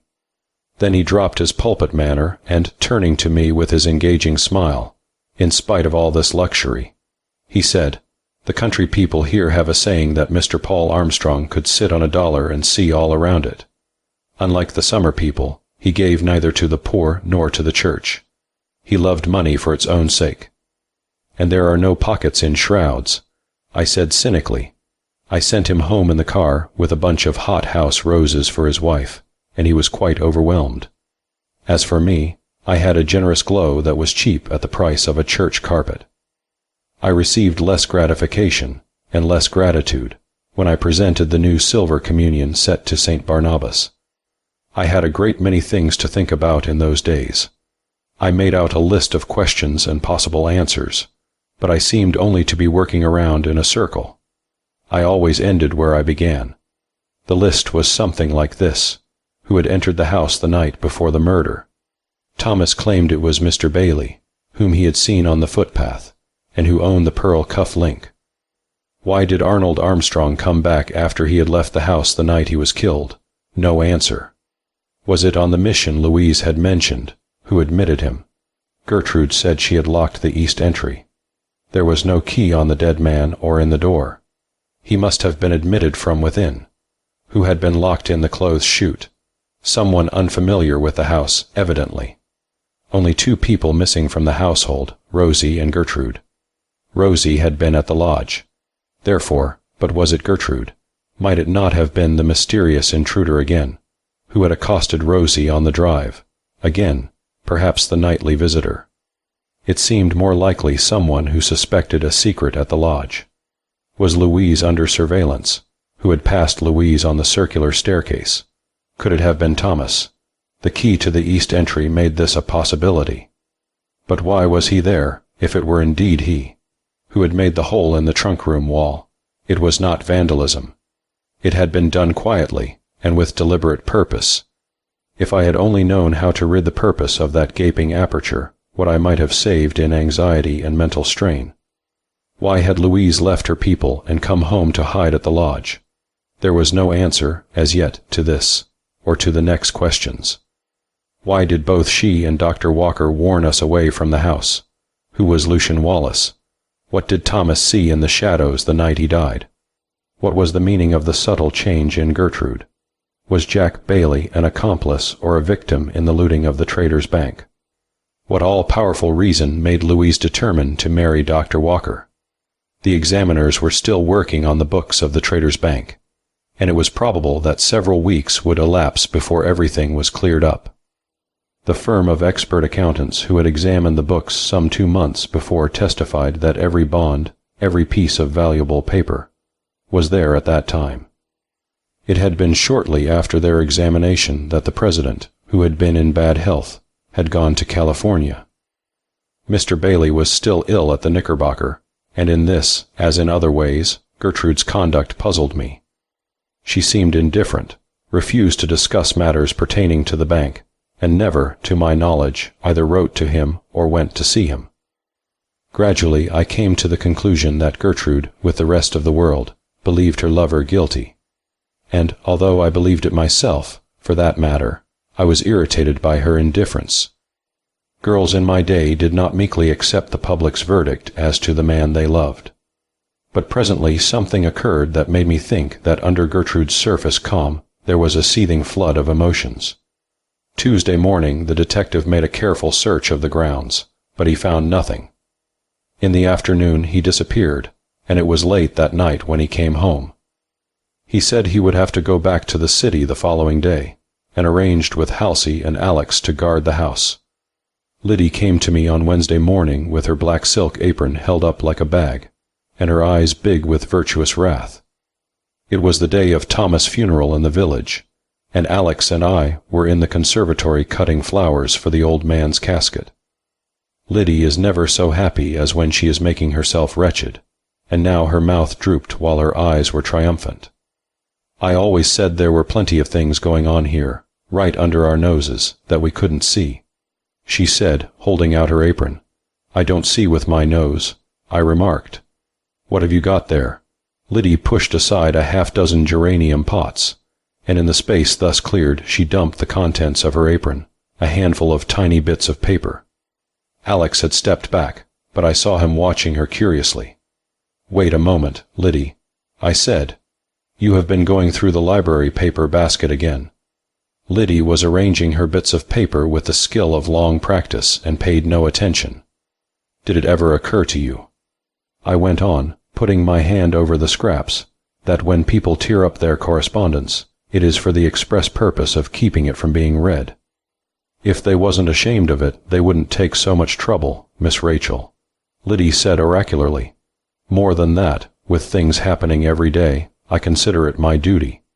If you don't read and act on this, I shall give it to that Jamison, and I'll venture he'll not go back to the city today." That decided me.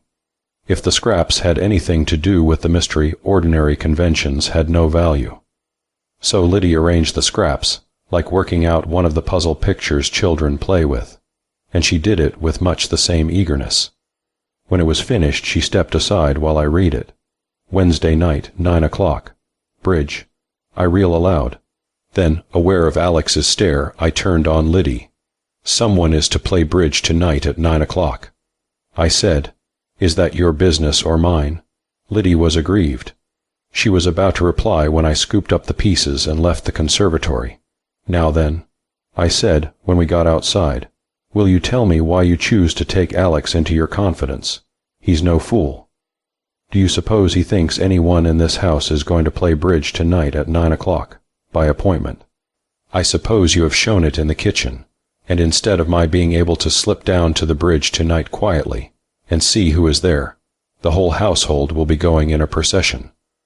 "Nobody knows it," Liddy said humbly. "I found it in the basket in Miss Gertrude's dressing room. Look at the back of the sheet." I turned over some of the scraps, and sure enough, it was a blank deposit slip from the Trader's Bank. So Gertrude was going to meet Jack Bailey that night by the bridge, and I had thought he was ill. It hardly seemed like the action of an innocent man, this avoidance of daylight and of his fiancée's people. I decided to make certain, however, by going to the bridge that night. After luncheon, Mr. Jamieson suggested that I go with him to Richfield, and I consented. "I am inclined to place more faith in Dr. Stewart's story," he said, "since I found that scrap in old Thomas' pocket. It bears out the statement that the woman with the child and the woman who quarreled with Armstrong are the same. It looks as if Thomas had stumbled on to some affair which was more or less discreditable to the dead man, and, with a certain loyalty to the family, had kept it to himself. Then, you see, your story about the woman at the card-room window begins to mean something. It is the nearest approach to anything tangible that we have had yet." Warner took us to Richfield in the car. It was about 25 miles by railroad, but by taking a series of atrociously rough short cuts we got there very quickly. It was a pretty little town, on the river, and back on the hill I could see the Mortons' big country house, where Halsey and Gertrude had been staying until the night of the murder. Elm Street was almost the only street, and number 14 was easily found. It was a small white house, dilapidated without having gained anything picturesque, with a low window and a porch only a foot or so above the bit of a lawn. There was a baby carriage in the path, and from a swing at the side came the sound of conflict. 3 small children were disputing vociferously, and a faded young woman with a kindly face was trying to hush the clamor. When she saw us, she untied her gingham apron and came around to the porch. "Good afternoon," I said. Jamieson lifted his hat without speaking. "I came to inquire about a child named Lucian Wallace." "I am glad you have come," she said. "In spite of the other children, I think the little fellow is lonely. We thought perhaps his mother would be here today." Mr. Jamieson stepped forward. "You are Mrs. Tate." I wondered how the detective knew. "Yes, sir. Mrs. Tate, we want to make some inquiries. Perhaps in the house. Come right in," she said hospitably, and soon we were in the little shabby parlor, exactly like 1,000 of its prototypes. Mrs. Tate sat uneasily, her hands folded in her lap. "How long has Lucian been here?" Mr. Jamieson asked. "Since a week ago last Friday. His mother paid 1 week's board in advance. The other has not been paid." "Was he ill when he came?" "No, sir, not what you'd call sick. He was getting better of typhoid," she said, "and he's picking up fine." "Will you tell me his mother's name and address?" "That's the trouble," the young woman said, knitting her brows. "She gave her name as Mrs. Wallace, and said she had no address. She was looking for a boarding house in town. She said she worked in a department store and couldn't take care of the child properly, and he needed fresh air and milk.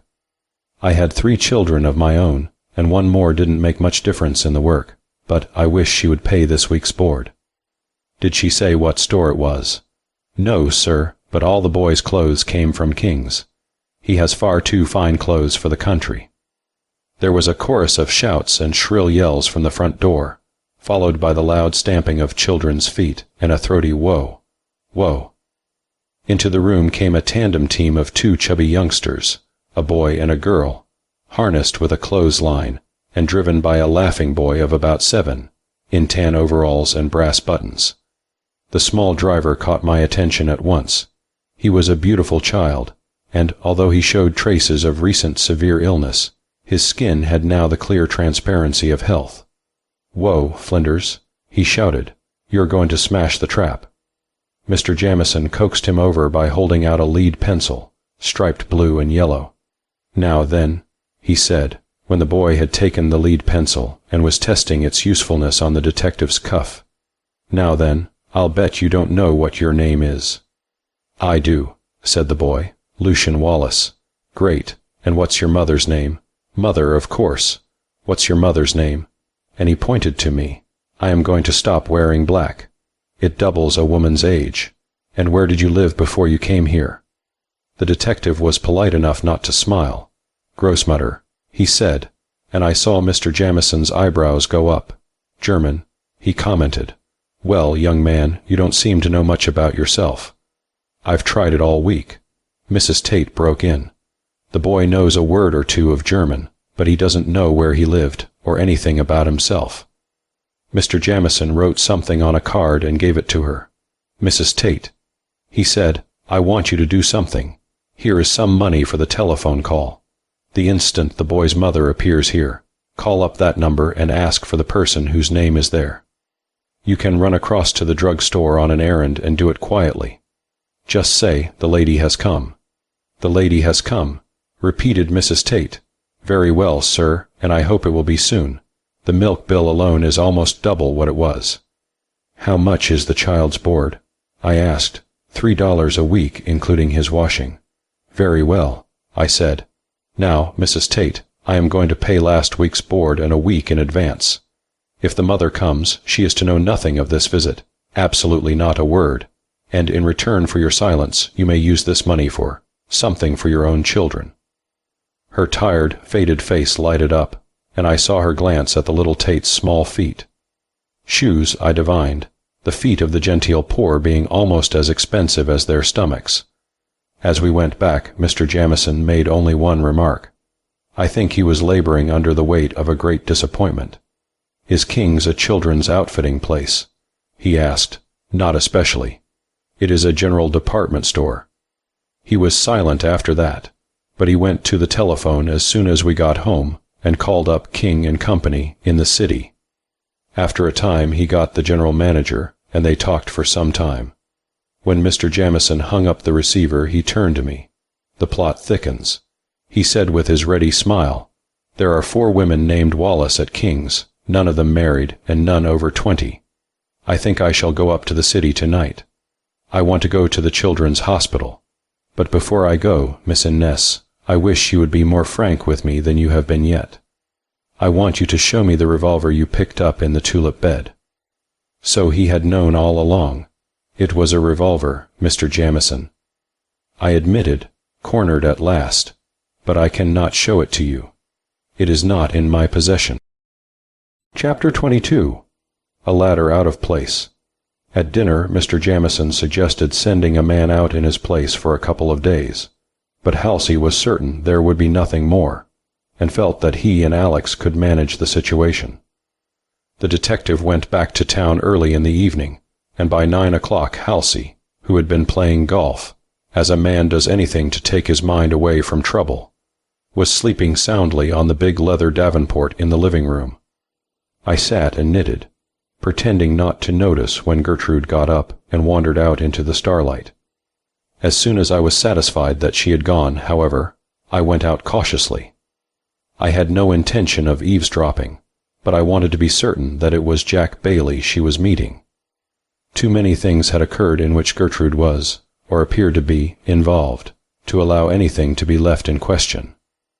I went slowly across the lawn, skirted the hedge to a break not far from the lodge, and found myself on the open road. Perhaps 100 feet to the left, the path led across the valley to the country club, and only a little way off was the footbridge over Casanova Creek. But just as I was about to turn down the path, I heard steps coming toward me, and I shrank into the bushes. It was Gertrude, going back quickly toward the house. I was surprised. I waited until she had had time to get almost to the house before I started. and then I stepped back again into the shadows. The reason why Gertrude had not kept her tryst was evident. Leaning on the parapet of the bridge in the moonlight, and smoking a pipe, was Alex, the gardener. I could have throttled Liddy for her carelessness in reading the torn note where he could hear, and I could cheerfully have choked Alex to death for his audacity. But there was no help for it. I turned and followed Gertrude slowly back to the house. The frequent invasions of the house had effectually prevented any relaxation after dusk. We had redoubled our vigilance as to bolts and window locks, but, as Mr. Jamieson had suggested, we allowed the door at the east entry to remain as before, locked by the Yale lock only. To provide only one possible entrance for the invader, and to keep a constant guard in the dark at the foot of the circular staircase, seemed to be the only method. In the absence of the detective, Alex and Halsey arranged to change off, Halsey to be on duty from 10 to 2, and Alex from 2 until 6. Each man was armed, and, as an additional precaution, the one off duty slept in a room near the head of the circular staircase and kept his door open, to be ready for emergency. These arrangements were carefully kept from the servants, who were only commencing to sleep at night, and who retired, one and all, with barred doors and lamps that burned full until morning. The house was quiet again Wednesday night. It was almost a week since Louise had encountered someone on the stairs, and it was 4 days since the discovery of the hole in the trunk-room wall. Arnold Armstrong and his father rested side by side in the Casanova churchyard, and at the Zion African Church, on the hill, a new mound marked the last resting place of poor Thomas. Louise was with her mother in town, and, beyond a polite note of thanks to me, we had heard nothing from her. Dr. Walker had taken up his practice again, and we saw him now and then flying past along the road, always at top speed. The murder of Arnold Armstrong was still unavenged, and I remained firm in the position I had taken, to stay at Sunnyside until the thing was at least partly cleared. And yet, for all its quiet, it was on Wednesday night that perhaps the boldest attempt was made to enter the house. On Thursday afternoon the laundress sent word she would like to speak to me, and I saw her in my private sitting room, a small room beyond the dressing room. Mary Ann was embarrassed. She had rolled down her sleeves and tied a white apron around her waist, and she stood making folds in it with fingers that were red and shiny from her soap suds. "Well, Mary," I said encouragingly, "what's the matter? Don't dare to tell me the soap is out." "No, ma'am, Miss Innes." She had a nervous habit of looking first at my one eye and then at the other, her own optics shifting ceaselessly, right eye, left eye, right eye, until I found myself doing the same thing. "No, ma'am. I was askin' did you want the ladder left up the clothes chute." "The what?" I screeched, and was sorry the next minute. Seeing her suspicions were verified, Mary Ann had gone white, and stood with her eyes shifting more wildly than ever. "There's a ladder up the clothes chute, Miss Innes," she said. "It's up that tight I can't move it, and I didn't like to ask for help until I spoke to you." It was useless to dissemble. Mary Ann knew now as well as I did that the ladder had no business to be there. I did the best I could, however. I put her on the defensive at once. "Then you didn't lock the laundry last night?"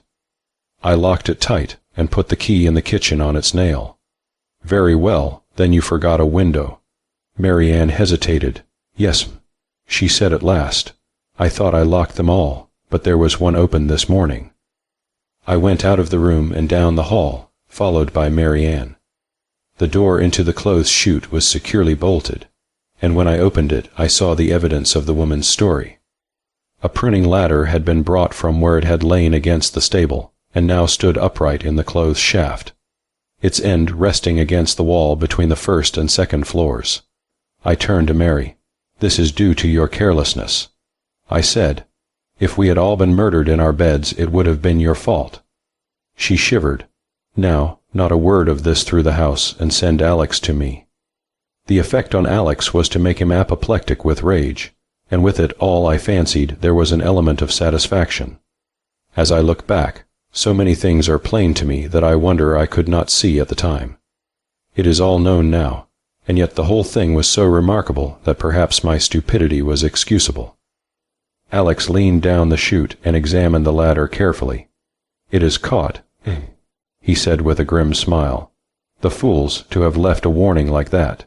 The only trouble is, Miss Innes, they won't be apt to come back for a while." "I shouldn't regard that in the light of a calamity," I replied. Until late that evening Halsey and Alex worked at the chute. They forced down the ladder at last and put a new bolt on the door. As for myself, I sat and wondered if I had a deadly enemy, intent on my destruction. I was growing more and more nervous. Liddy had given up all pretense at bravery, and slept regularly in my dressing room on the couch, with a prayer book and a game knife from the kitchen under her pillow, thus preparing for both the natural and the supernatural. That was the way things stood that Thursday night, when I myself took a hand in the struggle. Chapter 23. While the stables burned. About 9 o'clock that night, Liddy came into the living room and reported that one of the housemaids declared she had seen two men slip around the corner of the stable. Gertrude had been sitting staring in front of her, jumping at every sound.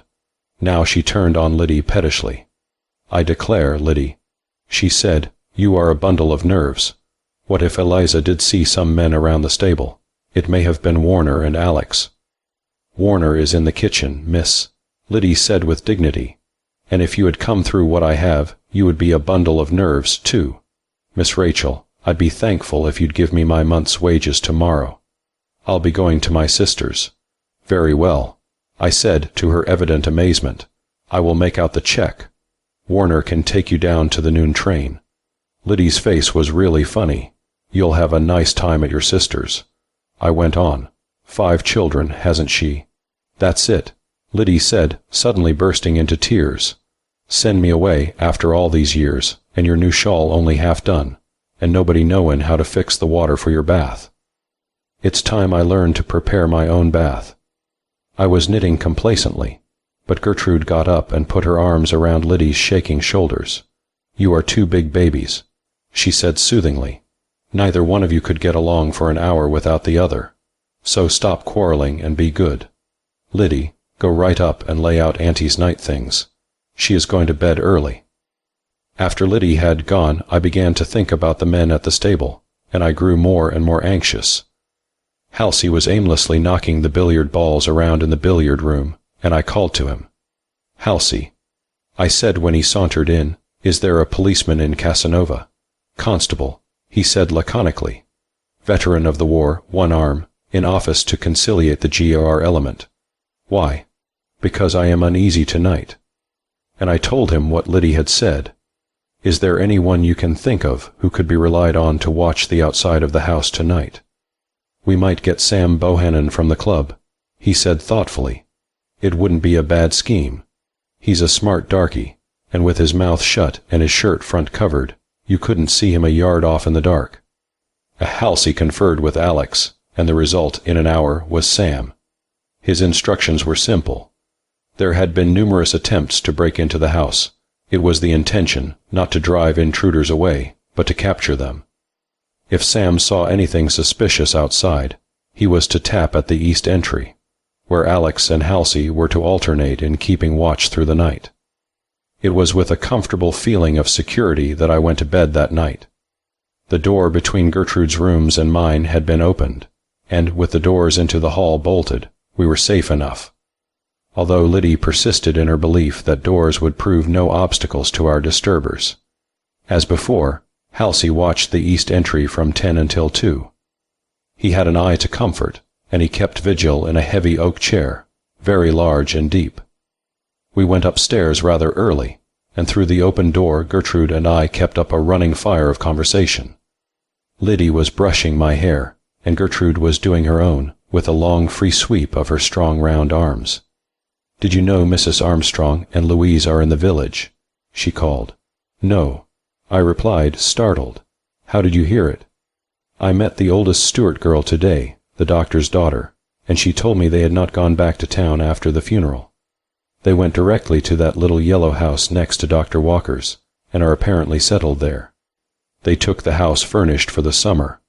"Why, it's a bandbox," I said. "I can't imagine Fanny Armstrong in such a place."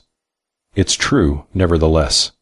Ella Stewart says Mrs. Armstrong has aged terribly, and looks as if she is hardly able to walk.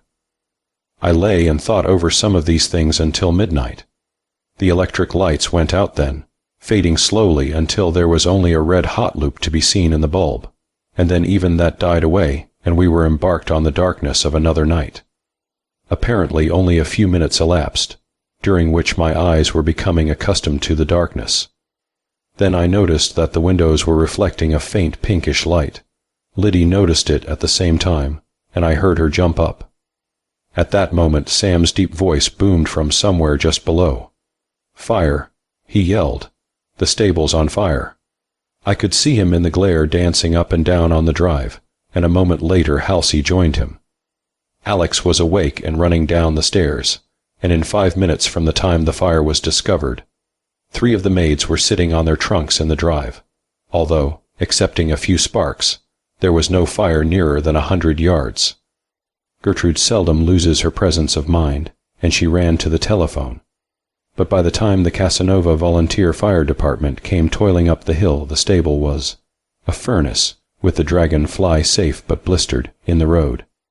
Some gasoline exploded just as the volunteer department got to work, which shook their nerves as well as the burning building. The stable, being on a hill, was a torch to attract the population from every direction. Rumor had it that Sunnyside was burning, and it was amazing how many people threw something over their nightclothes and flew to the conflagration. I take it Casanova has few fires, and Sunnyside was furnishing the people, in one way and another, the greatest excitement they had had for years. The stable was off the west wing. I hardly know how I came to think of the circular staircase and the unguarded door at its foot. Liddy was putting my clothes into sheets, preparatory to tossing them out the window, when I found her, and I could hardly persuade her to stop. "I want you to come with me, Liddy," I said. "Bring a candle and a couple of blankets." She lagged behind considerably when she saw me making for the east wing, and at the top of the staircase she balked. "I am not going down there," she said firmly. "There is no one guarding the door down there." I explained. "Who knows? This may be a scheme to draw everybody away from this end of the house, and let someone in here." The instant I had said it I was convinced I had hit on the explanation, and that perhaps it was already too late. It seemed to me as I listened that I heard stealthy footsteps on the east porch, but there was so much shouting outside that it was impossible to tell. Liddy was on the point of retreat. "Very well," I said, "then I shall go down alone. Run back to Mr. Halsey's room and get his revolver. Don't shoot down the stairs if you hear a noise. Remember, I shall be down there. And hurry." I put the candle on the floor at the top of the staircase and took off my bedroom slippers. Then I crept down the stairs, going very slowly and listening with all my ears.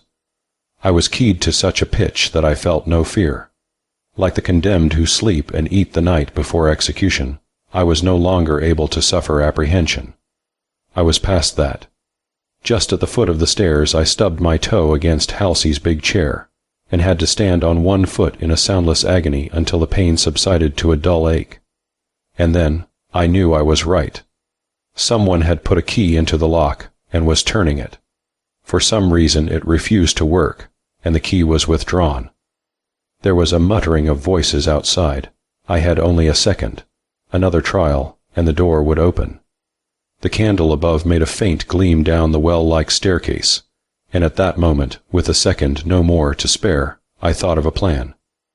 The heavy oak chair almost filled the space between the newel post and the door.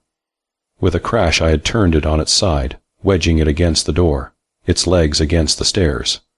I could hear a faint scream from Liddy at the crash, and then she came down the stairs on a run, with the revolver held straight out in front of her. "Thank God," she said in a shaking voice. "I thought it was you." I pointed to the door, and she understood. "Call out the windows at the other end of the house."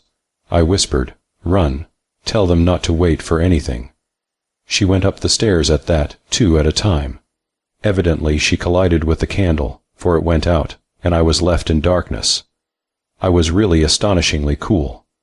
I remember stepping over the chair and gluing my ear to the door, and I shall never forget feeling it give an inch or two there in the darkness, under a steady pressure from without. but the chair held, although I could hear an ominous cracking of one of the legs. And then, without the slightest warning, the card-room window broke with a crash. I had my finger on the trigger of the revolver, and as I jumped it went off, right through the door. Someone outside swore roundly, and for the first time I could hear what was said. Only a scratch. Men are at the other end of the house. Have the whole rat's nest on us. And a lot of profanity which I won't write down.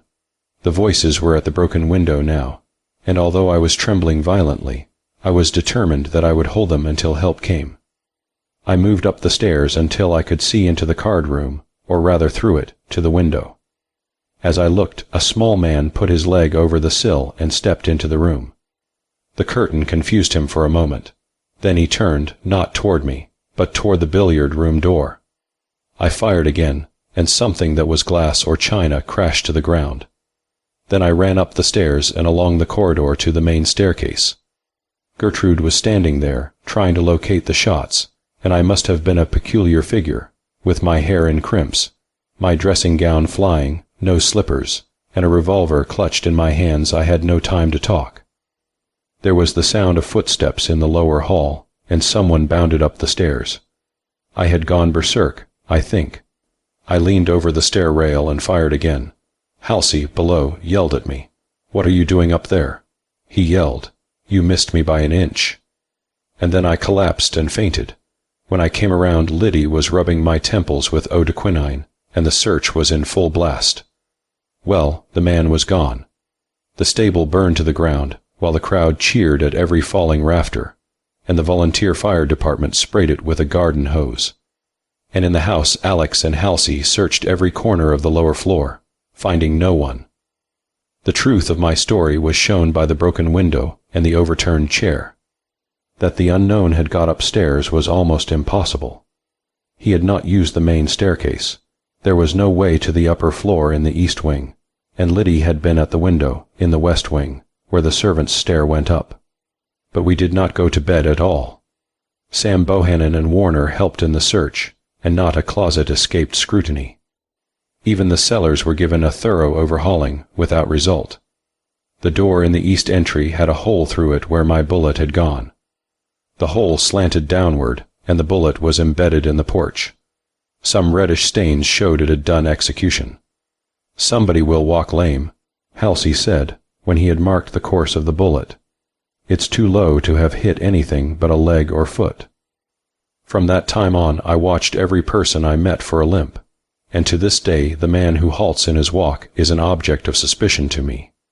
But Casanova had no lame men. The nearest approach to it was an old fellow who tended the safety gates at the railroad, and he, I learned on inquiry, had 2 artificial legs. Our man had gone, and the large and expensive stable at Sunnyside was a heap of smoking rafters and charred boards. Warner swore the fire was incendiary, and in view of the attempt to enter the house, there seemed to be no doubt of it. Chapter 24. Flinders. If Halsey had only taken me fully into his confidence, through the whole affair, it would have been much simpler. If he had been altogether frank about Jack Bailey, and if the day after the fire he had told me what he suspected, there would have been no harrowing period for all of us, with the boy in danger. But young people refuse to profit by the experience of their elders, and sometimes the elders are the ones to suffer. I was much used up the day after the fire, and Gertrude insisted on my going out. The machine was temporarily out of commission, and the carriage horses had been sent to a farm for the summer. Gertrude finally got a trap from the Casanova liveryman, and we went out. Just as we turned from the drive into the road, we passed a woman. She had put down a small valise, and stood inspecting the house and grounds minutely. I should hardly have noticed her, had it not been for the fact that she had been horribly disfigured by smallpox. "Ugh," Gertrude said when we had passed, "what a face! I shall dream of it tonight. Get up, Flinders." "Flinders," I asked. "Is that the horse's name?" "It is." She flicked the horse's stubby mane with the whip. He didn't look like a livery horse, and the liveryman said he had bought him from the Armstrongs when they purchased a couple of motors and cut down the stable. Nice Flinders, good old boy. Flinders was certainly not a common name for a horse, and yet the youngster at Richfield had named his prancing, curly-haired little horse Flinders. It set me to thinking. At my request, Halsey had already sent word of the fire to the agent from whom we had secured the house. Also, he had called Mr. Jamieson by telephone, and somewhat guardedly had told him of the previous night's events. Mr. Jamieson promised to come out that night, and to bring another man with him. I did not consider it necessary to notify Mrs. Armstrong in the village. No doubt she knew of the fire, and in view of my refusal to give up the house, an interview would probably have been unpleasant enough. But as we passed Dr. Walker's white and green house, I thought of something. "Stop here, Gertrude," I said. "I am going to get out." "To see Louise?" she asked. "No, I want to ask this young Walker something." She was curious, I knew, but I did not wait to explain. I went up the walk to the house, where a brass sign at the side announced the office, and went in. The reception room was empty, but from the consulting room beyond came the sound of two voices, not very amicable. "It is an outrageous figure." Someone was storming. Then the doctor's quiet tone, evidently not arguing, merely stating something. But I had not time to listen to some person probably disputing his bill, so I coughed. The voices ceased at once. A door closed somewhere, and the doctor entered from the hall of the house. He looked sufficiently surprised at seeing me. "Good afternoon, doctor," I said formally. "I shall not keep you from your patient. I wish merely to ask you a question. Won't you sit down?" "It will not be necessary.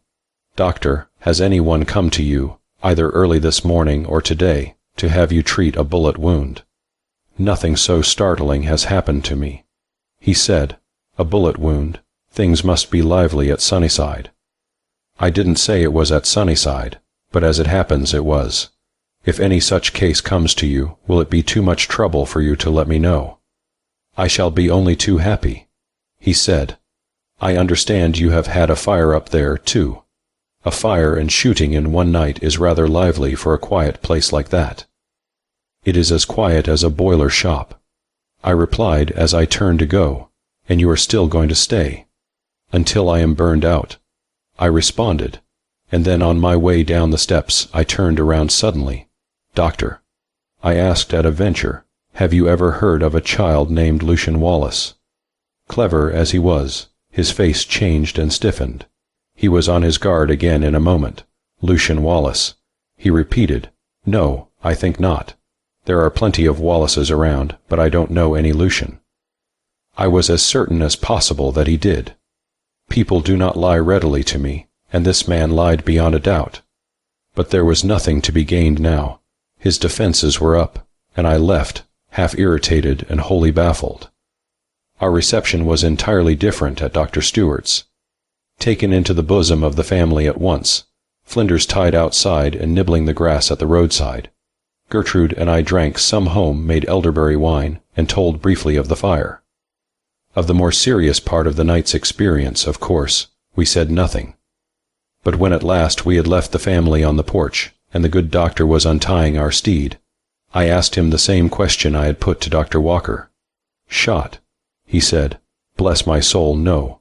Why, what have you been doing up at the big house, Miss Innes?"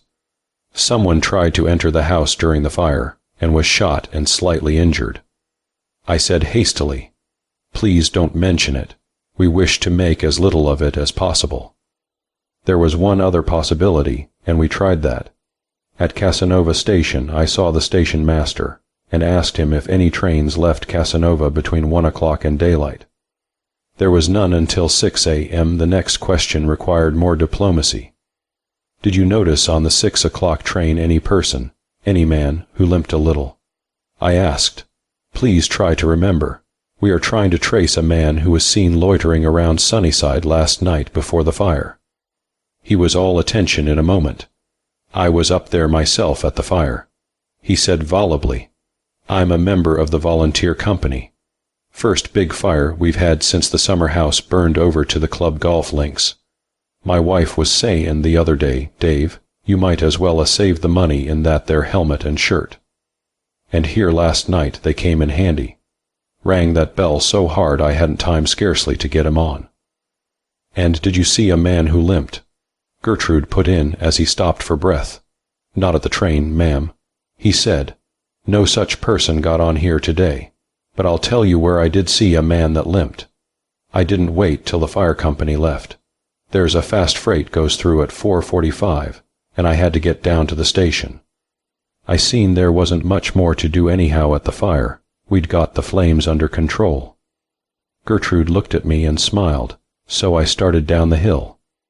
There was folks here and there going home, and along by the path to the country club I seen two men.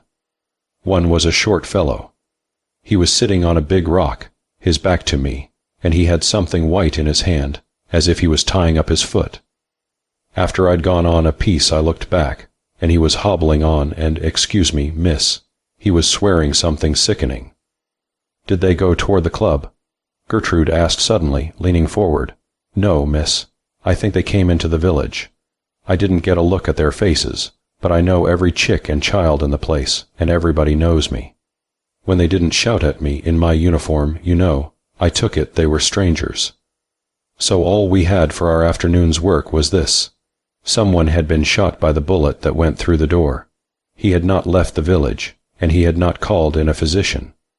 Also, Dr. Walker knew who Lucian Wallace was, and his very denial made me confident that, in that one direction at least, we were on the right track. The thought that the detective would be there that night was the most cheering thing of all, and I think even Gertrude was glad of it. Driving home that afternoon, I saw her in the clear sunlight for the first time in several days, and I was startled to see how ill she looked. She was thin and colorless, and all her bright animation was gone. "Gertrude," I said, "I have been a very selfish old woman. You are going to leave this miserable house tonight. Annie Morton is going to Scotland next week, and you shall go right with her." To my surprise, she flushed painfully. "I don't want to go, Aunt Ray," she said. "Don't make me leave now. You are losing your health and your good looks." I said decidedly, "You should have a change. I shan't stir a foot." She was equally decided. Then, more lightly, "Why, you and Liddy need me to arbitrate between you every day in the week." Perhaps I was growing suspicious of everyone, but it seemed to me that Gertrude's gaiety was forced and artificial. I watched her covertly during the rest of the drive, and I did not like the 2 spots of crimson in her pale cheeks. But I said nothing more about sending her to Scotland. I knew she would not go. Chapter 25. A visit from Louise. That day was destined to be an eventful one, for when I entered the house and found Eliza ensconced in the upper hall on a chair, with Mary Ann doing her best to stifle her with household ammonia, and Liddy rubbing her wrists, whatever good that is supposed to do, I knew that the ghost had been walking again, and this time in daylight. Eliza was in a frenzy of fear. She clutched at my sleeve when I went close to her, and refused to let go until she had told her story. Coming just after the fire, the household was demoralized, and it was no surprise to me to find Alex and the under-gardener struggling downstairs with a heavy trunk between them. "I didn't want to do it, Miss Innes," Alex said, but she was so excited, I was afraid she would do as she said, drag it down herself and scratch the staircase. I was trying to get my bonnet off and to keep the maids quiet at the same time. "Now, Eliza, when you have washed your face and stopped bawling," I said, "come into my sitting room and tell me what has happened."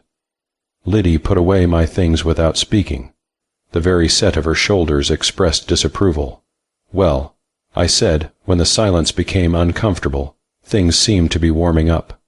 Silence from Liddy and a long sigh. "If Eliza goes, I don't know where to look for another cook." More silence. "Rosie is probably a good cook." Sniff. "Liddy," I said at last, "don't dare to deny that you are having the time of your life. You positively gloat in this excitement. You never looked better. It's my opinion all this running around and getting jolted out of a rut has stirred up that torpid liver of yours." "It's not myself I'm thinking about," she said, goaded into speech. "Maybe my liver was torpid, and maybe it wasn't, but I know this. I've got some feelings left, and to see you standing at the foot of that staircase shootin' through the door, I'll never be the same woman again." "Well, I'm glad of that, anything for a change," I said, and in came Eliza, flanked by Rosie and Mary Ann. Her story, broken with sobs and corrections from the other two, was this. At 2:00, 2:15, Rosie insisted she had gone upstairs to get a picture from her room to show Marianne. A picture of a lady, Marianne interposed. She went up the servants' staircase and along the corridor to her room, which lay between the trunk room and the unfinished ballroom. She heard a sound as she went down the corridor, like someone moving furniture, but she was not nervous. She thought it might be men examining the house after the fire the night before, but she looked in the trunk room and saw nobody. She went into her room quietly. The noise had ceased and everything was quiet. Then she sat down on the side of her bed, and, feeling faint, she was subject to spells. I told you that when I came, didn't I, Rosie? Yes, indeed she did. She put her head down on her pillow and took a nap. All right, I said, go on. When I came to, Miss Innes, sure as I'm sittin' here, I thought I'd die. Something hit me on the face, and I set up, sudden. And then I seen the plaster droppin' from a little hole in the wall. And the first thing I knew, an iron bar that long, fully 2 yards by her measure, shot through that hole and tumbled on the bed. If I'd been still sleeping, fainting, corrected Rosie, I'd have been hit on the head and killed. I wished you'd heard her scream, put in Marianne, and her face as white as a pillow slip when she tumbled down the stairs. No doubt there is some natural explanation for it, Eliza. No doubt there is some natural explanation for it, Eliza. I said, you may have dreamed it in your fainting attack. But if it is true, the metal rod and the hole in the wall will show it. Eliza looked a little bit sheepish. The hole's there all right, Miss Innes, she said. But the bar was gone when Mary Ann and Rosie went up to pack my trunk.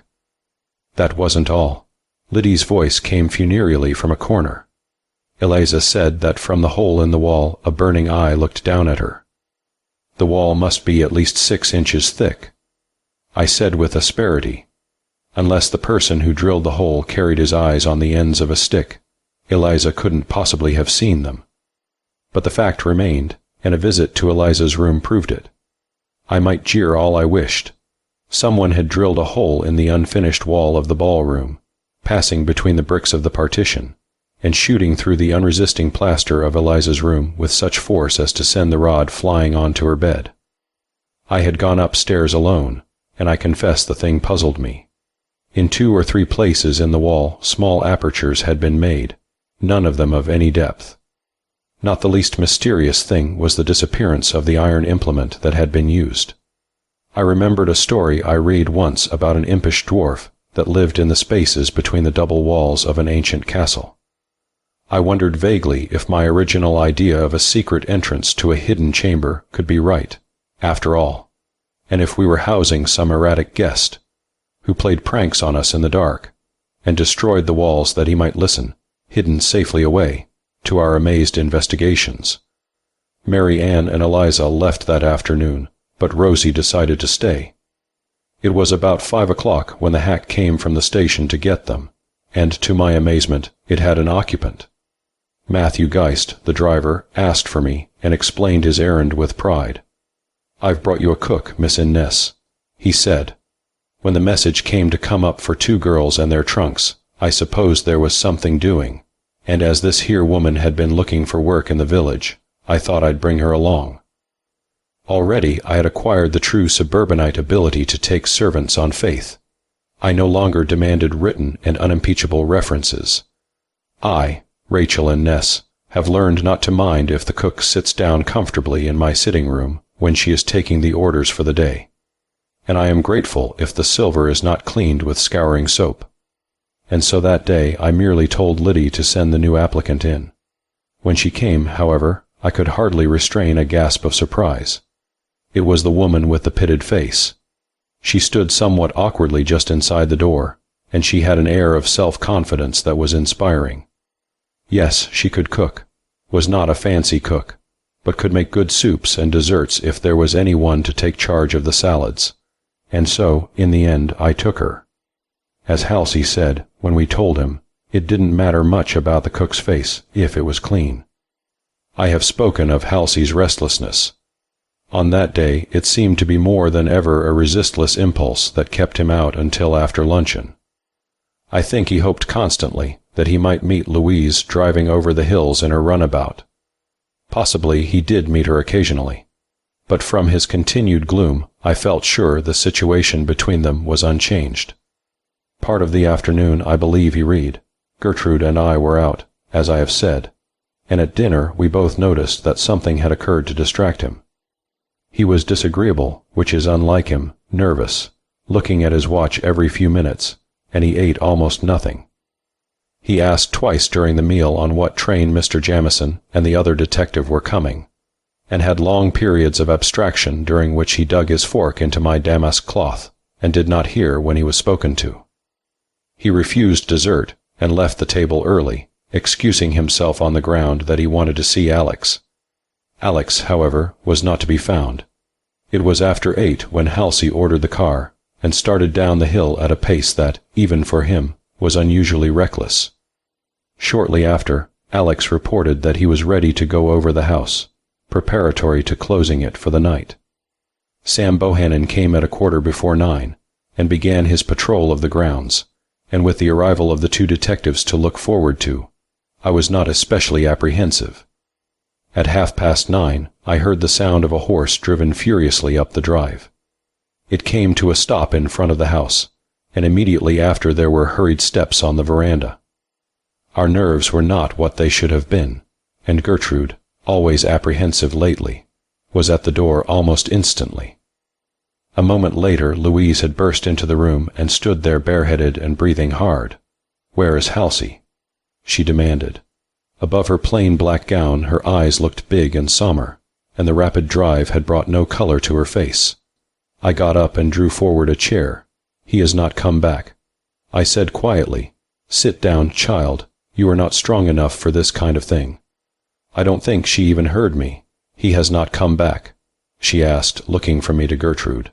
"Do you know where he went? Where can I find him?" "For heaven's sake, Louise." Gertrude burst out, "Tell us what is wrong." "Halsey is not here.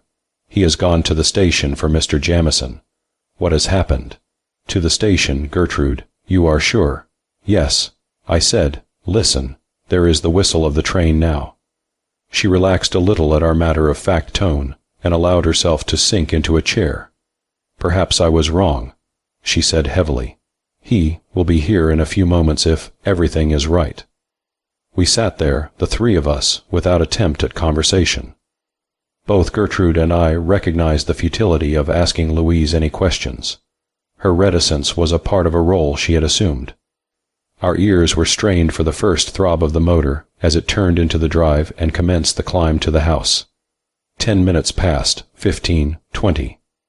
I saw Louise's hands grow rigid as they clutched the arms of her chair. I watched Gertrude's bright color slowly ebbing away, and around my own heart I seemed to feel the grasp of a giant hand. 25 minutes, and then a sound. But it was not the chug of the motor. It was the unmistakable rumble of the Casanova hack. Gertrude drew aside the curtain and peered into the darkness. "It's the hack, I am sure," she said, evidently relieved. "Something has gone wrong with the car, and no wonder, the way Halsey went down the hill." It seemed a long time before the creaking vehicle came to a stop at the door. Louise rose and stood watching, her hand to her throat, and then Gertrude opened the door, admitting Mr. Jamieson and a stocky, middle-aged man. Halsey was not with them. When the door had closed and Louise realized that Halsey had not come, her expression changed. From tense watchfulness to relief, and now again to absolute despair, her face was an open page. "Halsey," I asked unceremoniously, ignoring the stranger, "did he not meet you?" "No." Mr. Jamieson looked slightly surprised. "I rather expected the car, but we got up all right." "You didn't see him at all?" Louise demanded breathlessly. Mr. Jamieson knew her at once, although he had not seen her before. She had kept to her rooms until the morning she left. "No, Miss Armstrong," he said, "I saw nothing of him. What is wrong?" "Then we shall have to find him," she asserted. "Every instant is precious. Mr. Jamieson, I have reason for believing that he is in danger, but I don't know what it is. Only he must be found." The stocky man had said nothing. Now, however, he went quickly toward the door. "I'll catch the hack down the road and hold it," he said. "Is the gentleman down in the town?" "Mr. Jamieson." Louise said impulsively, "I can use the hack. Take my horse and trap outside and drive like mad. Try to find the dragonfly. It ought to be easy to trace. I can think of no other way. Only, don't lose a moment." The new detective had gone, and a moment later Jamieson went rapidly down the drive, the cob's feet striking fire at every step. Louise stood looking after them. When she turned around, she faced Gertrude, who stood indignant, almost tragic, in the hall. "You know what threatens Halsey, Louise," she said accusingly. "I believe you know this whole horrible thing, this mystery that we are struggling with. If anything happens to Halsey, I shall never forgive you." Louise only raised her hands despairingly and dropped them again. "He is as dear to me as he is to you," she said sadly. "I tried to warn him." "Nonsense," I said as briskly as I could. "We are making a lot of trouble out of something perhaps very small. Halsey was probably late. He is always late. Any moment we may hear the car coming up the road." But it did not come. After a half hour of suspense, Louise went out quietly and did not come back. I hardly knew she was gone until I heard the station hack moving off. At 11 o'clock the telephone rang. It was Mr. Jamieson. "I have found the dragonfly, Miss Innes," he said. "It has collided with a freight car on the siding above the station. No, Mr. Innes was not there, but we shall probably find him. Send Warner for the car." But they did not find him. At 4 o'clock the next morning we were still waiting for news, while Alex watched the house and Sam the grounds. At daylight I dropped into exhausted sleep. Halsey had not come back, and there was no word from the detective. Chapter 26. Halsey's disappearance. Nothing that had gone before had been as bad as this. The murder and Thomas' sudden death we had been able to view in a detached sort of way. But with Halsey's disappearance everything was altered. Our little circle, intact until now, was broken. We were no longer onlookers who saw a battle passing around them. We were the center of action. Of course, there was no time then to voice such an idea. My mind seemed able to hold only one thought, that Halsey had been foully dealt with, and that every minute lost might be fatal. Mr. Jamieson came back about 8 o'clock the next morning. He was covered with mud, and his hat was gone. Altogether, we were a sad-looking trio that gathered around a breakfast that no one could eat. Over a cup of black coffee, the detective told us what he had learned of Halsey's movements the night before. Up to a certain point, the car had made it easy enough to follow him, and I gathered that Mr. Burns, the other detective, had followed a similar car for miles at dawn, only to find it was a touring car on an endurance run. He left here about 10 minutes after 8. Mr. Jamieson said. He went alone, and at 8:20 he stopped at Dr. Walker's. I went to the doctor's about midnight, but he had been called out on a case, and had not come back at 4 o'clock. From the doctor's it seems Mr. Innes walked across the lawn to the cottage Mrs. Armstrong and her daughter have taken. Mrs. Armstrong had retired, and he said perhaps a dozen words to Miss Louise. She will not say what they were, but the girl evidently suspects what has occurred. That is, she suspects foul play, but she doesn't know of what nature. Then, apparently, he started directly for the station. He was going very fast. The flagman at the Carroll Street crossing says he saw the car pass. He knew the siren. Along somewhere in the dark stretch between Carroll Street and the depot, he evidently swerved suddenly, perhaps someone in the road, and went full into the side of a freight. We found it there last night. He might have been thrown under the train by the force of the shock. I said tremulously. Gertrude shuddered. We examined every inch of track. There was no sign. But surely he can't be gone. I cried. Aren't there traces in the mud, anything? There is no mud, only dust. There has been no rain, and the footpath there is of cinders.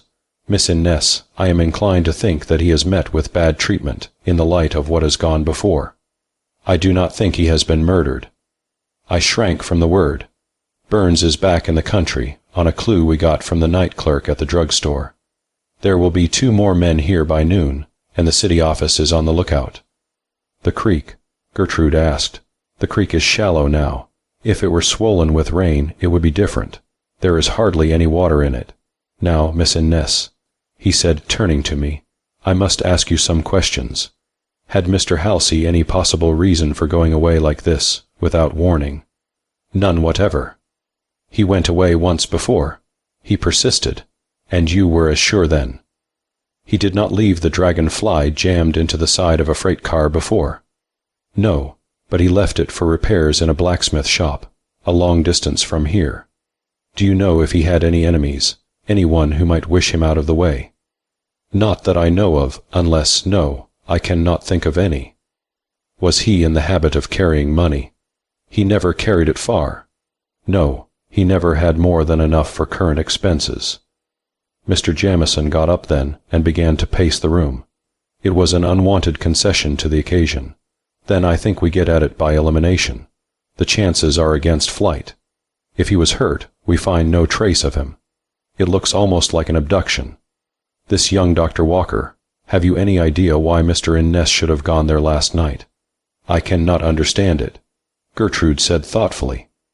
"I don't think he knew Dr. Walker at all, and their relations could hardly have been cordial under the circumstances." Jamieson pricked up his ears, and little by little he drew from us the unfortunate story of Halsey's love affair, and the fact that Louise was going to marry Dr. Walker. Mr. Jamieson listened attentively. "There are some interesting developments here," he said thoughtfully. "The woman who claims to be the mother of Lucian Wallace has not come back. Your nephew has apparently been spirited away. There is an organized attempt being made to enter this house. In fact, it has been entered. Witness the incident with the cook yesterday, and I have a new piece of information." He looked carefully away from Gertrude. "Mr. John Bailey is not at his Knickerbocker apartments, and I don't know where he is. It's a hash, that's what it is. It's a Chinese puzzle. They won't fit together unless Mr. Bailey and your nephew have again," and once again Gertrude surprised me. "They are not together," she said hotly. "I know where Mr. Bailey is, and my brother is not with him." The detective turned and looked at her keenly. "Miss Gertrude," he said, "if you and Miss Louise would only tell me everything you know and surmise about this business, I should be able to do a great many things.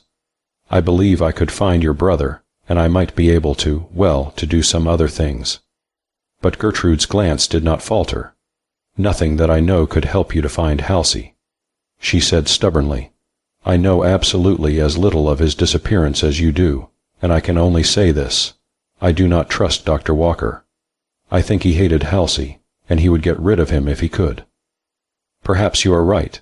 In fact, I had some such theory myself, but Dr. Walker went out late last night to a serious case in Summitville, and is still there. Burns traced him there. We have made guarded inquiry at the Greenwood Club, and through the village. There is absolutely nothing to go on but this. On the embankment above the railroad, at the point where we found the machine, is a small house. An old woman and a daughter, who is very lame, live there. They say that they distinctly heard the shock when the dragonfly hit the car, and they went to the bottom of their garden and looked over. The automobile was there. They could see the lights, and they thought someone had been injured. It was very dark, but they could make out two figures standing together. The women were curious, and, leaving the fence, they went back and by a roundabout path down to the road. When they got there, the car was still standing, the headlight broken and the bonnet crushed, but there was no one to be seen. The detective went away immediately, and to Gertrude and me was left the woman's part, to watch and wait. By luncheon nothing had been found, and I was frantic. I went upstairs to Halsey's room finally, from sheer inability to sit across from Gertrude any longer, and meet her terror-filled eyes. Liddy was in my dressing room, suspiciously red-eyed, and trying to put a right sleeve in a left armhole of a new waist for me. I was too much shaken to scold. "What name did that woman in the kitchen give?" she demanded, viciously ripping out the offending sleeve. "Bliss, Mattie Bliss." I replied, "Bliss, M.B. Well, that's not what she has on his suitcase. It is marked NFC. The new cook and her initials troubled me not at all. I put on my bonnet and sent for what the Casanova liveryman called a stylish turnout. Having once made up my mind to a course of action, I am not one to turn back. Warner drove me. He was plainly disgusted, and he steered the livery horse as he would the dragon fly, feeling uneasily with his left foot for the clutch, and working his right elbow at an imaginary horn every time a dog got in the way. Warner had something on his mind, and after we had turned into the road, he voiced it.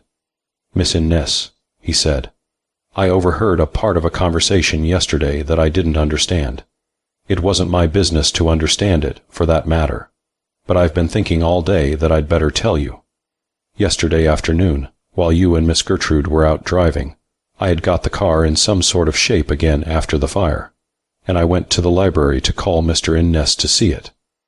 I went into the living room, where Miss Liddy said he was, and halfway across to the library I heard him talking to someone. He seemed to be walking up and down, and he was in a rage, I can tell you. What did he say? The first thing I heard was, 'Excuse me, Miss Innes, but it's what he said, the damned rascal.' He said, 'I'll see him in hell was what he said, in hell first.' Then somebody else spoke up. It was a woman. She said, 'I warned them, but they thought I would be afraid.' A woman, did you wait to see who it was? I wasn't spying, Miss Innes." Warner said with dignity, but the next thing caught my attention. She said, "I knew there was something wrong from the start. A man isn't well one day and dead the next, without some reason." I thought she was speaking of Thomas. "And you don't know who it was?" I exclaimed. "Warner, you had the key to this whole occurrence in your hands and did not use it." However, there was nothing to be done. I resolved to make inquiry when I got home, and in the meantime my present errand absorbed me. This was nothing less than to see Louise Armstrong, and to attempt to drag from her what she knew, or suspected, of Halsey's disappearance. But here, as in every direction I turned, I was baffled. A neat maid answered the bell, but she stood squarely in the doorway, and it was impossible to preserve one's dignity and pass her. "Miss Armstrong is very ill, and unable to see anyone," she said. I did not believe her. "And Mrs. Armstrong, is she also ill?" "She is with Miss Louise and cannot be disturbed." "Tell her it is Miss Innes, and that it is a matter of the greatest importance." "It would be of no use, Miss Innes. My orders are positive." At that moment a heavy step sounded on the stairs. Past the maid's white-strapped shoulder I could see a familiar thatch of gray hair, and in a moment I was face to face with Dr. Stewart. He was very grave, and his customary geniality was tinged with restraint. "You are the very woman I want to see," he said promptly. "Send away your trap and let me drive you home. What is this about your nephew?" "He has disappeared, doctor. Not only that, but there is every evidence that he has been either abducted, or I could not finish." The doctor helped me into his capacious buggy in silence. Until we had got a little distance he did not speak. Then he turned and looked at me. "Now tell me about it," he said. He heard me through without speaking. "And you think Louise knows something," he said when I had finished. "I don't, in fact, I am sure of it. The best evidence of it is this. She asked me if he had been heard from, or if anything had been learned. She won't allow Walker in the room, and she made me promise to see you and tell you this. Don't give up the search for him. Find him, and find him soon. He is living." "Well," I said, "if she knows that, she knows more. She is a very cruel and ungrateful girl." "She is a very sick girl," he said gravely. "Neither you nor I can judge her until we know everything. Both she and her mother are ghosts of their former selves. Under all this, these two sudden deaths, this bank robbery, the invasions at Sunnyside, and Halsey's disappearance, there is some mystery that, mark my words, will come out some day. And when it does, we shall find Louise Armstrong a victim." I had not noticed where we were going, but now I saw we were beside the railroad, and from a knot of men standing beside the track I divined that it was here the car had been found. The siding, however, was empty. Except a few bits of splintered wood on the ground, there was no sign of the accident. "Where is the freight car that was rammed?" The doctor asked a bystander. "It was taken away at daylight, when the train was moved." There was nothing to be gained. He pointed out the house on the embankment where the old lady and her daughter had heard the crash and seen two figures beside the car. Then we drove slowly home. I had the doctor put me down at the gate, and I walked to the house, past the lodge where we had found Louise, and later poor Thomas, up the drive where I had seen a man watching the lodge and where, later, Rosie had been frightened, past the east entrance, where so short a time before the most obstinate effort had been made to enter the house, and where, that night 2 weeks ago, Liddy and I had seen the strange woman. Not far from the west wing lay the blackened ruins of the stables. I felt like a ruin myself as I paused on the broad veranda before I entered the house. 2 private detectives had arrived in my absence, and it was a relief to turn over to them the responsibility of the house and grounds. Mr. Jamieson, they said, had arranged for more to assist in the search for the missing man, and at that time the country was being scoured in all directions. The household staff was again depleted that afternoon. Liddy was waiting to tell me that the new cook had gone, bag and baggage, without waiting to be paid. No one had admitted the visitor whom Warner had heard in the library, unless, possibly, the missing cook. Again I was working in a circle. Chapter 27. Who is Nina Carrington? The 4 days, from Saturday to the following Tuesday, we lived, or existed, in a state of the most dreadful suspense. We ate only when Liddy brought in a tray, and then very little. The papers, of course, had got hold of the story, and we were besieged by newspaper men. From all over the country false clues came pouring in and raised hopes that crumbled again to nothing. Every morgue within 100 miles, every hospital, had been visited without result. Mr. Jamieson, personally, took charge of the organized search, and every evening, no matter where he happened to be, he called us by long-distance telephone. It was the same formula: nothing today, a new clue to work on. Better luck tomorrow. And heartsick, we would put up the receiver and sit down again to our vigil. The inaction was deadly. Liddy cried all day, and because she knew I objected to tears, sniffled audibly around the corner. For heaven's sake, smile. I snapped at her, and her ghastly attempt at a grin, with her swollen nose and red eyes, made me hysterical. I laughed and cried together, and pretty soon, like the 2 old fools we were sitting together weeping into the same handkerchief. Things were happening, of course, all the time, but they made little or no impression. The charity hospital called up Dr. Stewart and reported that Mrs. Watson was in a critical condition.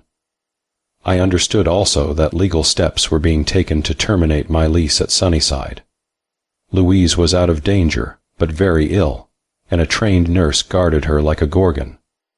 There was a rumor in the village, brought up by Liddy from the butcher's, that a wedding had already taken place between Louise and Dr. Walker, and this roused me for the first time to action.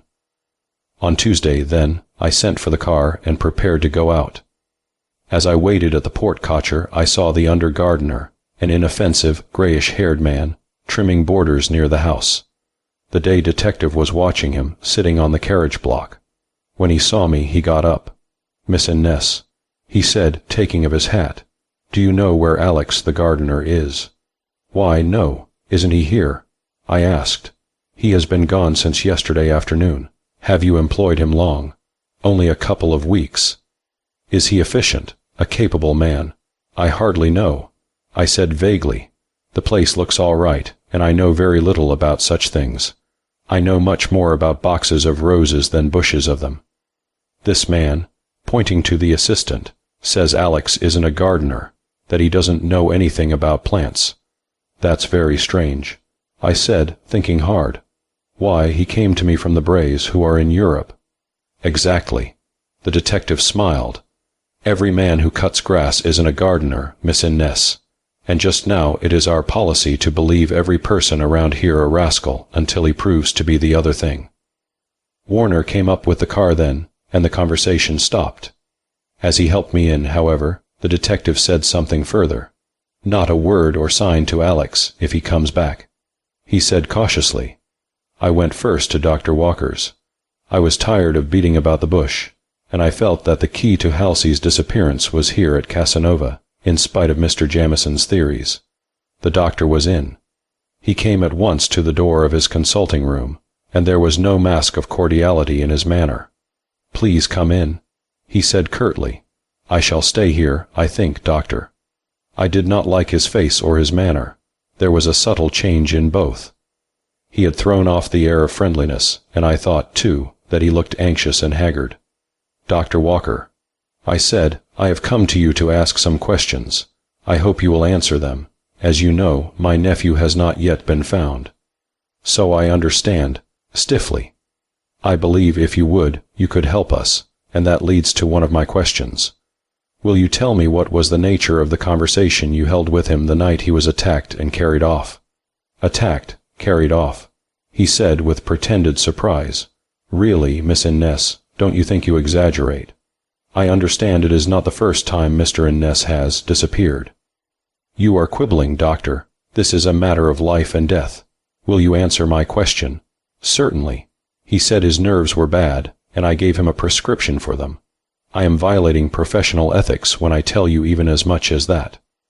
I could not tell him he lied. I think I looked it, but I hazarded a random shot. I thought perhaps, I said, watching him narrowly, that it might be about Nina Carrington. For a moment I thought he was going to strike me. He grew livid, and a small crooked blood vessel in his temple swelled and throbbed curiously. Then he forced a short laugh. "Who is Nina Carrington?" he asked. "I am about to discover that," I replied, and he was quiet at once. It was not difficult to divine that he feared Nina Carrington a good deal more than he did the devil. Our leave-taking was brief. In fact, we merely stared at each other over the waiting-room table, with its litter of year-old magazines. Then I turned and went out, to Richfield. I told Warner, and on the way I thought and thought hard. Nina Carrington, Nina Carrington. The roar and rush of the wheels seemed to sing the words, Nina Carrington, N.C., and I then knew as surely as if I had seen the whole thing. There had been an N.C. on the suitcase belonging to the woman with the pitted face. How simple it all seemed. Mattie Bliss had been Nina Carrington. It was she Warner had heard in the library. It was something she had told Halsey that had taken him frantically to Dr. Walker's office, and from there perhaps to his death. If we could find the woman, we might find what had become of Halsey. We were almost at Richfield now, so I kept on. My mind was not on my errand there now. It was back with Halsey on that memorable night. What was it he had said to Louise that had sent her up to Sunnyside, half wild with fear for him? I made up my mind, as the car drew up before the Tate cottage, that I would see Louise if I had to break into the house at night. Almost exactly the same scene as before greeted my eyes at the cottage. Mrs. Tate, the baby carriage in the path, the children at the swing, all were the same. She came forward to meet me, and I noticed that some of the anxious lines had gone out of her face. She looked young, almost pretty. "I am glad you have come back," she said. "I think I will have to be honest and give you back your money." "Why?" I asked. "Has the mother come?" "No. But someone came and paid the boy's board for a month. She talked to him for a long time, but when I asked him afterward he didn't know her name. A young woman, not very young, about 40, I suppose. She was small and fair-haired, just a little bit gray, and very sad. She was in deep mourning, and I think, when she came, she expected to go at once. But the child, Lucian, interested her. She talked to him for a long time, and indeed, she looked much happier when she left." "You are sure this was not the real mother?" "Oh, mercy, no. Why, she didn't know which of the three was Lucian. I thought perhaps she was a friend of yours, but, of course, I didn't ask." "She was not pock-marked." I asked at a venture. "No, indeed, a skin like a baby's, but perhaps you will know the initials. She gave Lucian a handkerchief and forgot it. It was very fine, black-bordered, and it had 3 hand-worked letters in the corner, FBA. No." I said with truth enough, "She is not a friend of mine." FBO was Fanny Armstrong, without a chance of doubt. With another warning to Mrs. Tate as to silence, we started back to Sunnyside. So Fanny Armstrong knew of Lucian Wallace, and was sufficiently interested to visit him and pay for his support. Who was the child's mother, and where was she? Who was Nina Carrington? Did either of them know where Halsey was or what had happened to him? On the way home we passed the little cemetery where Thomas had been laid to rest. I wondered if Thomas could have helped us to find Halsey, had he lived. Farther along was the more imposing burial ground, where Arnold Armstrong and his father lay in the shadow of a tall granite shaft. Of the three, I think Thomas was the only one sincerely mourned. Chapter 28. A Tramp and the Toothache. The bitterness toward the dead president of the Traders' Bank seemed to grow with time.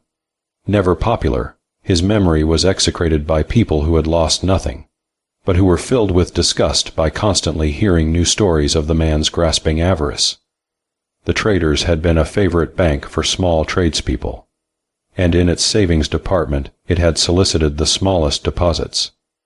People who had thought to be self-supporting to the last found themselves confronting the poorhouse, their $200 or $300 savings wiped away. All bank failures have this element, however, and the directors were trying to promise 20% on deposits. But, like everything else those days, the bank failure was almost forgotten by Gertrude and myself. We did not mention Jack Bailey. I had found nothing to change my impression of his guilt, and Gertrude knew how I felt. As for the murder of the bank president's son, I was of two minds. One day I thought Gertrude knew or at least suspected that Jack had done it. The next I feared that it had been Gertrude herself, that night alone on the circular staircase. And then the mother of Lucian Wallace would obtrude herself, and an almost equally good case might be made against her. There were times, of course, when I was disposed to throw all those suspicions aside, and fix definitely on the unknown, whoever that might be. I had my greatest disappointment when it came to tracing Nina Carrington. The woman had gone without leaving a trace. Marked as she was, it should have been easy to follow her, but she was not to be found. A description to one of the detectives, on my arrival at home, had started the ball rolling. But by night she had not been found. I told Gertrude then about the telegram to Louise when she had been ill before, about my visit to Dr. Walker, and my suspicions that Mattie Bliss and Nina Carrington were the same. She thought, as I did, that there was little doubt of it. I said nothing to her, however, of the detective's suspicions about Alex. Little things that I had not noticed at the time now came back to me. I had an uncomfortable feeling that perhaps Alex was a spy, and that by taking him into the house I had played into the enemy's hand. But at 8 o'clock that night Alex himself appeared, and with him a strange and repulsive individual. They made a queer pair, for Alex was almost as disreputable as the tramp, and he had a badly swollen eye. Gertrude had been sitting listlessly waiting for the evening message from Mr. Jamieson, but when the singular pair came in, as they did, without ceremony, she jumped up and stood staring. Winters, the detective who watched the house at night, followed them and kept his eyes sharply on Alex's prisoner. For that was the situation as it developed. He was a tall, lanky individual, ragged and dirty, and just now he looked both terrified and embarrassed. Alex was too much engrossed to be either, and to this day I don't think I ever asked him why he went off without permission the day before. Miss Innes, Alex began abruptly, this man can tell us something very important about the disappearance of Mr. Innes. I found him trying to sell this watch. He took a watch from his pocket and put it on the table. It was Halsey's watch. I had given it to him on his 21st birthday. I was dumb with apprehension. He says he had a pair of cuff links also, but he sold them for $1.50. Put in the disreputable individual hoarsely, with an eye on the detective. He is not dead. I implored.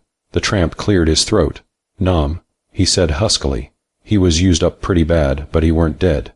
He was common to hisself when He stopped and looked at the detective. "I didn't steal it, Mr. Winters," he whined. "I found it in the road, honest to God, I did." Mr. Winters paid no attention to him. He was watching Alex. I'd better tell what he told me. Alex broke in. "It will be quicker. When Mr. Jamieson calls up, we can start him right. Mr. Winters, I found this man trying to sell that watch on 5th Street.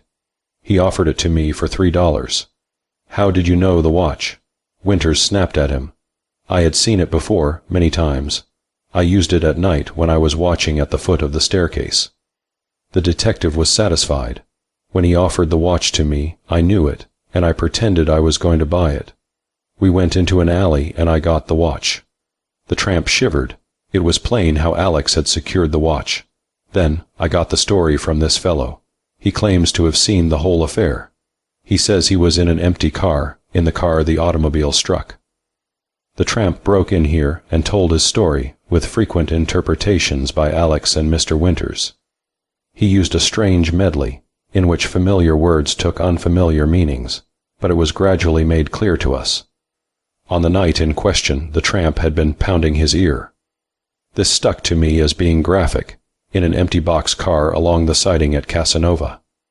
The train was going west and due to leave at dawn. The tramp and the brakie were friendly, and things going well. About 10 o'clock, perhaps earlier, a terrific crash against the side of the car roused him. He tried to open the door, but could not move it. He got out of the other side, and just as he did so, he heard someone groan. The habits of a lifetime made him cautious. He slipped on to the bumper of a car and peered through. An automobile had struck the car and stood there on 2 wheels. The tail lights were burning, but the headlights were out. 2 men were stooping over someone who lay on the ground. Then the taller of the 2 started on a dog trot along the train looking for an empty. He found one 4 cars away and ran back again. The 2 lifted the unconscious man into the empty boxcar, and, getting in themselves, stayed for 3 or 4 minutes. When they came out, after closing the sliding door, they cut up over the railroad embankment toward the town. One, the short one, seemed to limp. The tramp was wary. He waited for 10 minutes or so. Some women came down a path to the road and inspected the automobile. When they had gone, he crawled into the boxcar and closed the door again. Then he lighted a match. The figure of a man, unconscious, gagged, and with his hands tied, lay far at the end. The tramp lost no time. He went through his pockets, found a little money and the cuff links, and took them. Then he loosened the gag, it had been cruelly tight, and went his way, again closing the door of the boxcar. Outside on the road he found the watch. He got on the fast freight east, some time after, and rode into the city. He had sold the cuff links, but on offering the watch to Alex he had been copped. The story, with its cold recital of villainy, was done. I hardly knew if I were more anxious or less. That it was Halsey, there could be no doubt. How badly he was hurt, how far he had been carried, were the questions that demanded immediate answer. But it was the first real information we had had. My boy had not been murdered outright. But instead of vague terrors, there was now the real fear that he might be lying in some strange hospital receiving the casual attention commonly given to the charity cases. Even this, had we known it, would have been paradise to the terrible truth. I wake yet and feel myself cold and trembling with the horror of Halsey's situation for 3 days after his disappearance. Mr. Winters and Alex disposed of the tramp with a warning. It was evident he had told us all he knew. We had occasion, within a day or 2, to be doubly thankful that we had given him his freedom. When Mr. Jamieson telephoned that night, we had news for him. He told me what I had not realized before, that it would not be possible to find Halsey at once, even with this clue.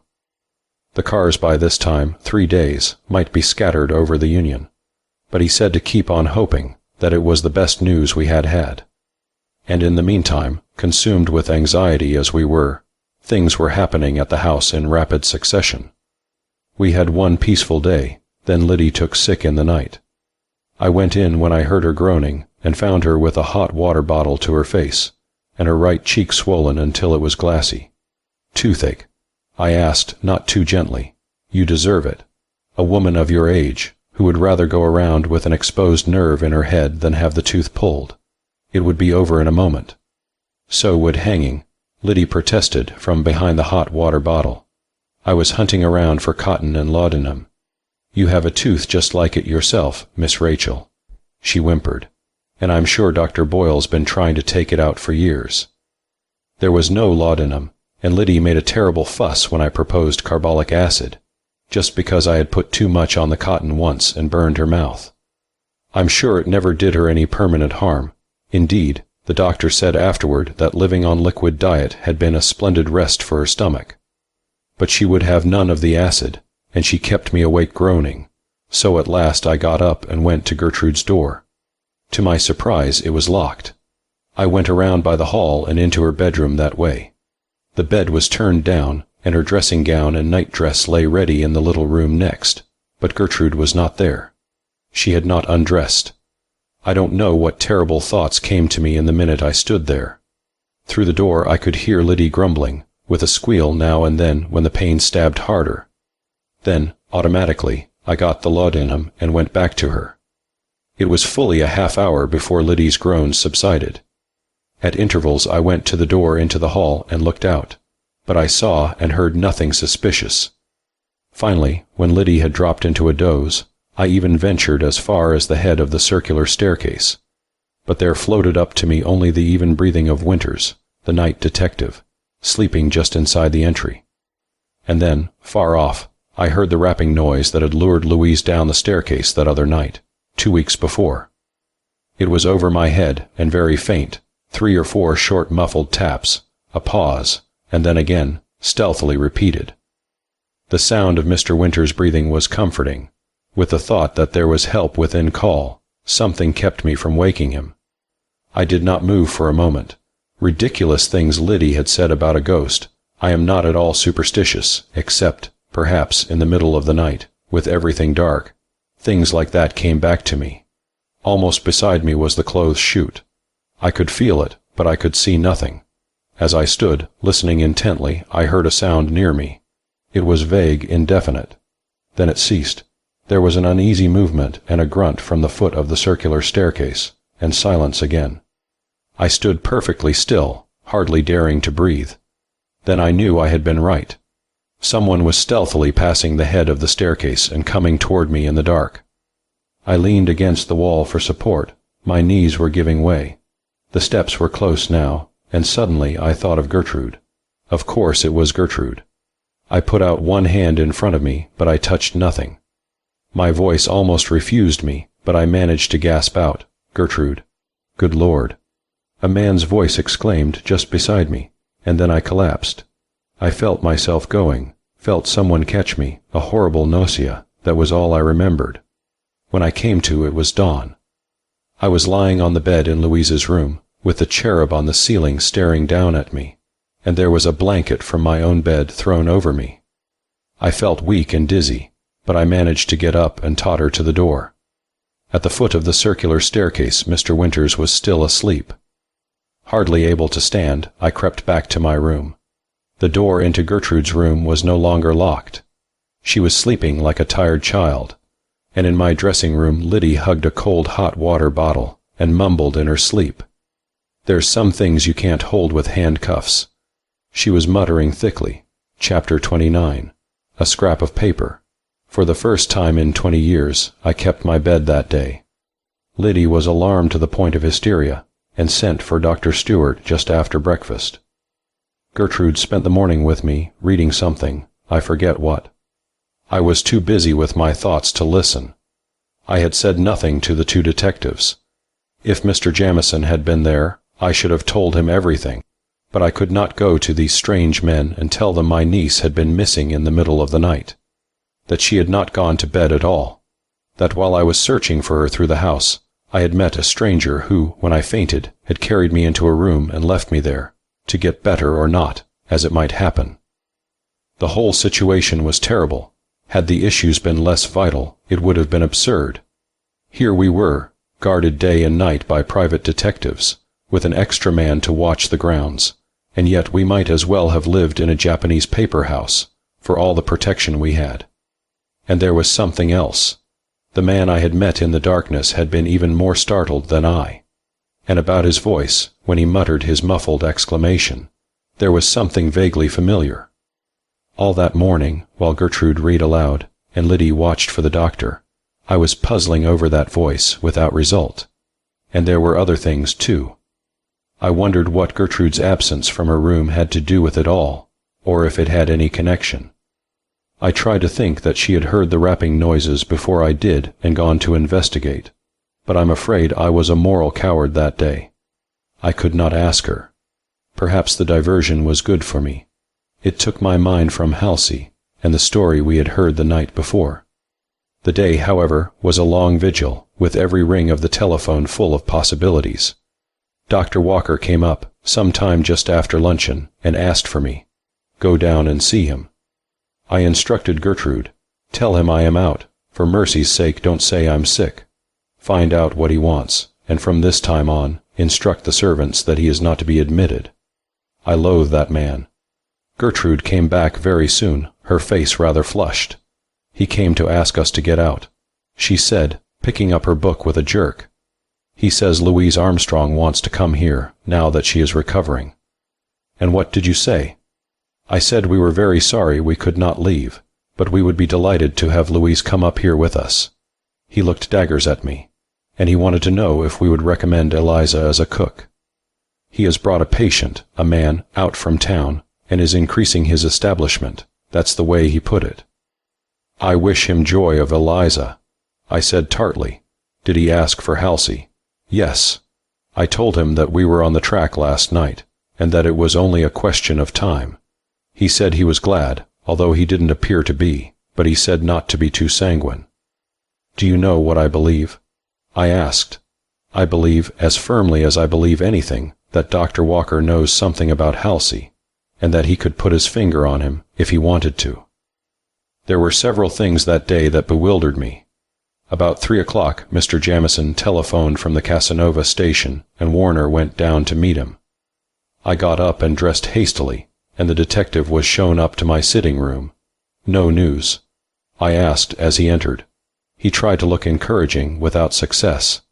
I noticed that he looked tired and dusty, and although he was ordinarily impeccable in his appearance, it was clear that he was at least 2 days from a razor.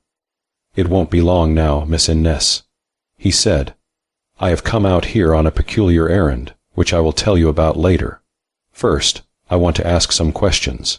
Did anyone come out here yesterday to repair the telephone and examine the wires on the roof?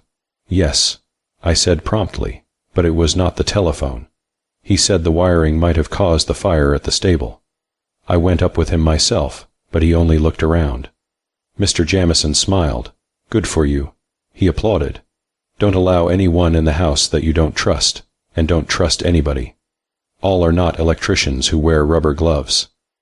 He refused to explain further, but he got a slip of paper out of his pocketbook and opened it carefully. Listen, he said. You heard this before and scoffed. In the light of recent developments, I want you to read it again. You are a clever woman, Miss Innes. Just as surely as I sit here, there is something in this house that is wanted very anxiously by a number of people. The lines are closing up, Miss Innes. The paper was the one he had found among Arnold Armstrong's effects, and I read it again. By altering the plans for rooms may be possible. The best way, in my opinion, would be the plan for, in one of the rooms, chimney. I think I understand, I said slowly.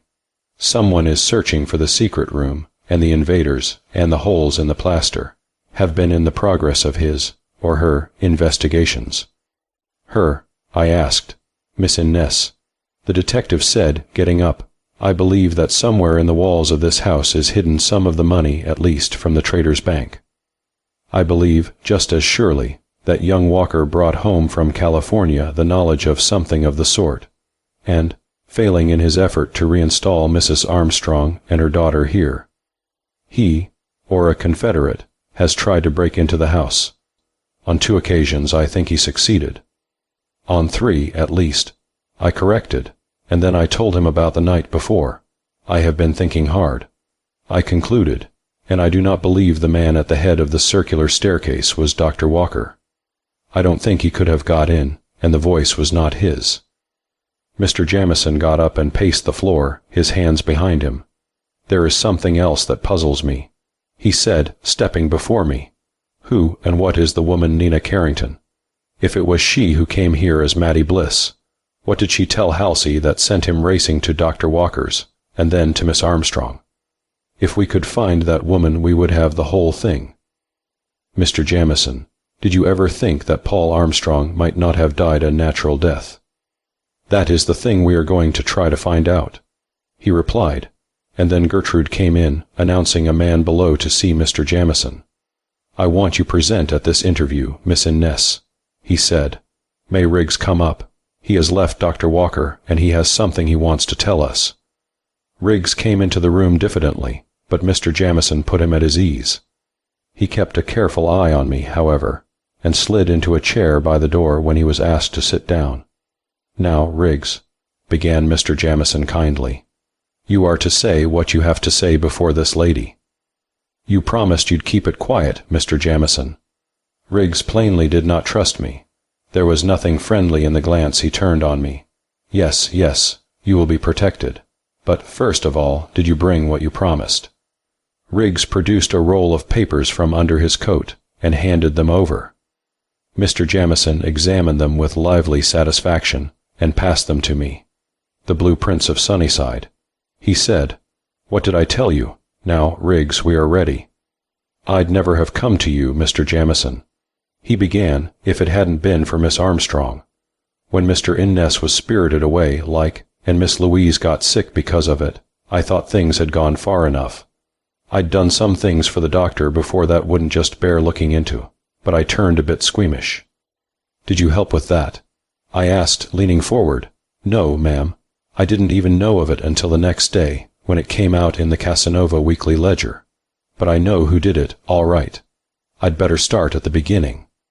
When Dr. Walker went away to California with the Armstrong family, there was talk in the town that when he came back he would be married to Miss Armstrong, and we all expected it. First thing I knew, I got a letter from him in the West.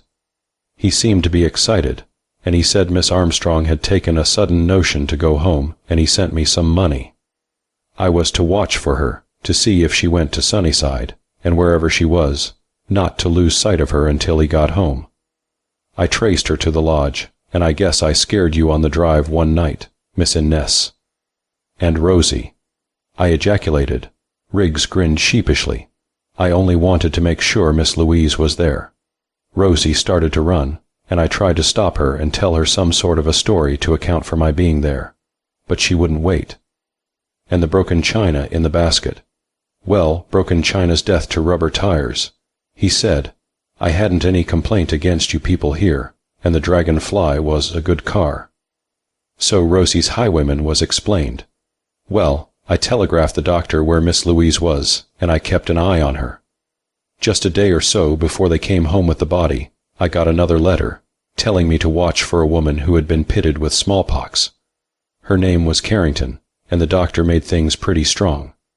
If I found any such woman loafing around, I was not to lose sight of her for a minute until the doctor got back. Well, I would have had my hands full, but the other woman didn't show up for a good while, and when she did the doctor was home. "Riggs," I asked suddenly, "did you get into this house a day or two after I took it at night?" "I did not, Miss Innes.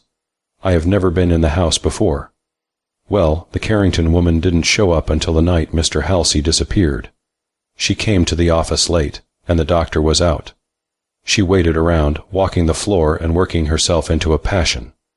When the doctor didn't come back, she was in an awful way.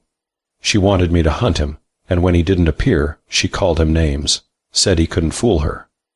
There was murder being done, and she would see him swing for it. She struck me as being an ugly customer, and when she left, about 11 o'clock, and went across to the Armstrong place, I was not far behind her. She walked all around the house first, looking up at the windows. Then she rang the bell, and the minute the door was opened she was through it, and into the hall. How long did she stay? That's the queer part of it, Riggs said eagerly. She didn't come out that night at all. I went to bed at daylight, and that was the last I heard of her until the next day, when I saw her on a truck at the station, covered with a sheet. She'd been struck by the express, and you would hardly have known her dead, of course. I think she stayed all night in the Armstrong house, and the agent said she was crossing the track to take the up train to town when the express struck her." "Another circle," I exclaimed. "Then we are just where we started." "Not so bad as that, Miss Innes," Riggs said eagerly. "Nina Carrington came from the town in California where Mr. Armstrong died. Why was the doctor so afraid of her? The Carrington woman knew something. I lived with Dr. Walker 7 years, and I know him well. There are few things he is afraid of. I think he killed Mr. Armstrong out in the West somewhere, that's what I think. What else he did I don't know, but he dismissed me and pretty nearly throttled me, for telling Mr. Jamieson here about Mr. and Ness having been at his office the night he disappeared, and about my hearing them quarreling. What was it Warner overheard the woman say to Mr. and Ness in the library? The detective asked me. She said I knew there was something wrong from the start. A man isn't well one day and dead the next without some reason. How perfectly it all seemed to fit. Chapter 30. When Churchyards Yawn. It was on Wednesday Riggs told us the story of his connection with some incidents that had been previously unexplained. Halsey had been gone since the Friday night before, and with the passage of each day I felt that his chances were lessening. I knew well enough that he might be carried thousands of miles in the boxcar, locked in, perhaps, without water or food. I had read of cases where bodies had been found locked in cars on isolated sightings in the West, and my spirits went down with every hour. His recovery was destined to be almost as sudden as his disappearance, and was due directly to the tramp Alex had brought to Sunnyside. It seems the man was grateful for his release, and when he learned something of Halsey's whereabouts from another member of his fraternity, for it is a fraternity, he was prompt in letting us know. On Wednesday evening, Mr. Jamieson, who had been down at the Armstrong house trying to see Louise, and failing, was met near the gate at Sunnyside by an individual precisely as repulsive and unkempt as the one Alex had captured. The man knew the detective, and he gave him a piece of dirty paper, on which was scrawled the words, "He's at City Hospital, Johnsville." The tramp who brought the paper pretended to know nothing except this. The paper had been passed along from a hobo in Johnsville, who seemed to know the information would be valuable to us. Again the long-distance telephone came into requisition. Mr. Jamieson called the hospital while we crowded around him, and when there was no longer any doubt that it was Halsey, and that he would probably recover, we all laughed and cried together. I am sure I kissed Liddy, and I have had terrible moments since when I seem to remember kissing Mr. Jamieson, too, in the excitement. Anyhow, by 11 o'clock that night Gertrude was on her way to Johnsville, 380 miles away, accompanied by Rosie. The domestic force was now down to Mary Ann and Liddy, with the under-gardener's wife coming every day to help out. Fortunately, Warner and the detectives were keeping bachelor hall in the lodge. Out of deference to Liddy, they washed their dishes once a day, and they concocted queer messes, according to their several abilities. They had one triumph that they ate regularly for breakfast, and that clung to their clothes and their hair the rest of the day. It was bacon, hardtack, and onions, fried together. They were almost pathetically grateful, however, I noticed, for an occasional broiled tenderloin. It was not until Gertrude and Rosie had gone and Sunnyside had settled down for the night, with Winters at the foot of the staircase, that Mr. Jamieson broached a subject he had evidently planned before he came. "Miss Ness," he said, stopping me as I was about to go to my room upstairs, "how are your nerves tonight?" "I have none," I said happily. "With Halsey found, my troubles have gone." "I mean," he persisted, "do you feel as though you could go through with something rather unusual?" "The most unusual thing I can think of would be a peaceful night. But if anything is going to occur, don't dare to let me miss it." "Something is going to occur," he said, "and you're the only woman I can think of that I can take along." He looked at his watch. "Don't ask me any questions, Miss Ness. Put on heavy shoes and some old dark clothes, and make up your mind not to be surprised at anything." Liddy was sleeping the sleep of the just when I went upstairs, and I hunted out my things cautiously. The detective was waiting in the hall, and I was astonished to see Dr. Stewart with him. They were talking confidentially together, but when I came down they ceased. There were a few preparations to be made, the locks to be gone over, Winters to be instructed as to renewed vigilance, and then, after extinguishing the hall light, we crept, in the darkness, through the front door and into the night. I asked no questions. I felt that they were doing me honor in making me one of the party, and I would show them I could be as silent as they. We went across the fields, passing through the woods that reached almost to the ruins of the stable, going over stiles now and then, and sometimes stepping over low fences. Once only somebody spoke, And then it was an emphatic bit of profanity from Dr. Stewart when he ran into a wire fence. We were joined at the end of 5 minutes by another man, who fell into step with the doctor silently. He carried something over his shoulder which I could not make out. In this way we walked for perhaps 20 minutes. I had lost all sense of direction. I merely stumbled along in silence, allowing Mr. Jamieson to guide me this way or that as the path demanded. I hardly know what I expected. Once, when through a miscalculation I jumped a little short over a ditch and landed above my shoe tops in the water and ooze. I remember wondering if this were really I, and if I had ever tasted life until that summer. I walked along with the water sloshing in my boots, and I was actually cheerful. I remember whispering to Mr. Jamieson that I had never seen the stars so lovely, and that it was a mistake, when the Lord had made the night so beautiful, to sleep through it. The doctor was puffing somewhat when we finally came to a halt. I confess that just at that minute even Sunnyside seemed a cheerful spot. We had paused at the edge of a level cleared place, bordered all around with primly trimmed evergreen trees. Between them I caught a glimpse of starlight shining down on rows of white headstones and an occasional more imposing monument, or towering shaft. In spite of myself, I drew my breath in sharply. We were on the edge of the Casanova churchyard. I saw now both the man who had joined the party and the implements he carried. It was Alex, armed with 2 long-handled spades. After the first shock of surprise, I flatter myself I was both cool and quiet. We went in single file between the rows of headstones, and although, when I found myself last, I had an instinctive desire to keep looking back over my shoulder, I found that, the first uneasiness past, a cemetery at night is much the same as any other country place, filled with vague shadows and unexpected noises. Once, indeed, but Mr. Jamieson said it was an owl, and I tried to believe him. In the shadow of the Armstrong granite shaft we stopped. I think the doctor wanted to send me back. It's no place for a woman.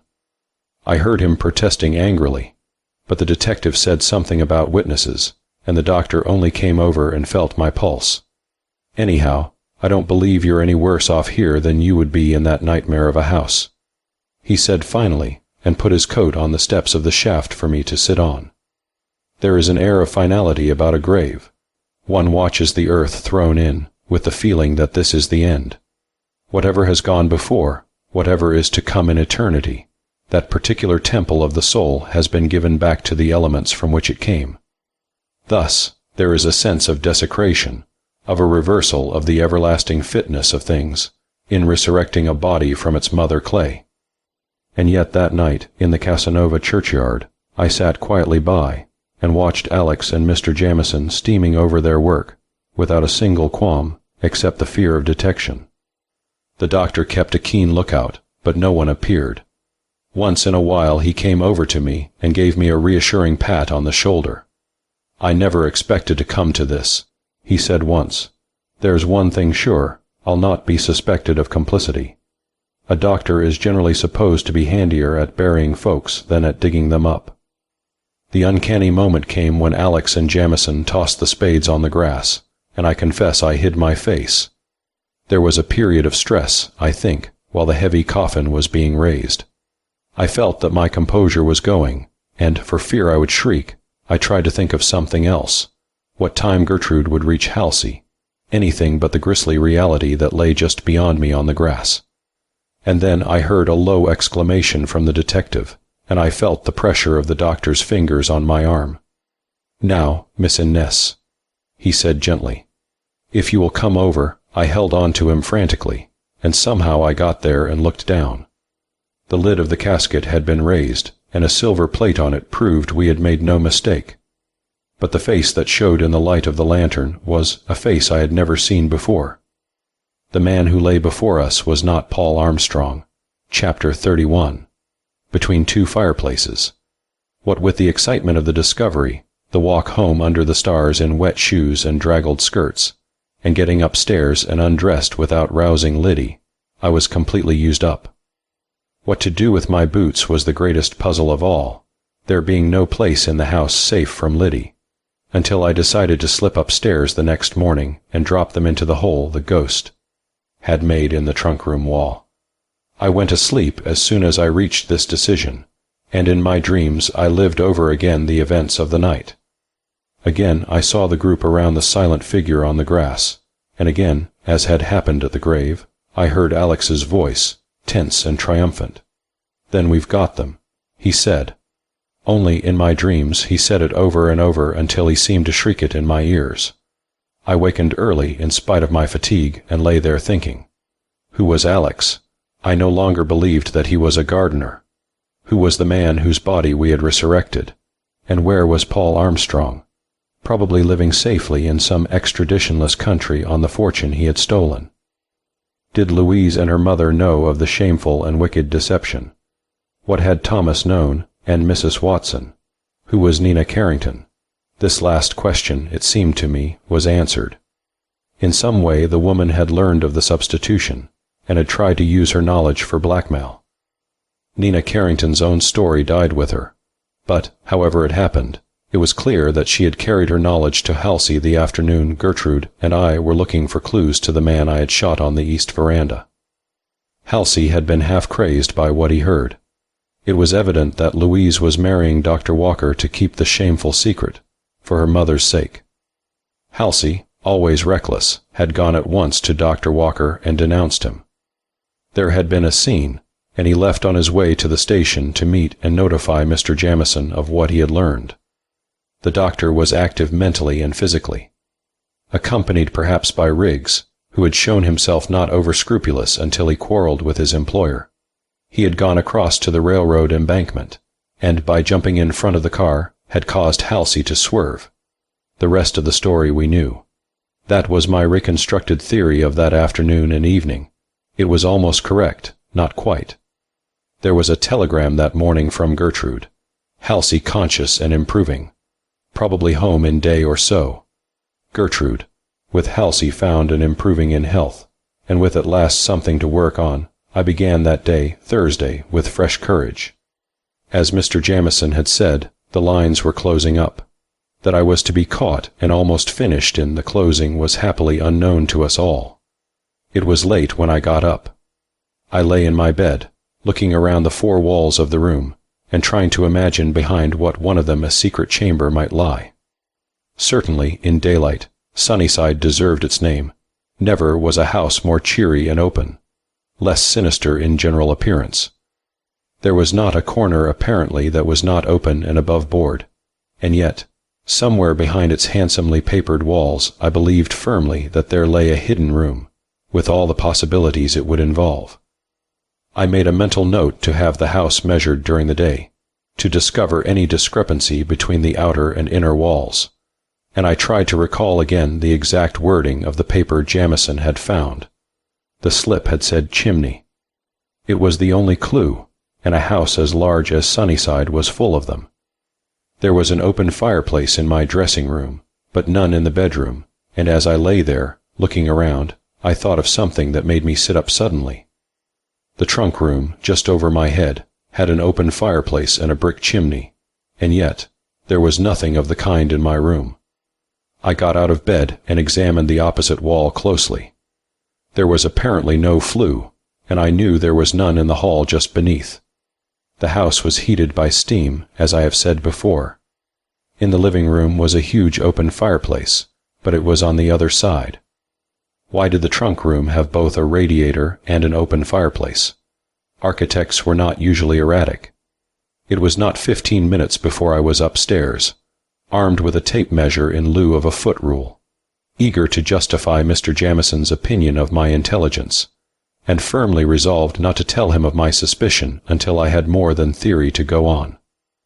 The hole in the trunk room wall still yawned there, between the chimney and the outer wall. I examined it again, with no new result. The space between the brick wall and the plaster and lath one, however, had a new significance. The hole showed only one side of the chimney, and I determined to investigate what lay in the space on the other side of the mantel. I worked feverishly. Liddy had gone to the village to market, it being her firm belief that the store people sent short measure unless she watched the scales, and that, Since the failure of the Traders' Bank, we must watch the corners, and I knew that what I wanted to do must be done before she came back. I had no tools, but after rummaging around I found a pair of garden scissors and a hatchet, and thus armed, I set to work. The plaster came out easily, the lathing was more obstinate. It gave under the blows, only to spring back into place again, and the necessity for caution made it doubly hard. I had a blister on my palm when at last the hatchet went through and fell with what sounded like the report of a gun to my overstrained nerves. I sat on a trunk, waiting to hear Liddy fly up the stairs, with the household behind her, like the tail of a comet. But nothing happened, and with a growing feeling of uncanniness I set to work enlarging the opening. The result was absolutely nil. When I could hold a lighted candle in the opening, I saw precisely what I had seen on the other side of the chimney, a space between the true wall and the false one, possibly 7 feet long and about 3 feet wide. It was in no sense of the word a secret chamber, and it was evident it had not been disturbed since the house was built. It was a supreme disappointment. It had been Mr. Jamison's idea that the hidden room, if there was one, would be found somewhere near the circular staircase. In fact, I knew that he had once investigated the entire length of the clothes chute, hanging to a rope, with this in view. I was reluctantly about to concede that he had been right, when my eyes fell on the mantel and fireplace. The latter had evidently never been used. It was closed with a metal fire front, and only when the front refused to move, and investigation showed that it was not intended to be moved, did my spirits revive. I hurried into the next room. Yes, sure enough, there was a similar mantel and fireplace there, similarly closed. In both rooms the chimney flue extended well out from the wall. I measured with the tape line, my hands trembling so that I could scarcely hold it. They extended 2.5 feet into each room, which, with the 3 feet of space between the two partitions, made 8 feet to be accounted for. 8 feet in one direction and almost 7 in the other. What a chimney it was! But I had only located the hidden room.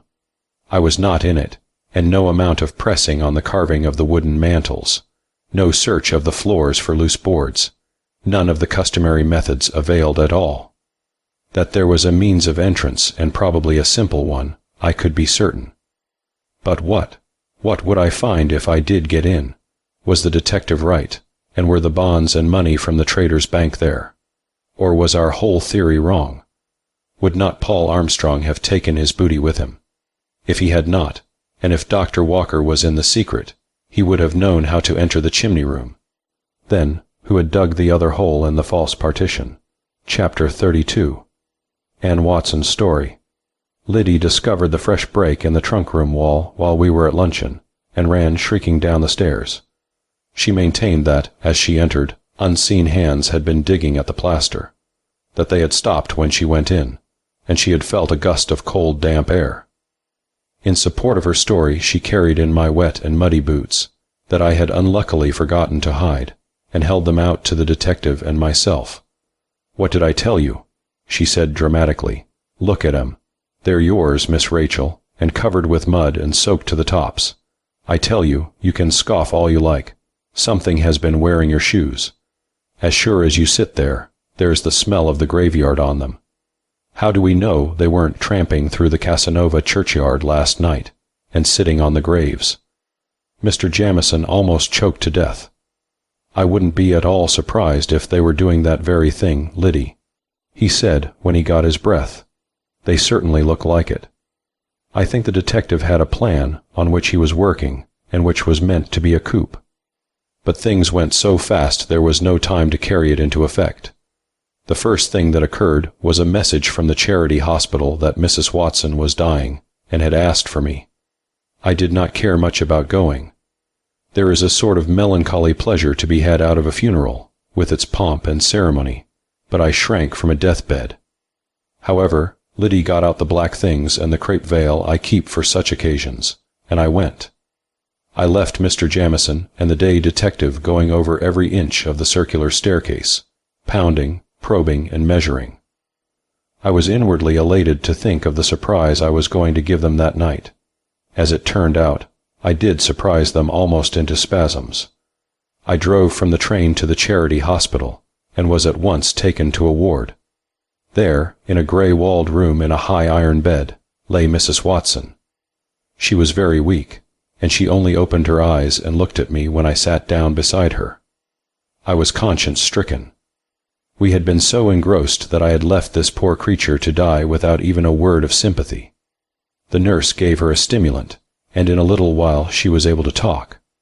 So broken and half-coherent, however, was her story that I shall tell it in my own way. In an hour from the time I entered the charity hospital, I had heard a sad and pitiful narrative, and had seen a woman slip into the unconsciousness that is only a step from death. Briefly, then, the housekeeper's story was this. She was almost 40 years old, and had been the sister-mother of a large family of children. One by one they had died, and been buried beside their parents in a little town in the Middle West. There was only one sister left, the baby, Lucy. On her the older girl had lavished all the love of an impulsive and emotional nature. When Anne, the elder, was 32 and Lucy was 19, a young man had come to the town. He was going east, after spending the summer at a celebrated ranch in Wyoming, one of those places where wealthy men send worthless and dissipated sons, for a season of temperance, fresh air, and hunting. The sisters, of course, knew nothing of this, and the young man's ardor rather carried them away. In a word, 7 years before, Lucy Haswell had married a young man whose name was given as Aubrey Wallace. Anne Haswell had married a carpenter in her native town, and was a widow. For 3 months everything went fairly well. Aubrey took his bride to Chicago, where they lived at a hotel.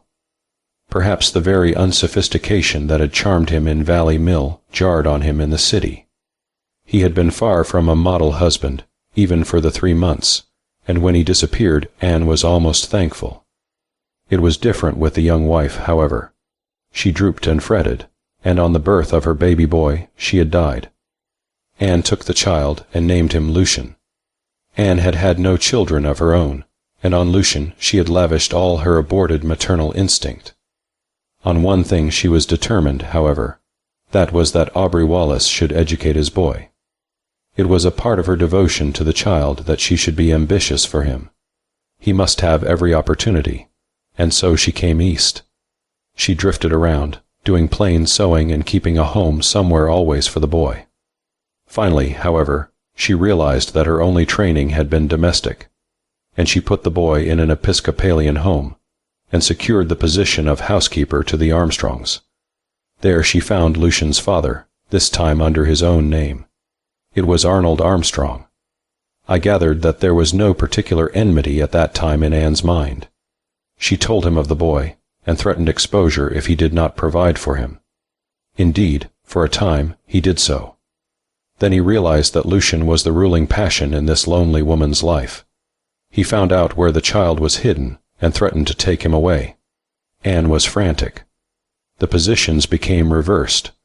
Where Arnold had given money for Lucian's support, as the years went on he forced money from Anne Watson instead until she was always penniless. The lower Arnold sank in the scale, the heavier his demands became. With the rupture between him and his family, things were worse. Anne took the child from the home and hid him in a farmhouse near Casanova, on the Claysburg Road. There she went sometimes to see the boy, and there he had taken fever. The people were Germans, and he called the farmer's wife Grossmutter. He had grown into a beautiful boy, and he was all Anne had to live for. The Armstrongs left for California, and Arnold's persecutions began anew. He was furious over the child's disappearance, and she was afraid he would do her some hurt. She left the big house and went down to the lodge.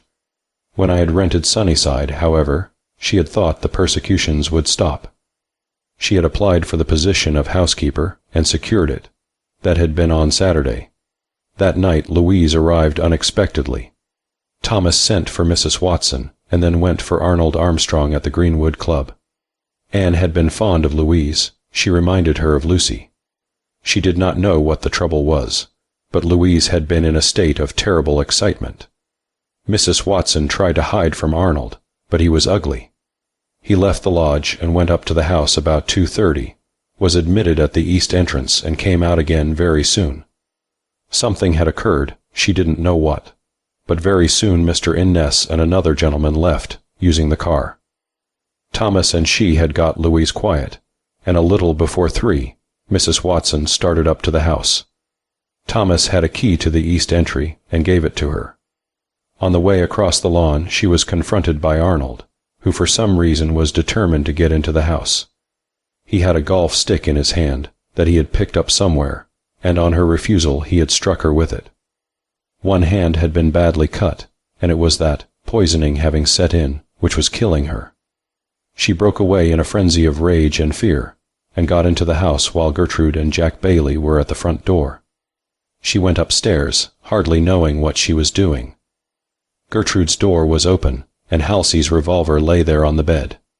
She picked it up and turning, ran part way down the circular staircase.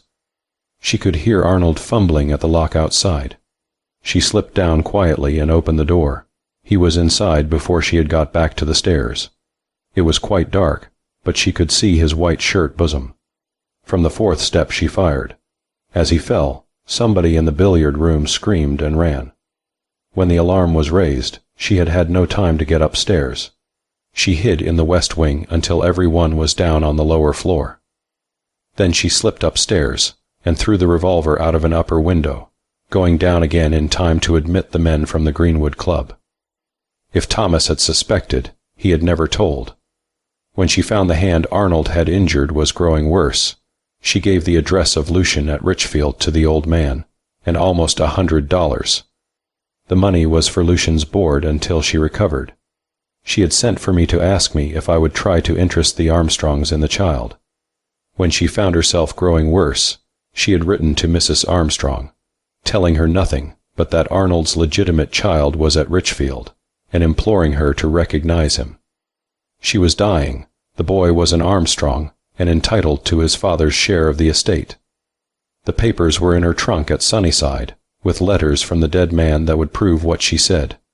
She was going. She would not be judged by earthly laws, and somewhere else perhaps Lucy would plead for her.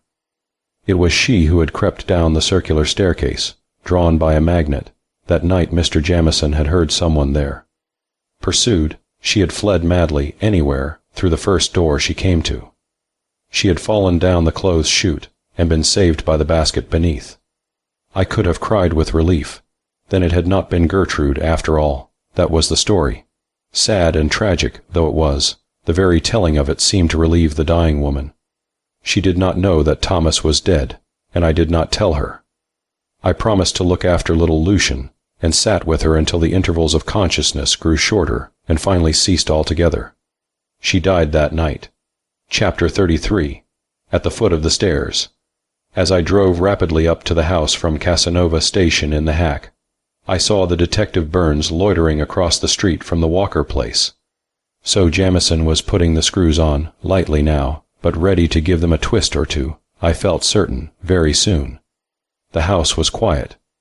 2 steps of the circular staircase had been pried off, without result, and beyond a second message from Gertrude, that Halsey insisted on coming home and they would arrive that night, there was nothing new. Mr. Jamieson, having failed to locate the secret room, had gone to the village. I learned afterwards that he called at Dr. Walker's, under pretense of an attack of acute indigestion, and before he left, had inquired about the evening trains to the city. He said he had wasted a lot of time on the case, and a good bit of the mystery was in my imagination.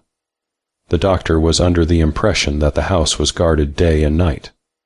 Well, give a place a reputation like that, and you don't need a guard at all, thus Jamieson. And sure enough, late in the afternoon, the 2 private detectives, accompanied by Mr. Jamieson, walked down the main street of Casanova and took a city-bound train. That they got off at the next station and walked back again to Sunnyside at dusk was not known at the time. Personally, I knew nothing of either move. I had other things to absorb me at that time. Liddy brought me some tea while I rested after my trip, and on the tray was a small book from the Casanova library.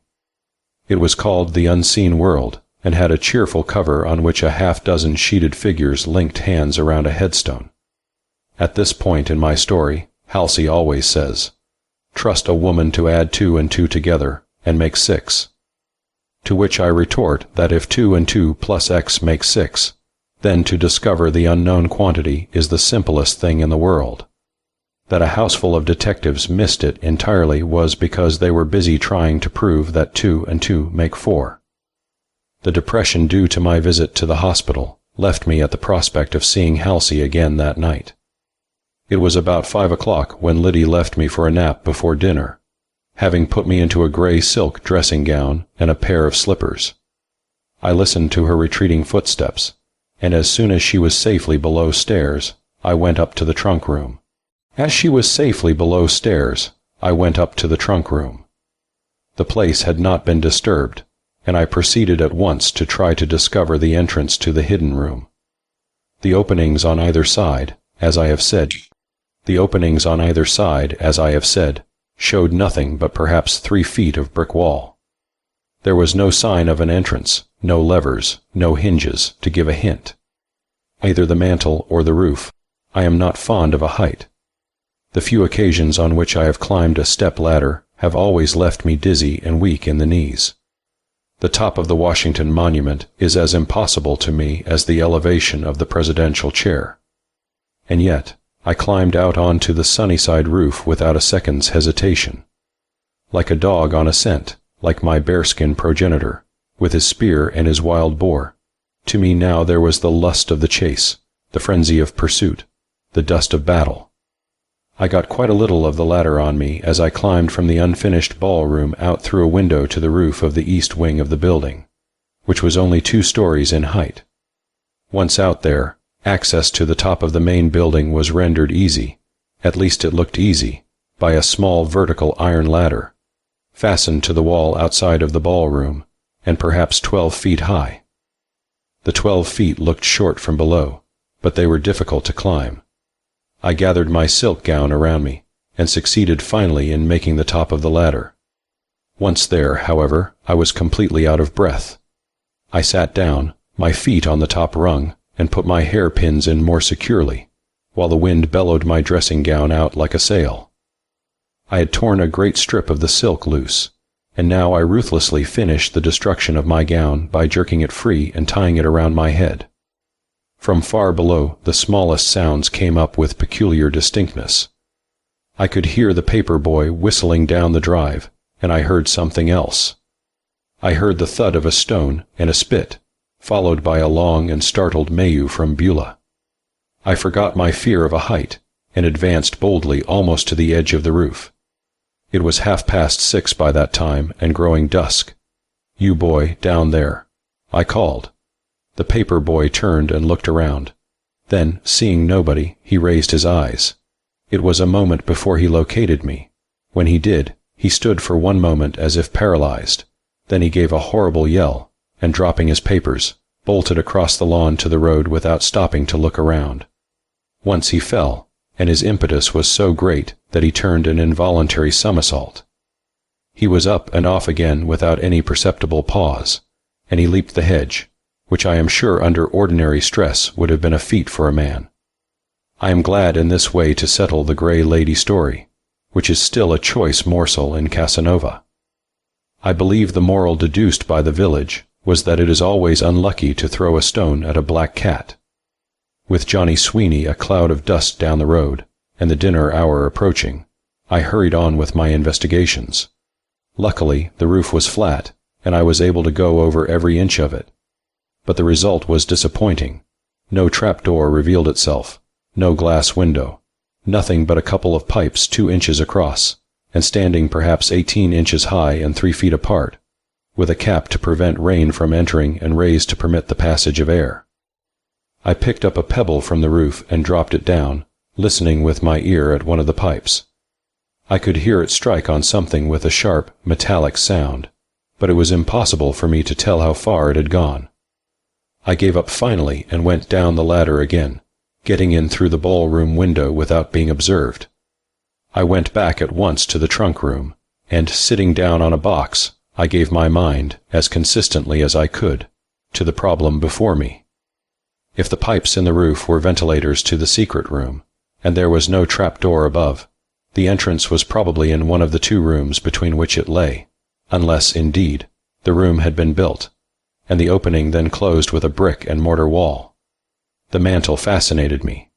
Made of wood and carved, the more I looked the more I wondered that I had not noticed before the absurdity of such a mantel in such a place. It was covered with scrolls and panels, and finally, by the merest accident, I pushed one of the panels to the side. It moved easily, revealing a small brass knob. It moved, but nothing seemed to happen, and then I discovered the trouble. I pushed the knob vigorously to one side, and the whole mantel swung loose from the wall almost a foot, revealing a cavernous space beyond.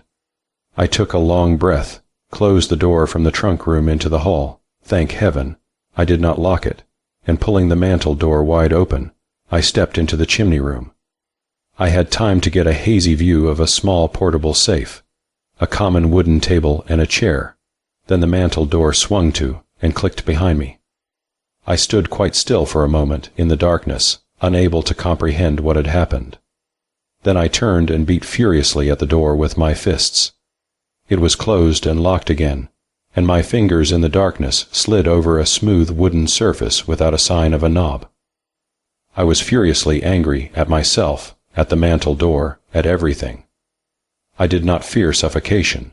Before the thought had come to me, I had already seen a gleam of light from the two small ventilating pipes in the roof. They supplied air, but nothing else. The room itself was shrouded in blackness. I sat down in the stiff-backed chair and tried to remember how many days one could live without food and water. When that grew monotonous and rather painful, I got up, and, according to the time-honored rule for people shut in unknown and ink-black prisons, I felt my way around. It was small enough, goodness knows. I felt nothing but a splintery surface of boards, and in endeavoring to get back to the chair, something struck me full in the face, and fell with the noise of 1,000 explosions to the ground. When I had gathered up my nerves again, I found it had been the bulb of a swinging electric light, and that had it not been for the accident, I might have starved to death in an illuminated sepulchre. I must have dozed off. I am sure I did not faint. I was never more composed in my life. I remember planning, if I were not discovered, who would have my things. I knew Liddy would want my heliotrope poplin, and she's a fright in lavender. Once or twice I heard mice in the partitions, and so I sat on the table, with my feet on the chair. I imagined I could hear the search going on through the house, and once someone came into the trunk room. I could distinctly hear footsteps. In the chimney, in the chimney. I called with all my might, and was rewarded by a piercing shriek from Liddy and the slam of the trunk room door. I felt easier after that, although the room was oppressively hot and enervating. I had no doubt the search for me would now come in the right direction, and after a little I dropped into a doze. How long I slept I do not know. It must have been several hours, for I had been tired from a busy day, and I wakened stiff from my awkward position. I could not remember where I was for a few minutes, and my head felt heavy and congested. Gradually I roused to my surroundings, and to the fact that in spite of the ventilators, the air was bad and growing worse. I was breathing long, gasping respirations, and my face was damp and clammy. I must have been there a long time, and the searchers were probably hunting outside the house, dredging the creek, or beating the woodland. I knew that another hour or two would find me unconscious, and with my inability to cry out would go my only chance of rescue. It was the combination of bad air and heat, probably, for some inadequate ventilation was coming through the pipes. I tried to retain my consciousness by walking the length of the room and back, over and over, but I had not the strength to keep it up. So I sat down on the table again, my back against the wall. The house was very still. Once my straining ears seemed to catch a footfall beneath me, possibly in my own room. I groped for the chair from the table and pounded with it frantically on the floor.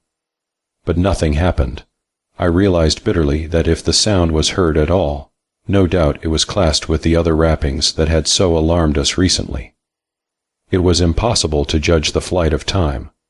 I measured 5 minutes by counting my pulse, allowing 72 beats to the minute. But it took eternities, and toward the last I found it hard to count. My head was confused. And then, I heard sounds from below me in the house. There was a peculiar throbbing, vibrating noise that I felt rather than heard, much like the pulsing beat of fire engines in the city. For one awful moment I thought the house was on fire, and every drop of blood in my body gathered around my heart. Then I knew. It was the engine of the automobile, and Halsey had come back. Hope sprang up afresh. Halsey's clear head and Gertrude's intuition might do what Liddy's hysteria and 3 detectives had failed in. After a time I thought I had been right. There was certainly something going on down below. Doors were slamming, people were hurrying through the halls, and certain high notes of excited voices penetrated to me shrilly. I hoped they were coming closer, but after a time the sounds died away below, and I was left to the silence and heat, to the weight of the darkness, to the oppression of walls that seemed to close in on me and stifle me. The first warning I had was a stealthy fumbling at the lock of the mantel door. With my mouth open to scream, I stopped. Perhaps the situation had rendered me acute, perhaps it was instinctive. Whatever it was, I sat without moving, and someone outside, in absolute stillness, ran his fingers over the carving of the mantel and found the panel. Now the sounds below redoubled. From the clatter and jarring, I knew that several people were running up the stairs, and as the sounds approached, I could even hear what they said. Watch the end staircases. Jamison was shouting, "Damnation, there's no light here." And then a second later, all together now. 1, 2, 3. The door into the trunk room had been locked from the inside. At the second that it gave, opening against the wall with a crash and evidently tumbling somebody into the room. The stealthy fingers beyond the mantel door gave the knob the proper impetus, and the door swung open and closed again. Only, and Liddy always screams and puts her fingers in her ears at this point, only now I was not alone in the chimney room. There was someone else in the darkness, someone who breathed hard, and who was so close I could have touched him with my hand. I was in a paralysis of terror. Outside there were excited voices and incredulous oaths. The trunks were being jerked around in a frantic search. The windows were thrown open, only to show a sheer drop of 40 feet. And the man in the room with me leaned against the mantel door and listened. His pursuers were plainly baffled. I heard him draw a long breath and turn to grope his way through the blackness. Then he touched my hand, cold, clammy, death-like. A hand in an empty room. He drew in his breath. The sharp intaking of horror that fills lungs suddenly collapsed. Beyond jerking his hand away instantly, he made no movement. I think absolute terror had him by the throat. Then he stepped back, without turning, retreating foot by foot from the dread in the corner, and I do not think he breathed. Then, with the relief of space between us, I screamed, ear-splittingly, madly, and they heard me outside. In the chimney. I shrieked. Behind the mantel.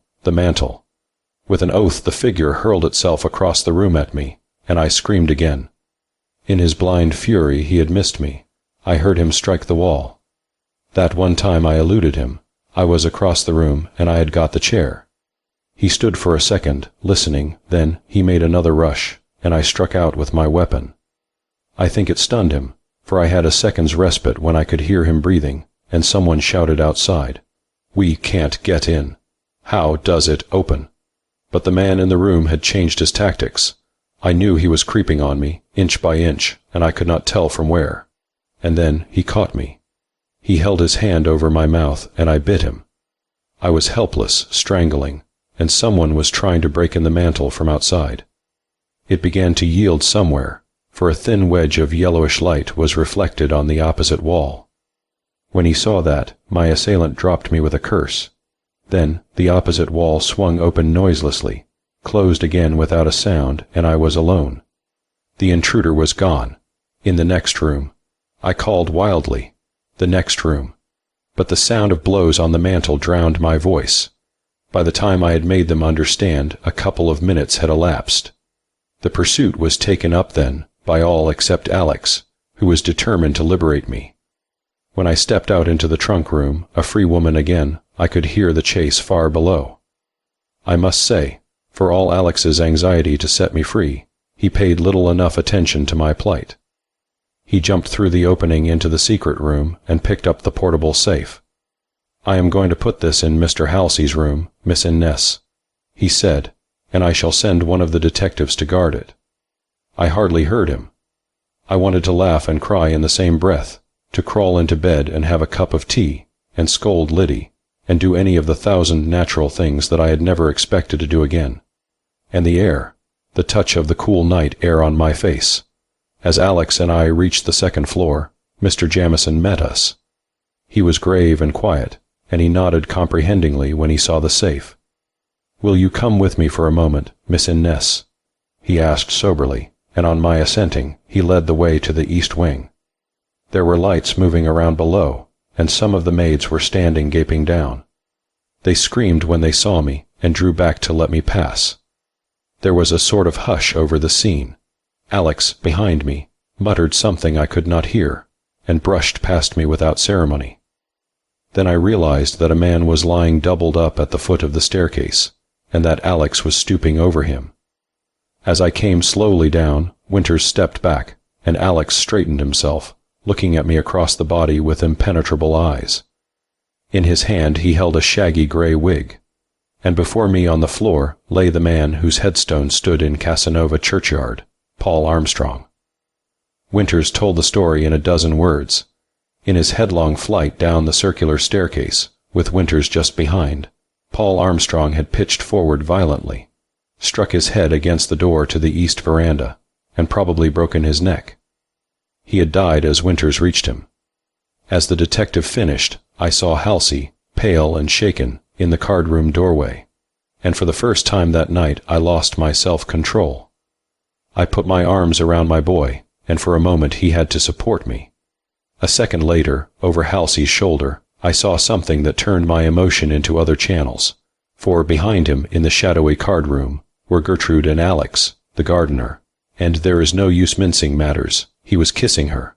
I was unable to speak. Twice I opened my mouth, then I turned Halsey around and pointed.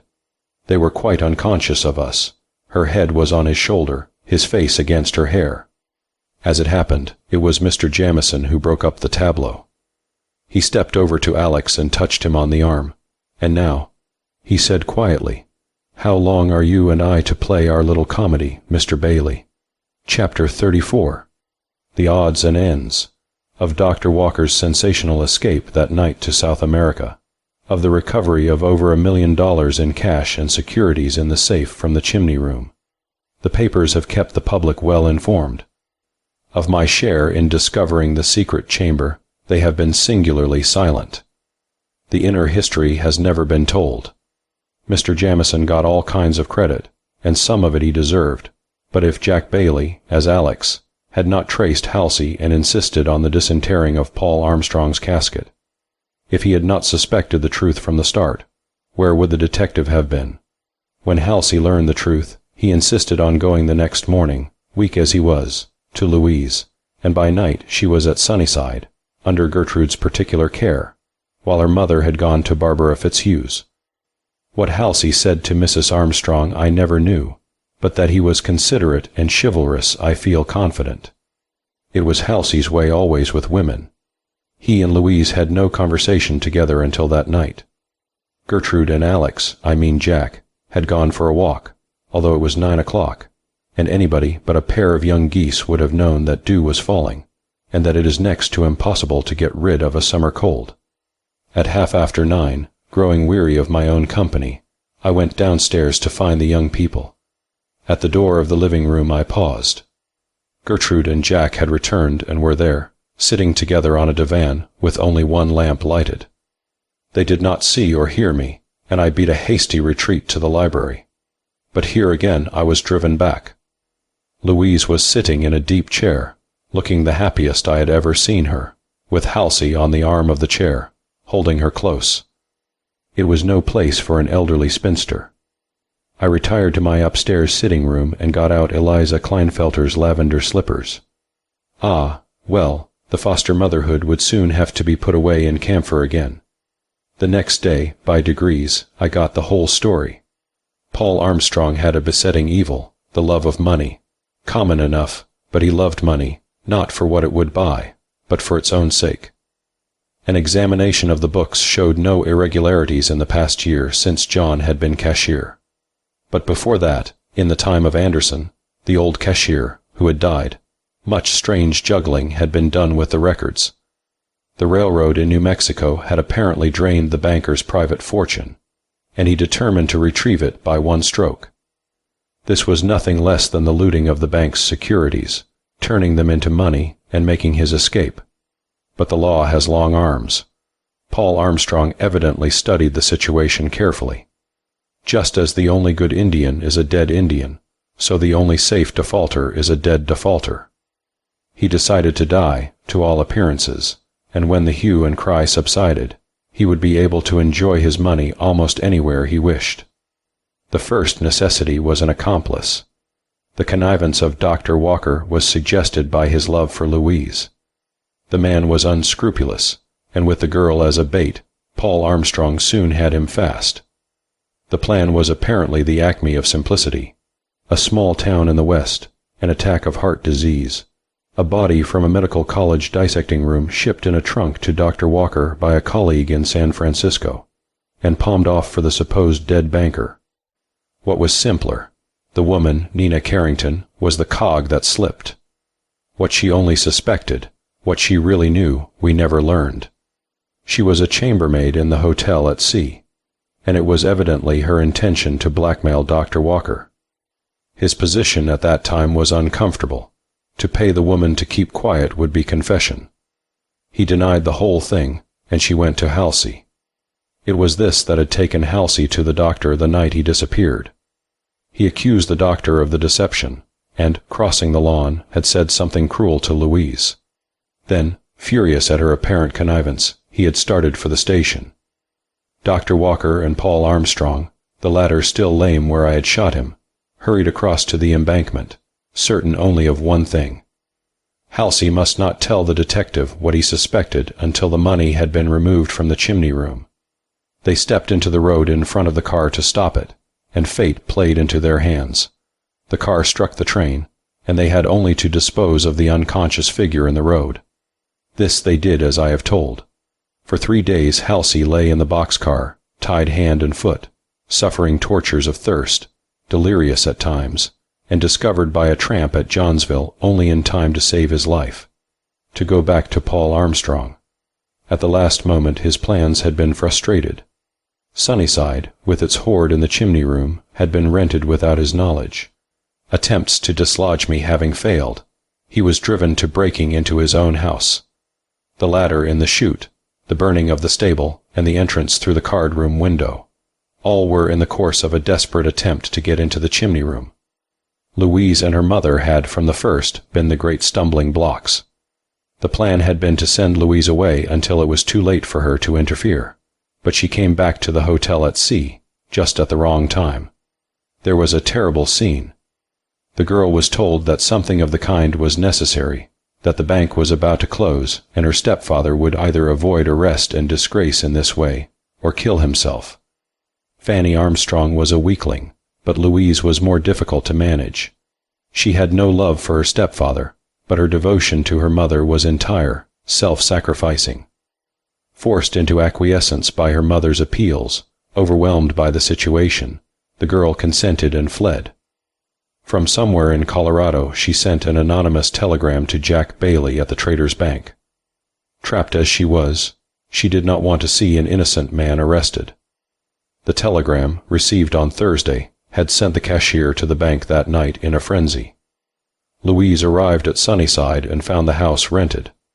Not knowing what to do, she sent for Arnold at the Greenwood Club and told him a little, not all. She told him that there was something wrong, and that the bank was about to close, that his father was responsible. Of the conspiracy she said nothing. To her surprise, Arnold already knew, through Bailey that night, that things were not right. Moreover, he suspected what Louise did not, that the money was hidden at Sunnyside. He had a scrap of paper that indicated a concealed room somewhere. His inherited cupidity was aroused. Eager to get Halsey and Jack Bailey out of the house, he went up to the east entry, and in the billiard room gave the cashier what he had refused earlier in the evening: the address of Paul Armstrong in California, and a telegram which had been forwarded to the club for Bailey, from Dr. Walker. It was in response to one Bailey had sent, and it said that Paul Armstrong was very ill. Bailey was almost desperate. He decided to go west and find Paul Armstrong, and to force him to disgorge, but the catastrophe at the bank occurred sooner than he had expected. On the moment of starting west, at Andrews Station, where Mr. Jamison had located the car, he read that the bank had closed, and, going back, surrendered himself. John Bailey had known Paul Armstrong intimately. He did not believe that the money was gone. In fact, it was hardly possible in the interval since the securities had been taken. Where was it? And from some chance remark let fall some months earlier by Arnold Armstrong at a dinner, Bailey felt sure there was a hidden room at Sunnyside. He tried to see the architect of the building, but, like the contractor, if he knew of such a room, he refused any information. It was Halsey's idea that John Bailey come to the house as a gardener, and pursue his investigations as he could. His smooth upper lip had been sufficient disguise, with his change of clothes, and a hair cut by a country barber. So it was Alex, Jack Bailey, who had been our ghost. Not only had he alarmed Louise and himself, he admitted, on the circular staircase, but he had dug the hole in the trunk room wall, and later sent Eliza into hysteria. The note Liddy had found in Gertrude's scrap basket, it was from him, and it was he who had startled me into unconsciousness by the clothes chute, and with Gertrude's help had carried me to Louise's room. Gertrude, I learned, had watched all night beside me, in an extremity of anxiety about me. That old Thomas had seen his master, and thought he had seen the Sunnyside ghost, there could be no doubt. Of that story of Thomas, about seeing Jack Bailey in the footpath between the club and Sunnyside, the night Liddy and I heard the noise on the circular staircase, that, too, was right. On the night before Arnold Armstrong was murdered, Jack Bailey had made his first attempt to search for the secret room. He secured Arnold's keys from his room at the club and got into the house, armed with a golf stick for sounding the walls. He ran against the hamper at the head of the stairs, caught his cuff link in it, and dropped the golf stick with a crash. He was glad enough to get away without an alarm being raised, and he took the owl train to town. The oddest thing to me was that Mr. Jamison had known for some time that Alex was Jack Bailey. But the face of the pseudo-gardener was very queer indeed, when that night, in the card-room, the detective turned to him and said, "How long are you and I going to play our little comedy, Mr. Bailey?" "Well, it is all over now. Paul Armstrong rests in Casanova churchyard, and this time there is no mistake. I went to the funeral, because I wanted to be sure he was really buried, and I looked at the step of the shaft where I had sat that night, and wondered if it was all real. Sunnyside is for sale. No, I shall not buy it. Little Lucian Armstrong is living with his step-grandmother, and she is recovering gradually from troubles that had extended over the entire period of her second marriage. Anne Watson lies not far from the man she killed, and who has surely caused her death. Thomas, the fourth victim of the conspiracy, is buried on the hill. With Nina Carrington, 5 lives were sacrificed in the course of this grim conspiracy. There will be 2 weddings before long, and Liddy has asked for my heliotrope poplin to wear to the church. I knew she would. She has wanted it for 3 years, and she was quite ugly the time I spilled coffee on it. We are very quiet, just the 2 of us. Liddy still clings to her ghost theory, and points to my wet and muddy boots in the trunk room as proof. I am gray, I admit, but I haven't felt as well in a dozen years. Sometimes, when I am bored, I ring for Liddy, and we talk things over. When Warner married Rosie, Liddy sniffed and said what I took for faithfulness in Rosie had been nothing but mawkishness. I have not yet outlived Liddy's contempt because I gave them silver knives and forks as a wedding gift. So we sit and talk, and sometimes Liddy threatens to leave, and often I discharge her, but we stay together somehow. I am talking of renting a house next year, and Liddy says to be sure there is no ghost. To be perfectly frank, I never really lived until that summer. Time has passed since I began this story. My neighbors are packing up for another summer. Liddy is having the awnings put up, and the window boxes filled. Liddy or no Liddy, I shall advertise tomorrow for a house in the country, and I don't care if it has a circular staircase. End of The Circular Staircase by Mary Roberts Rinehart.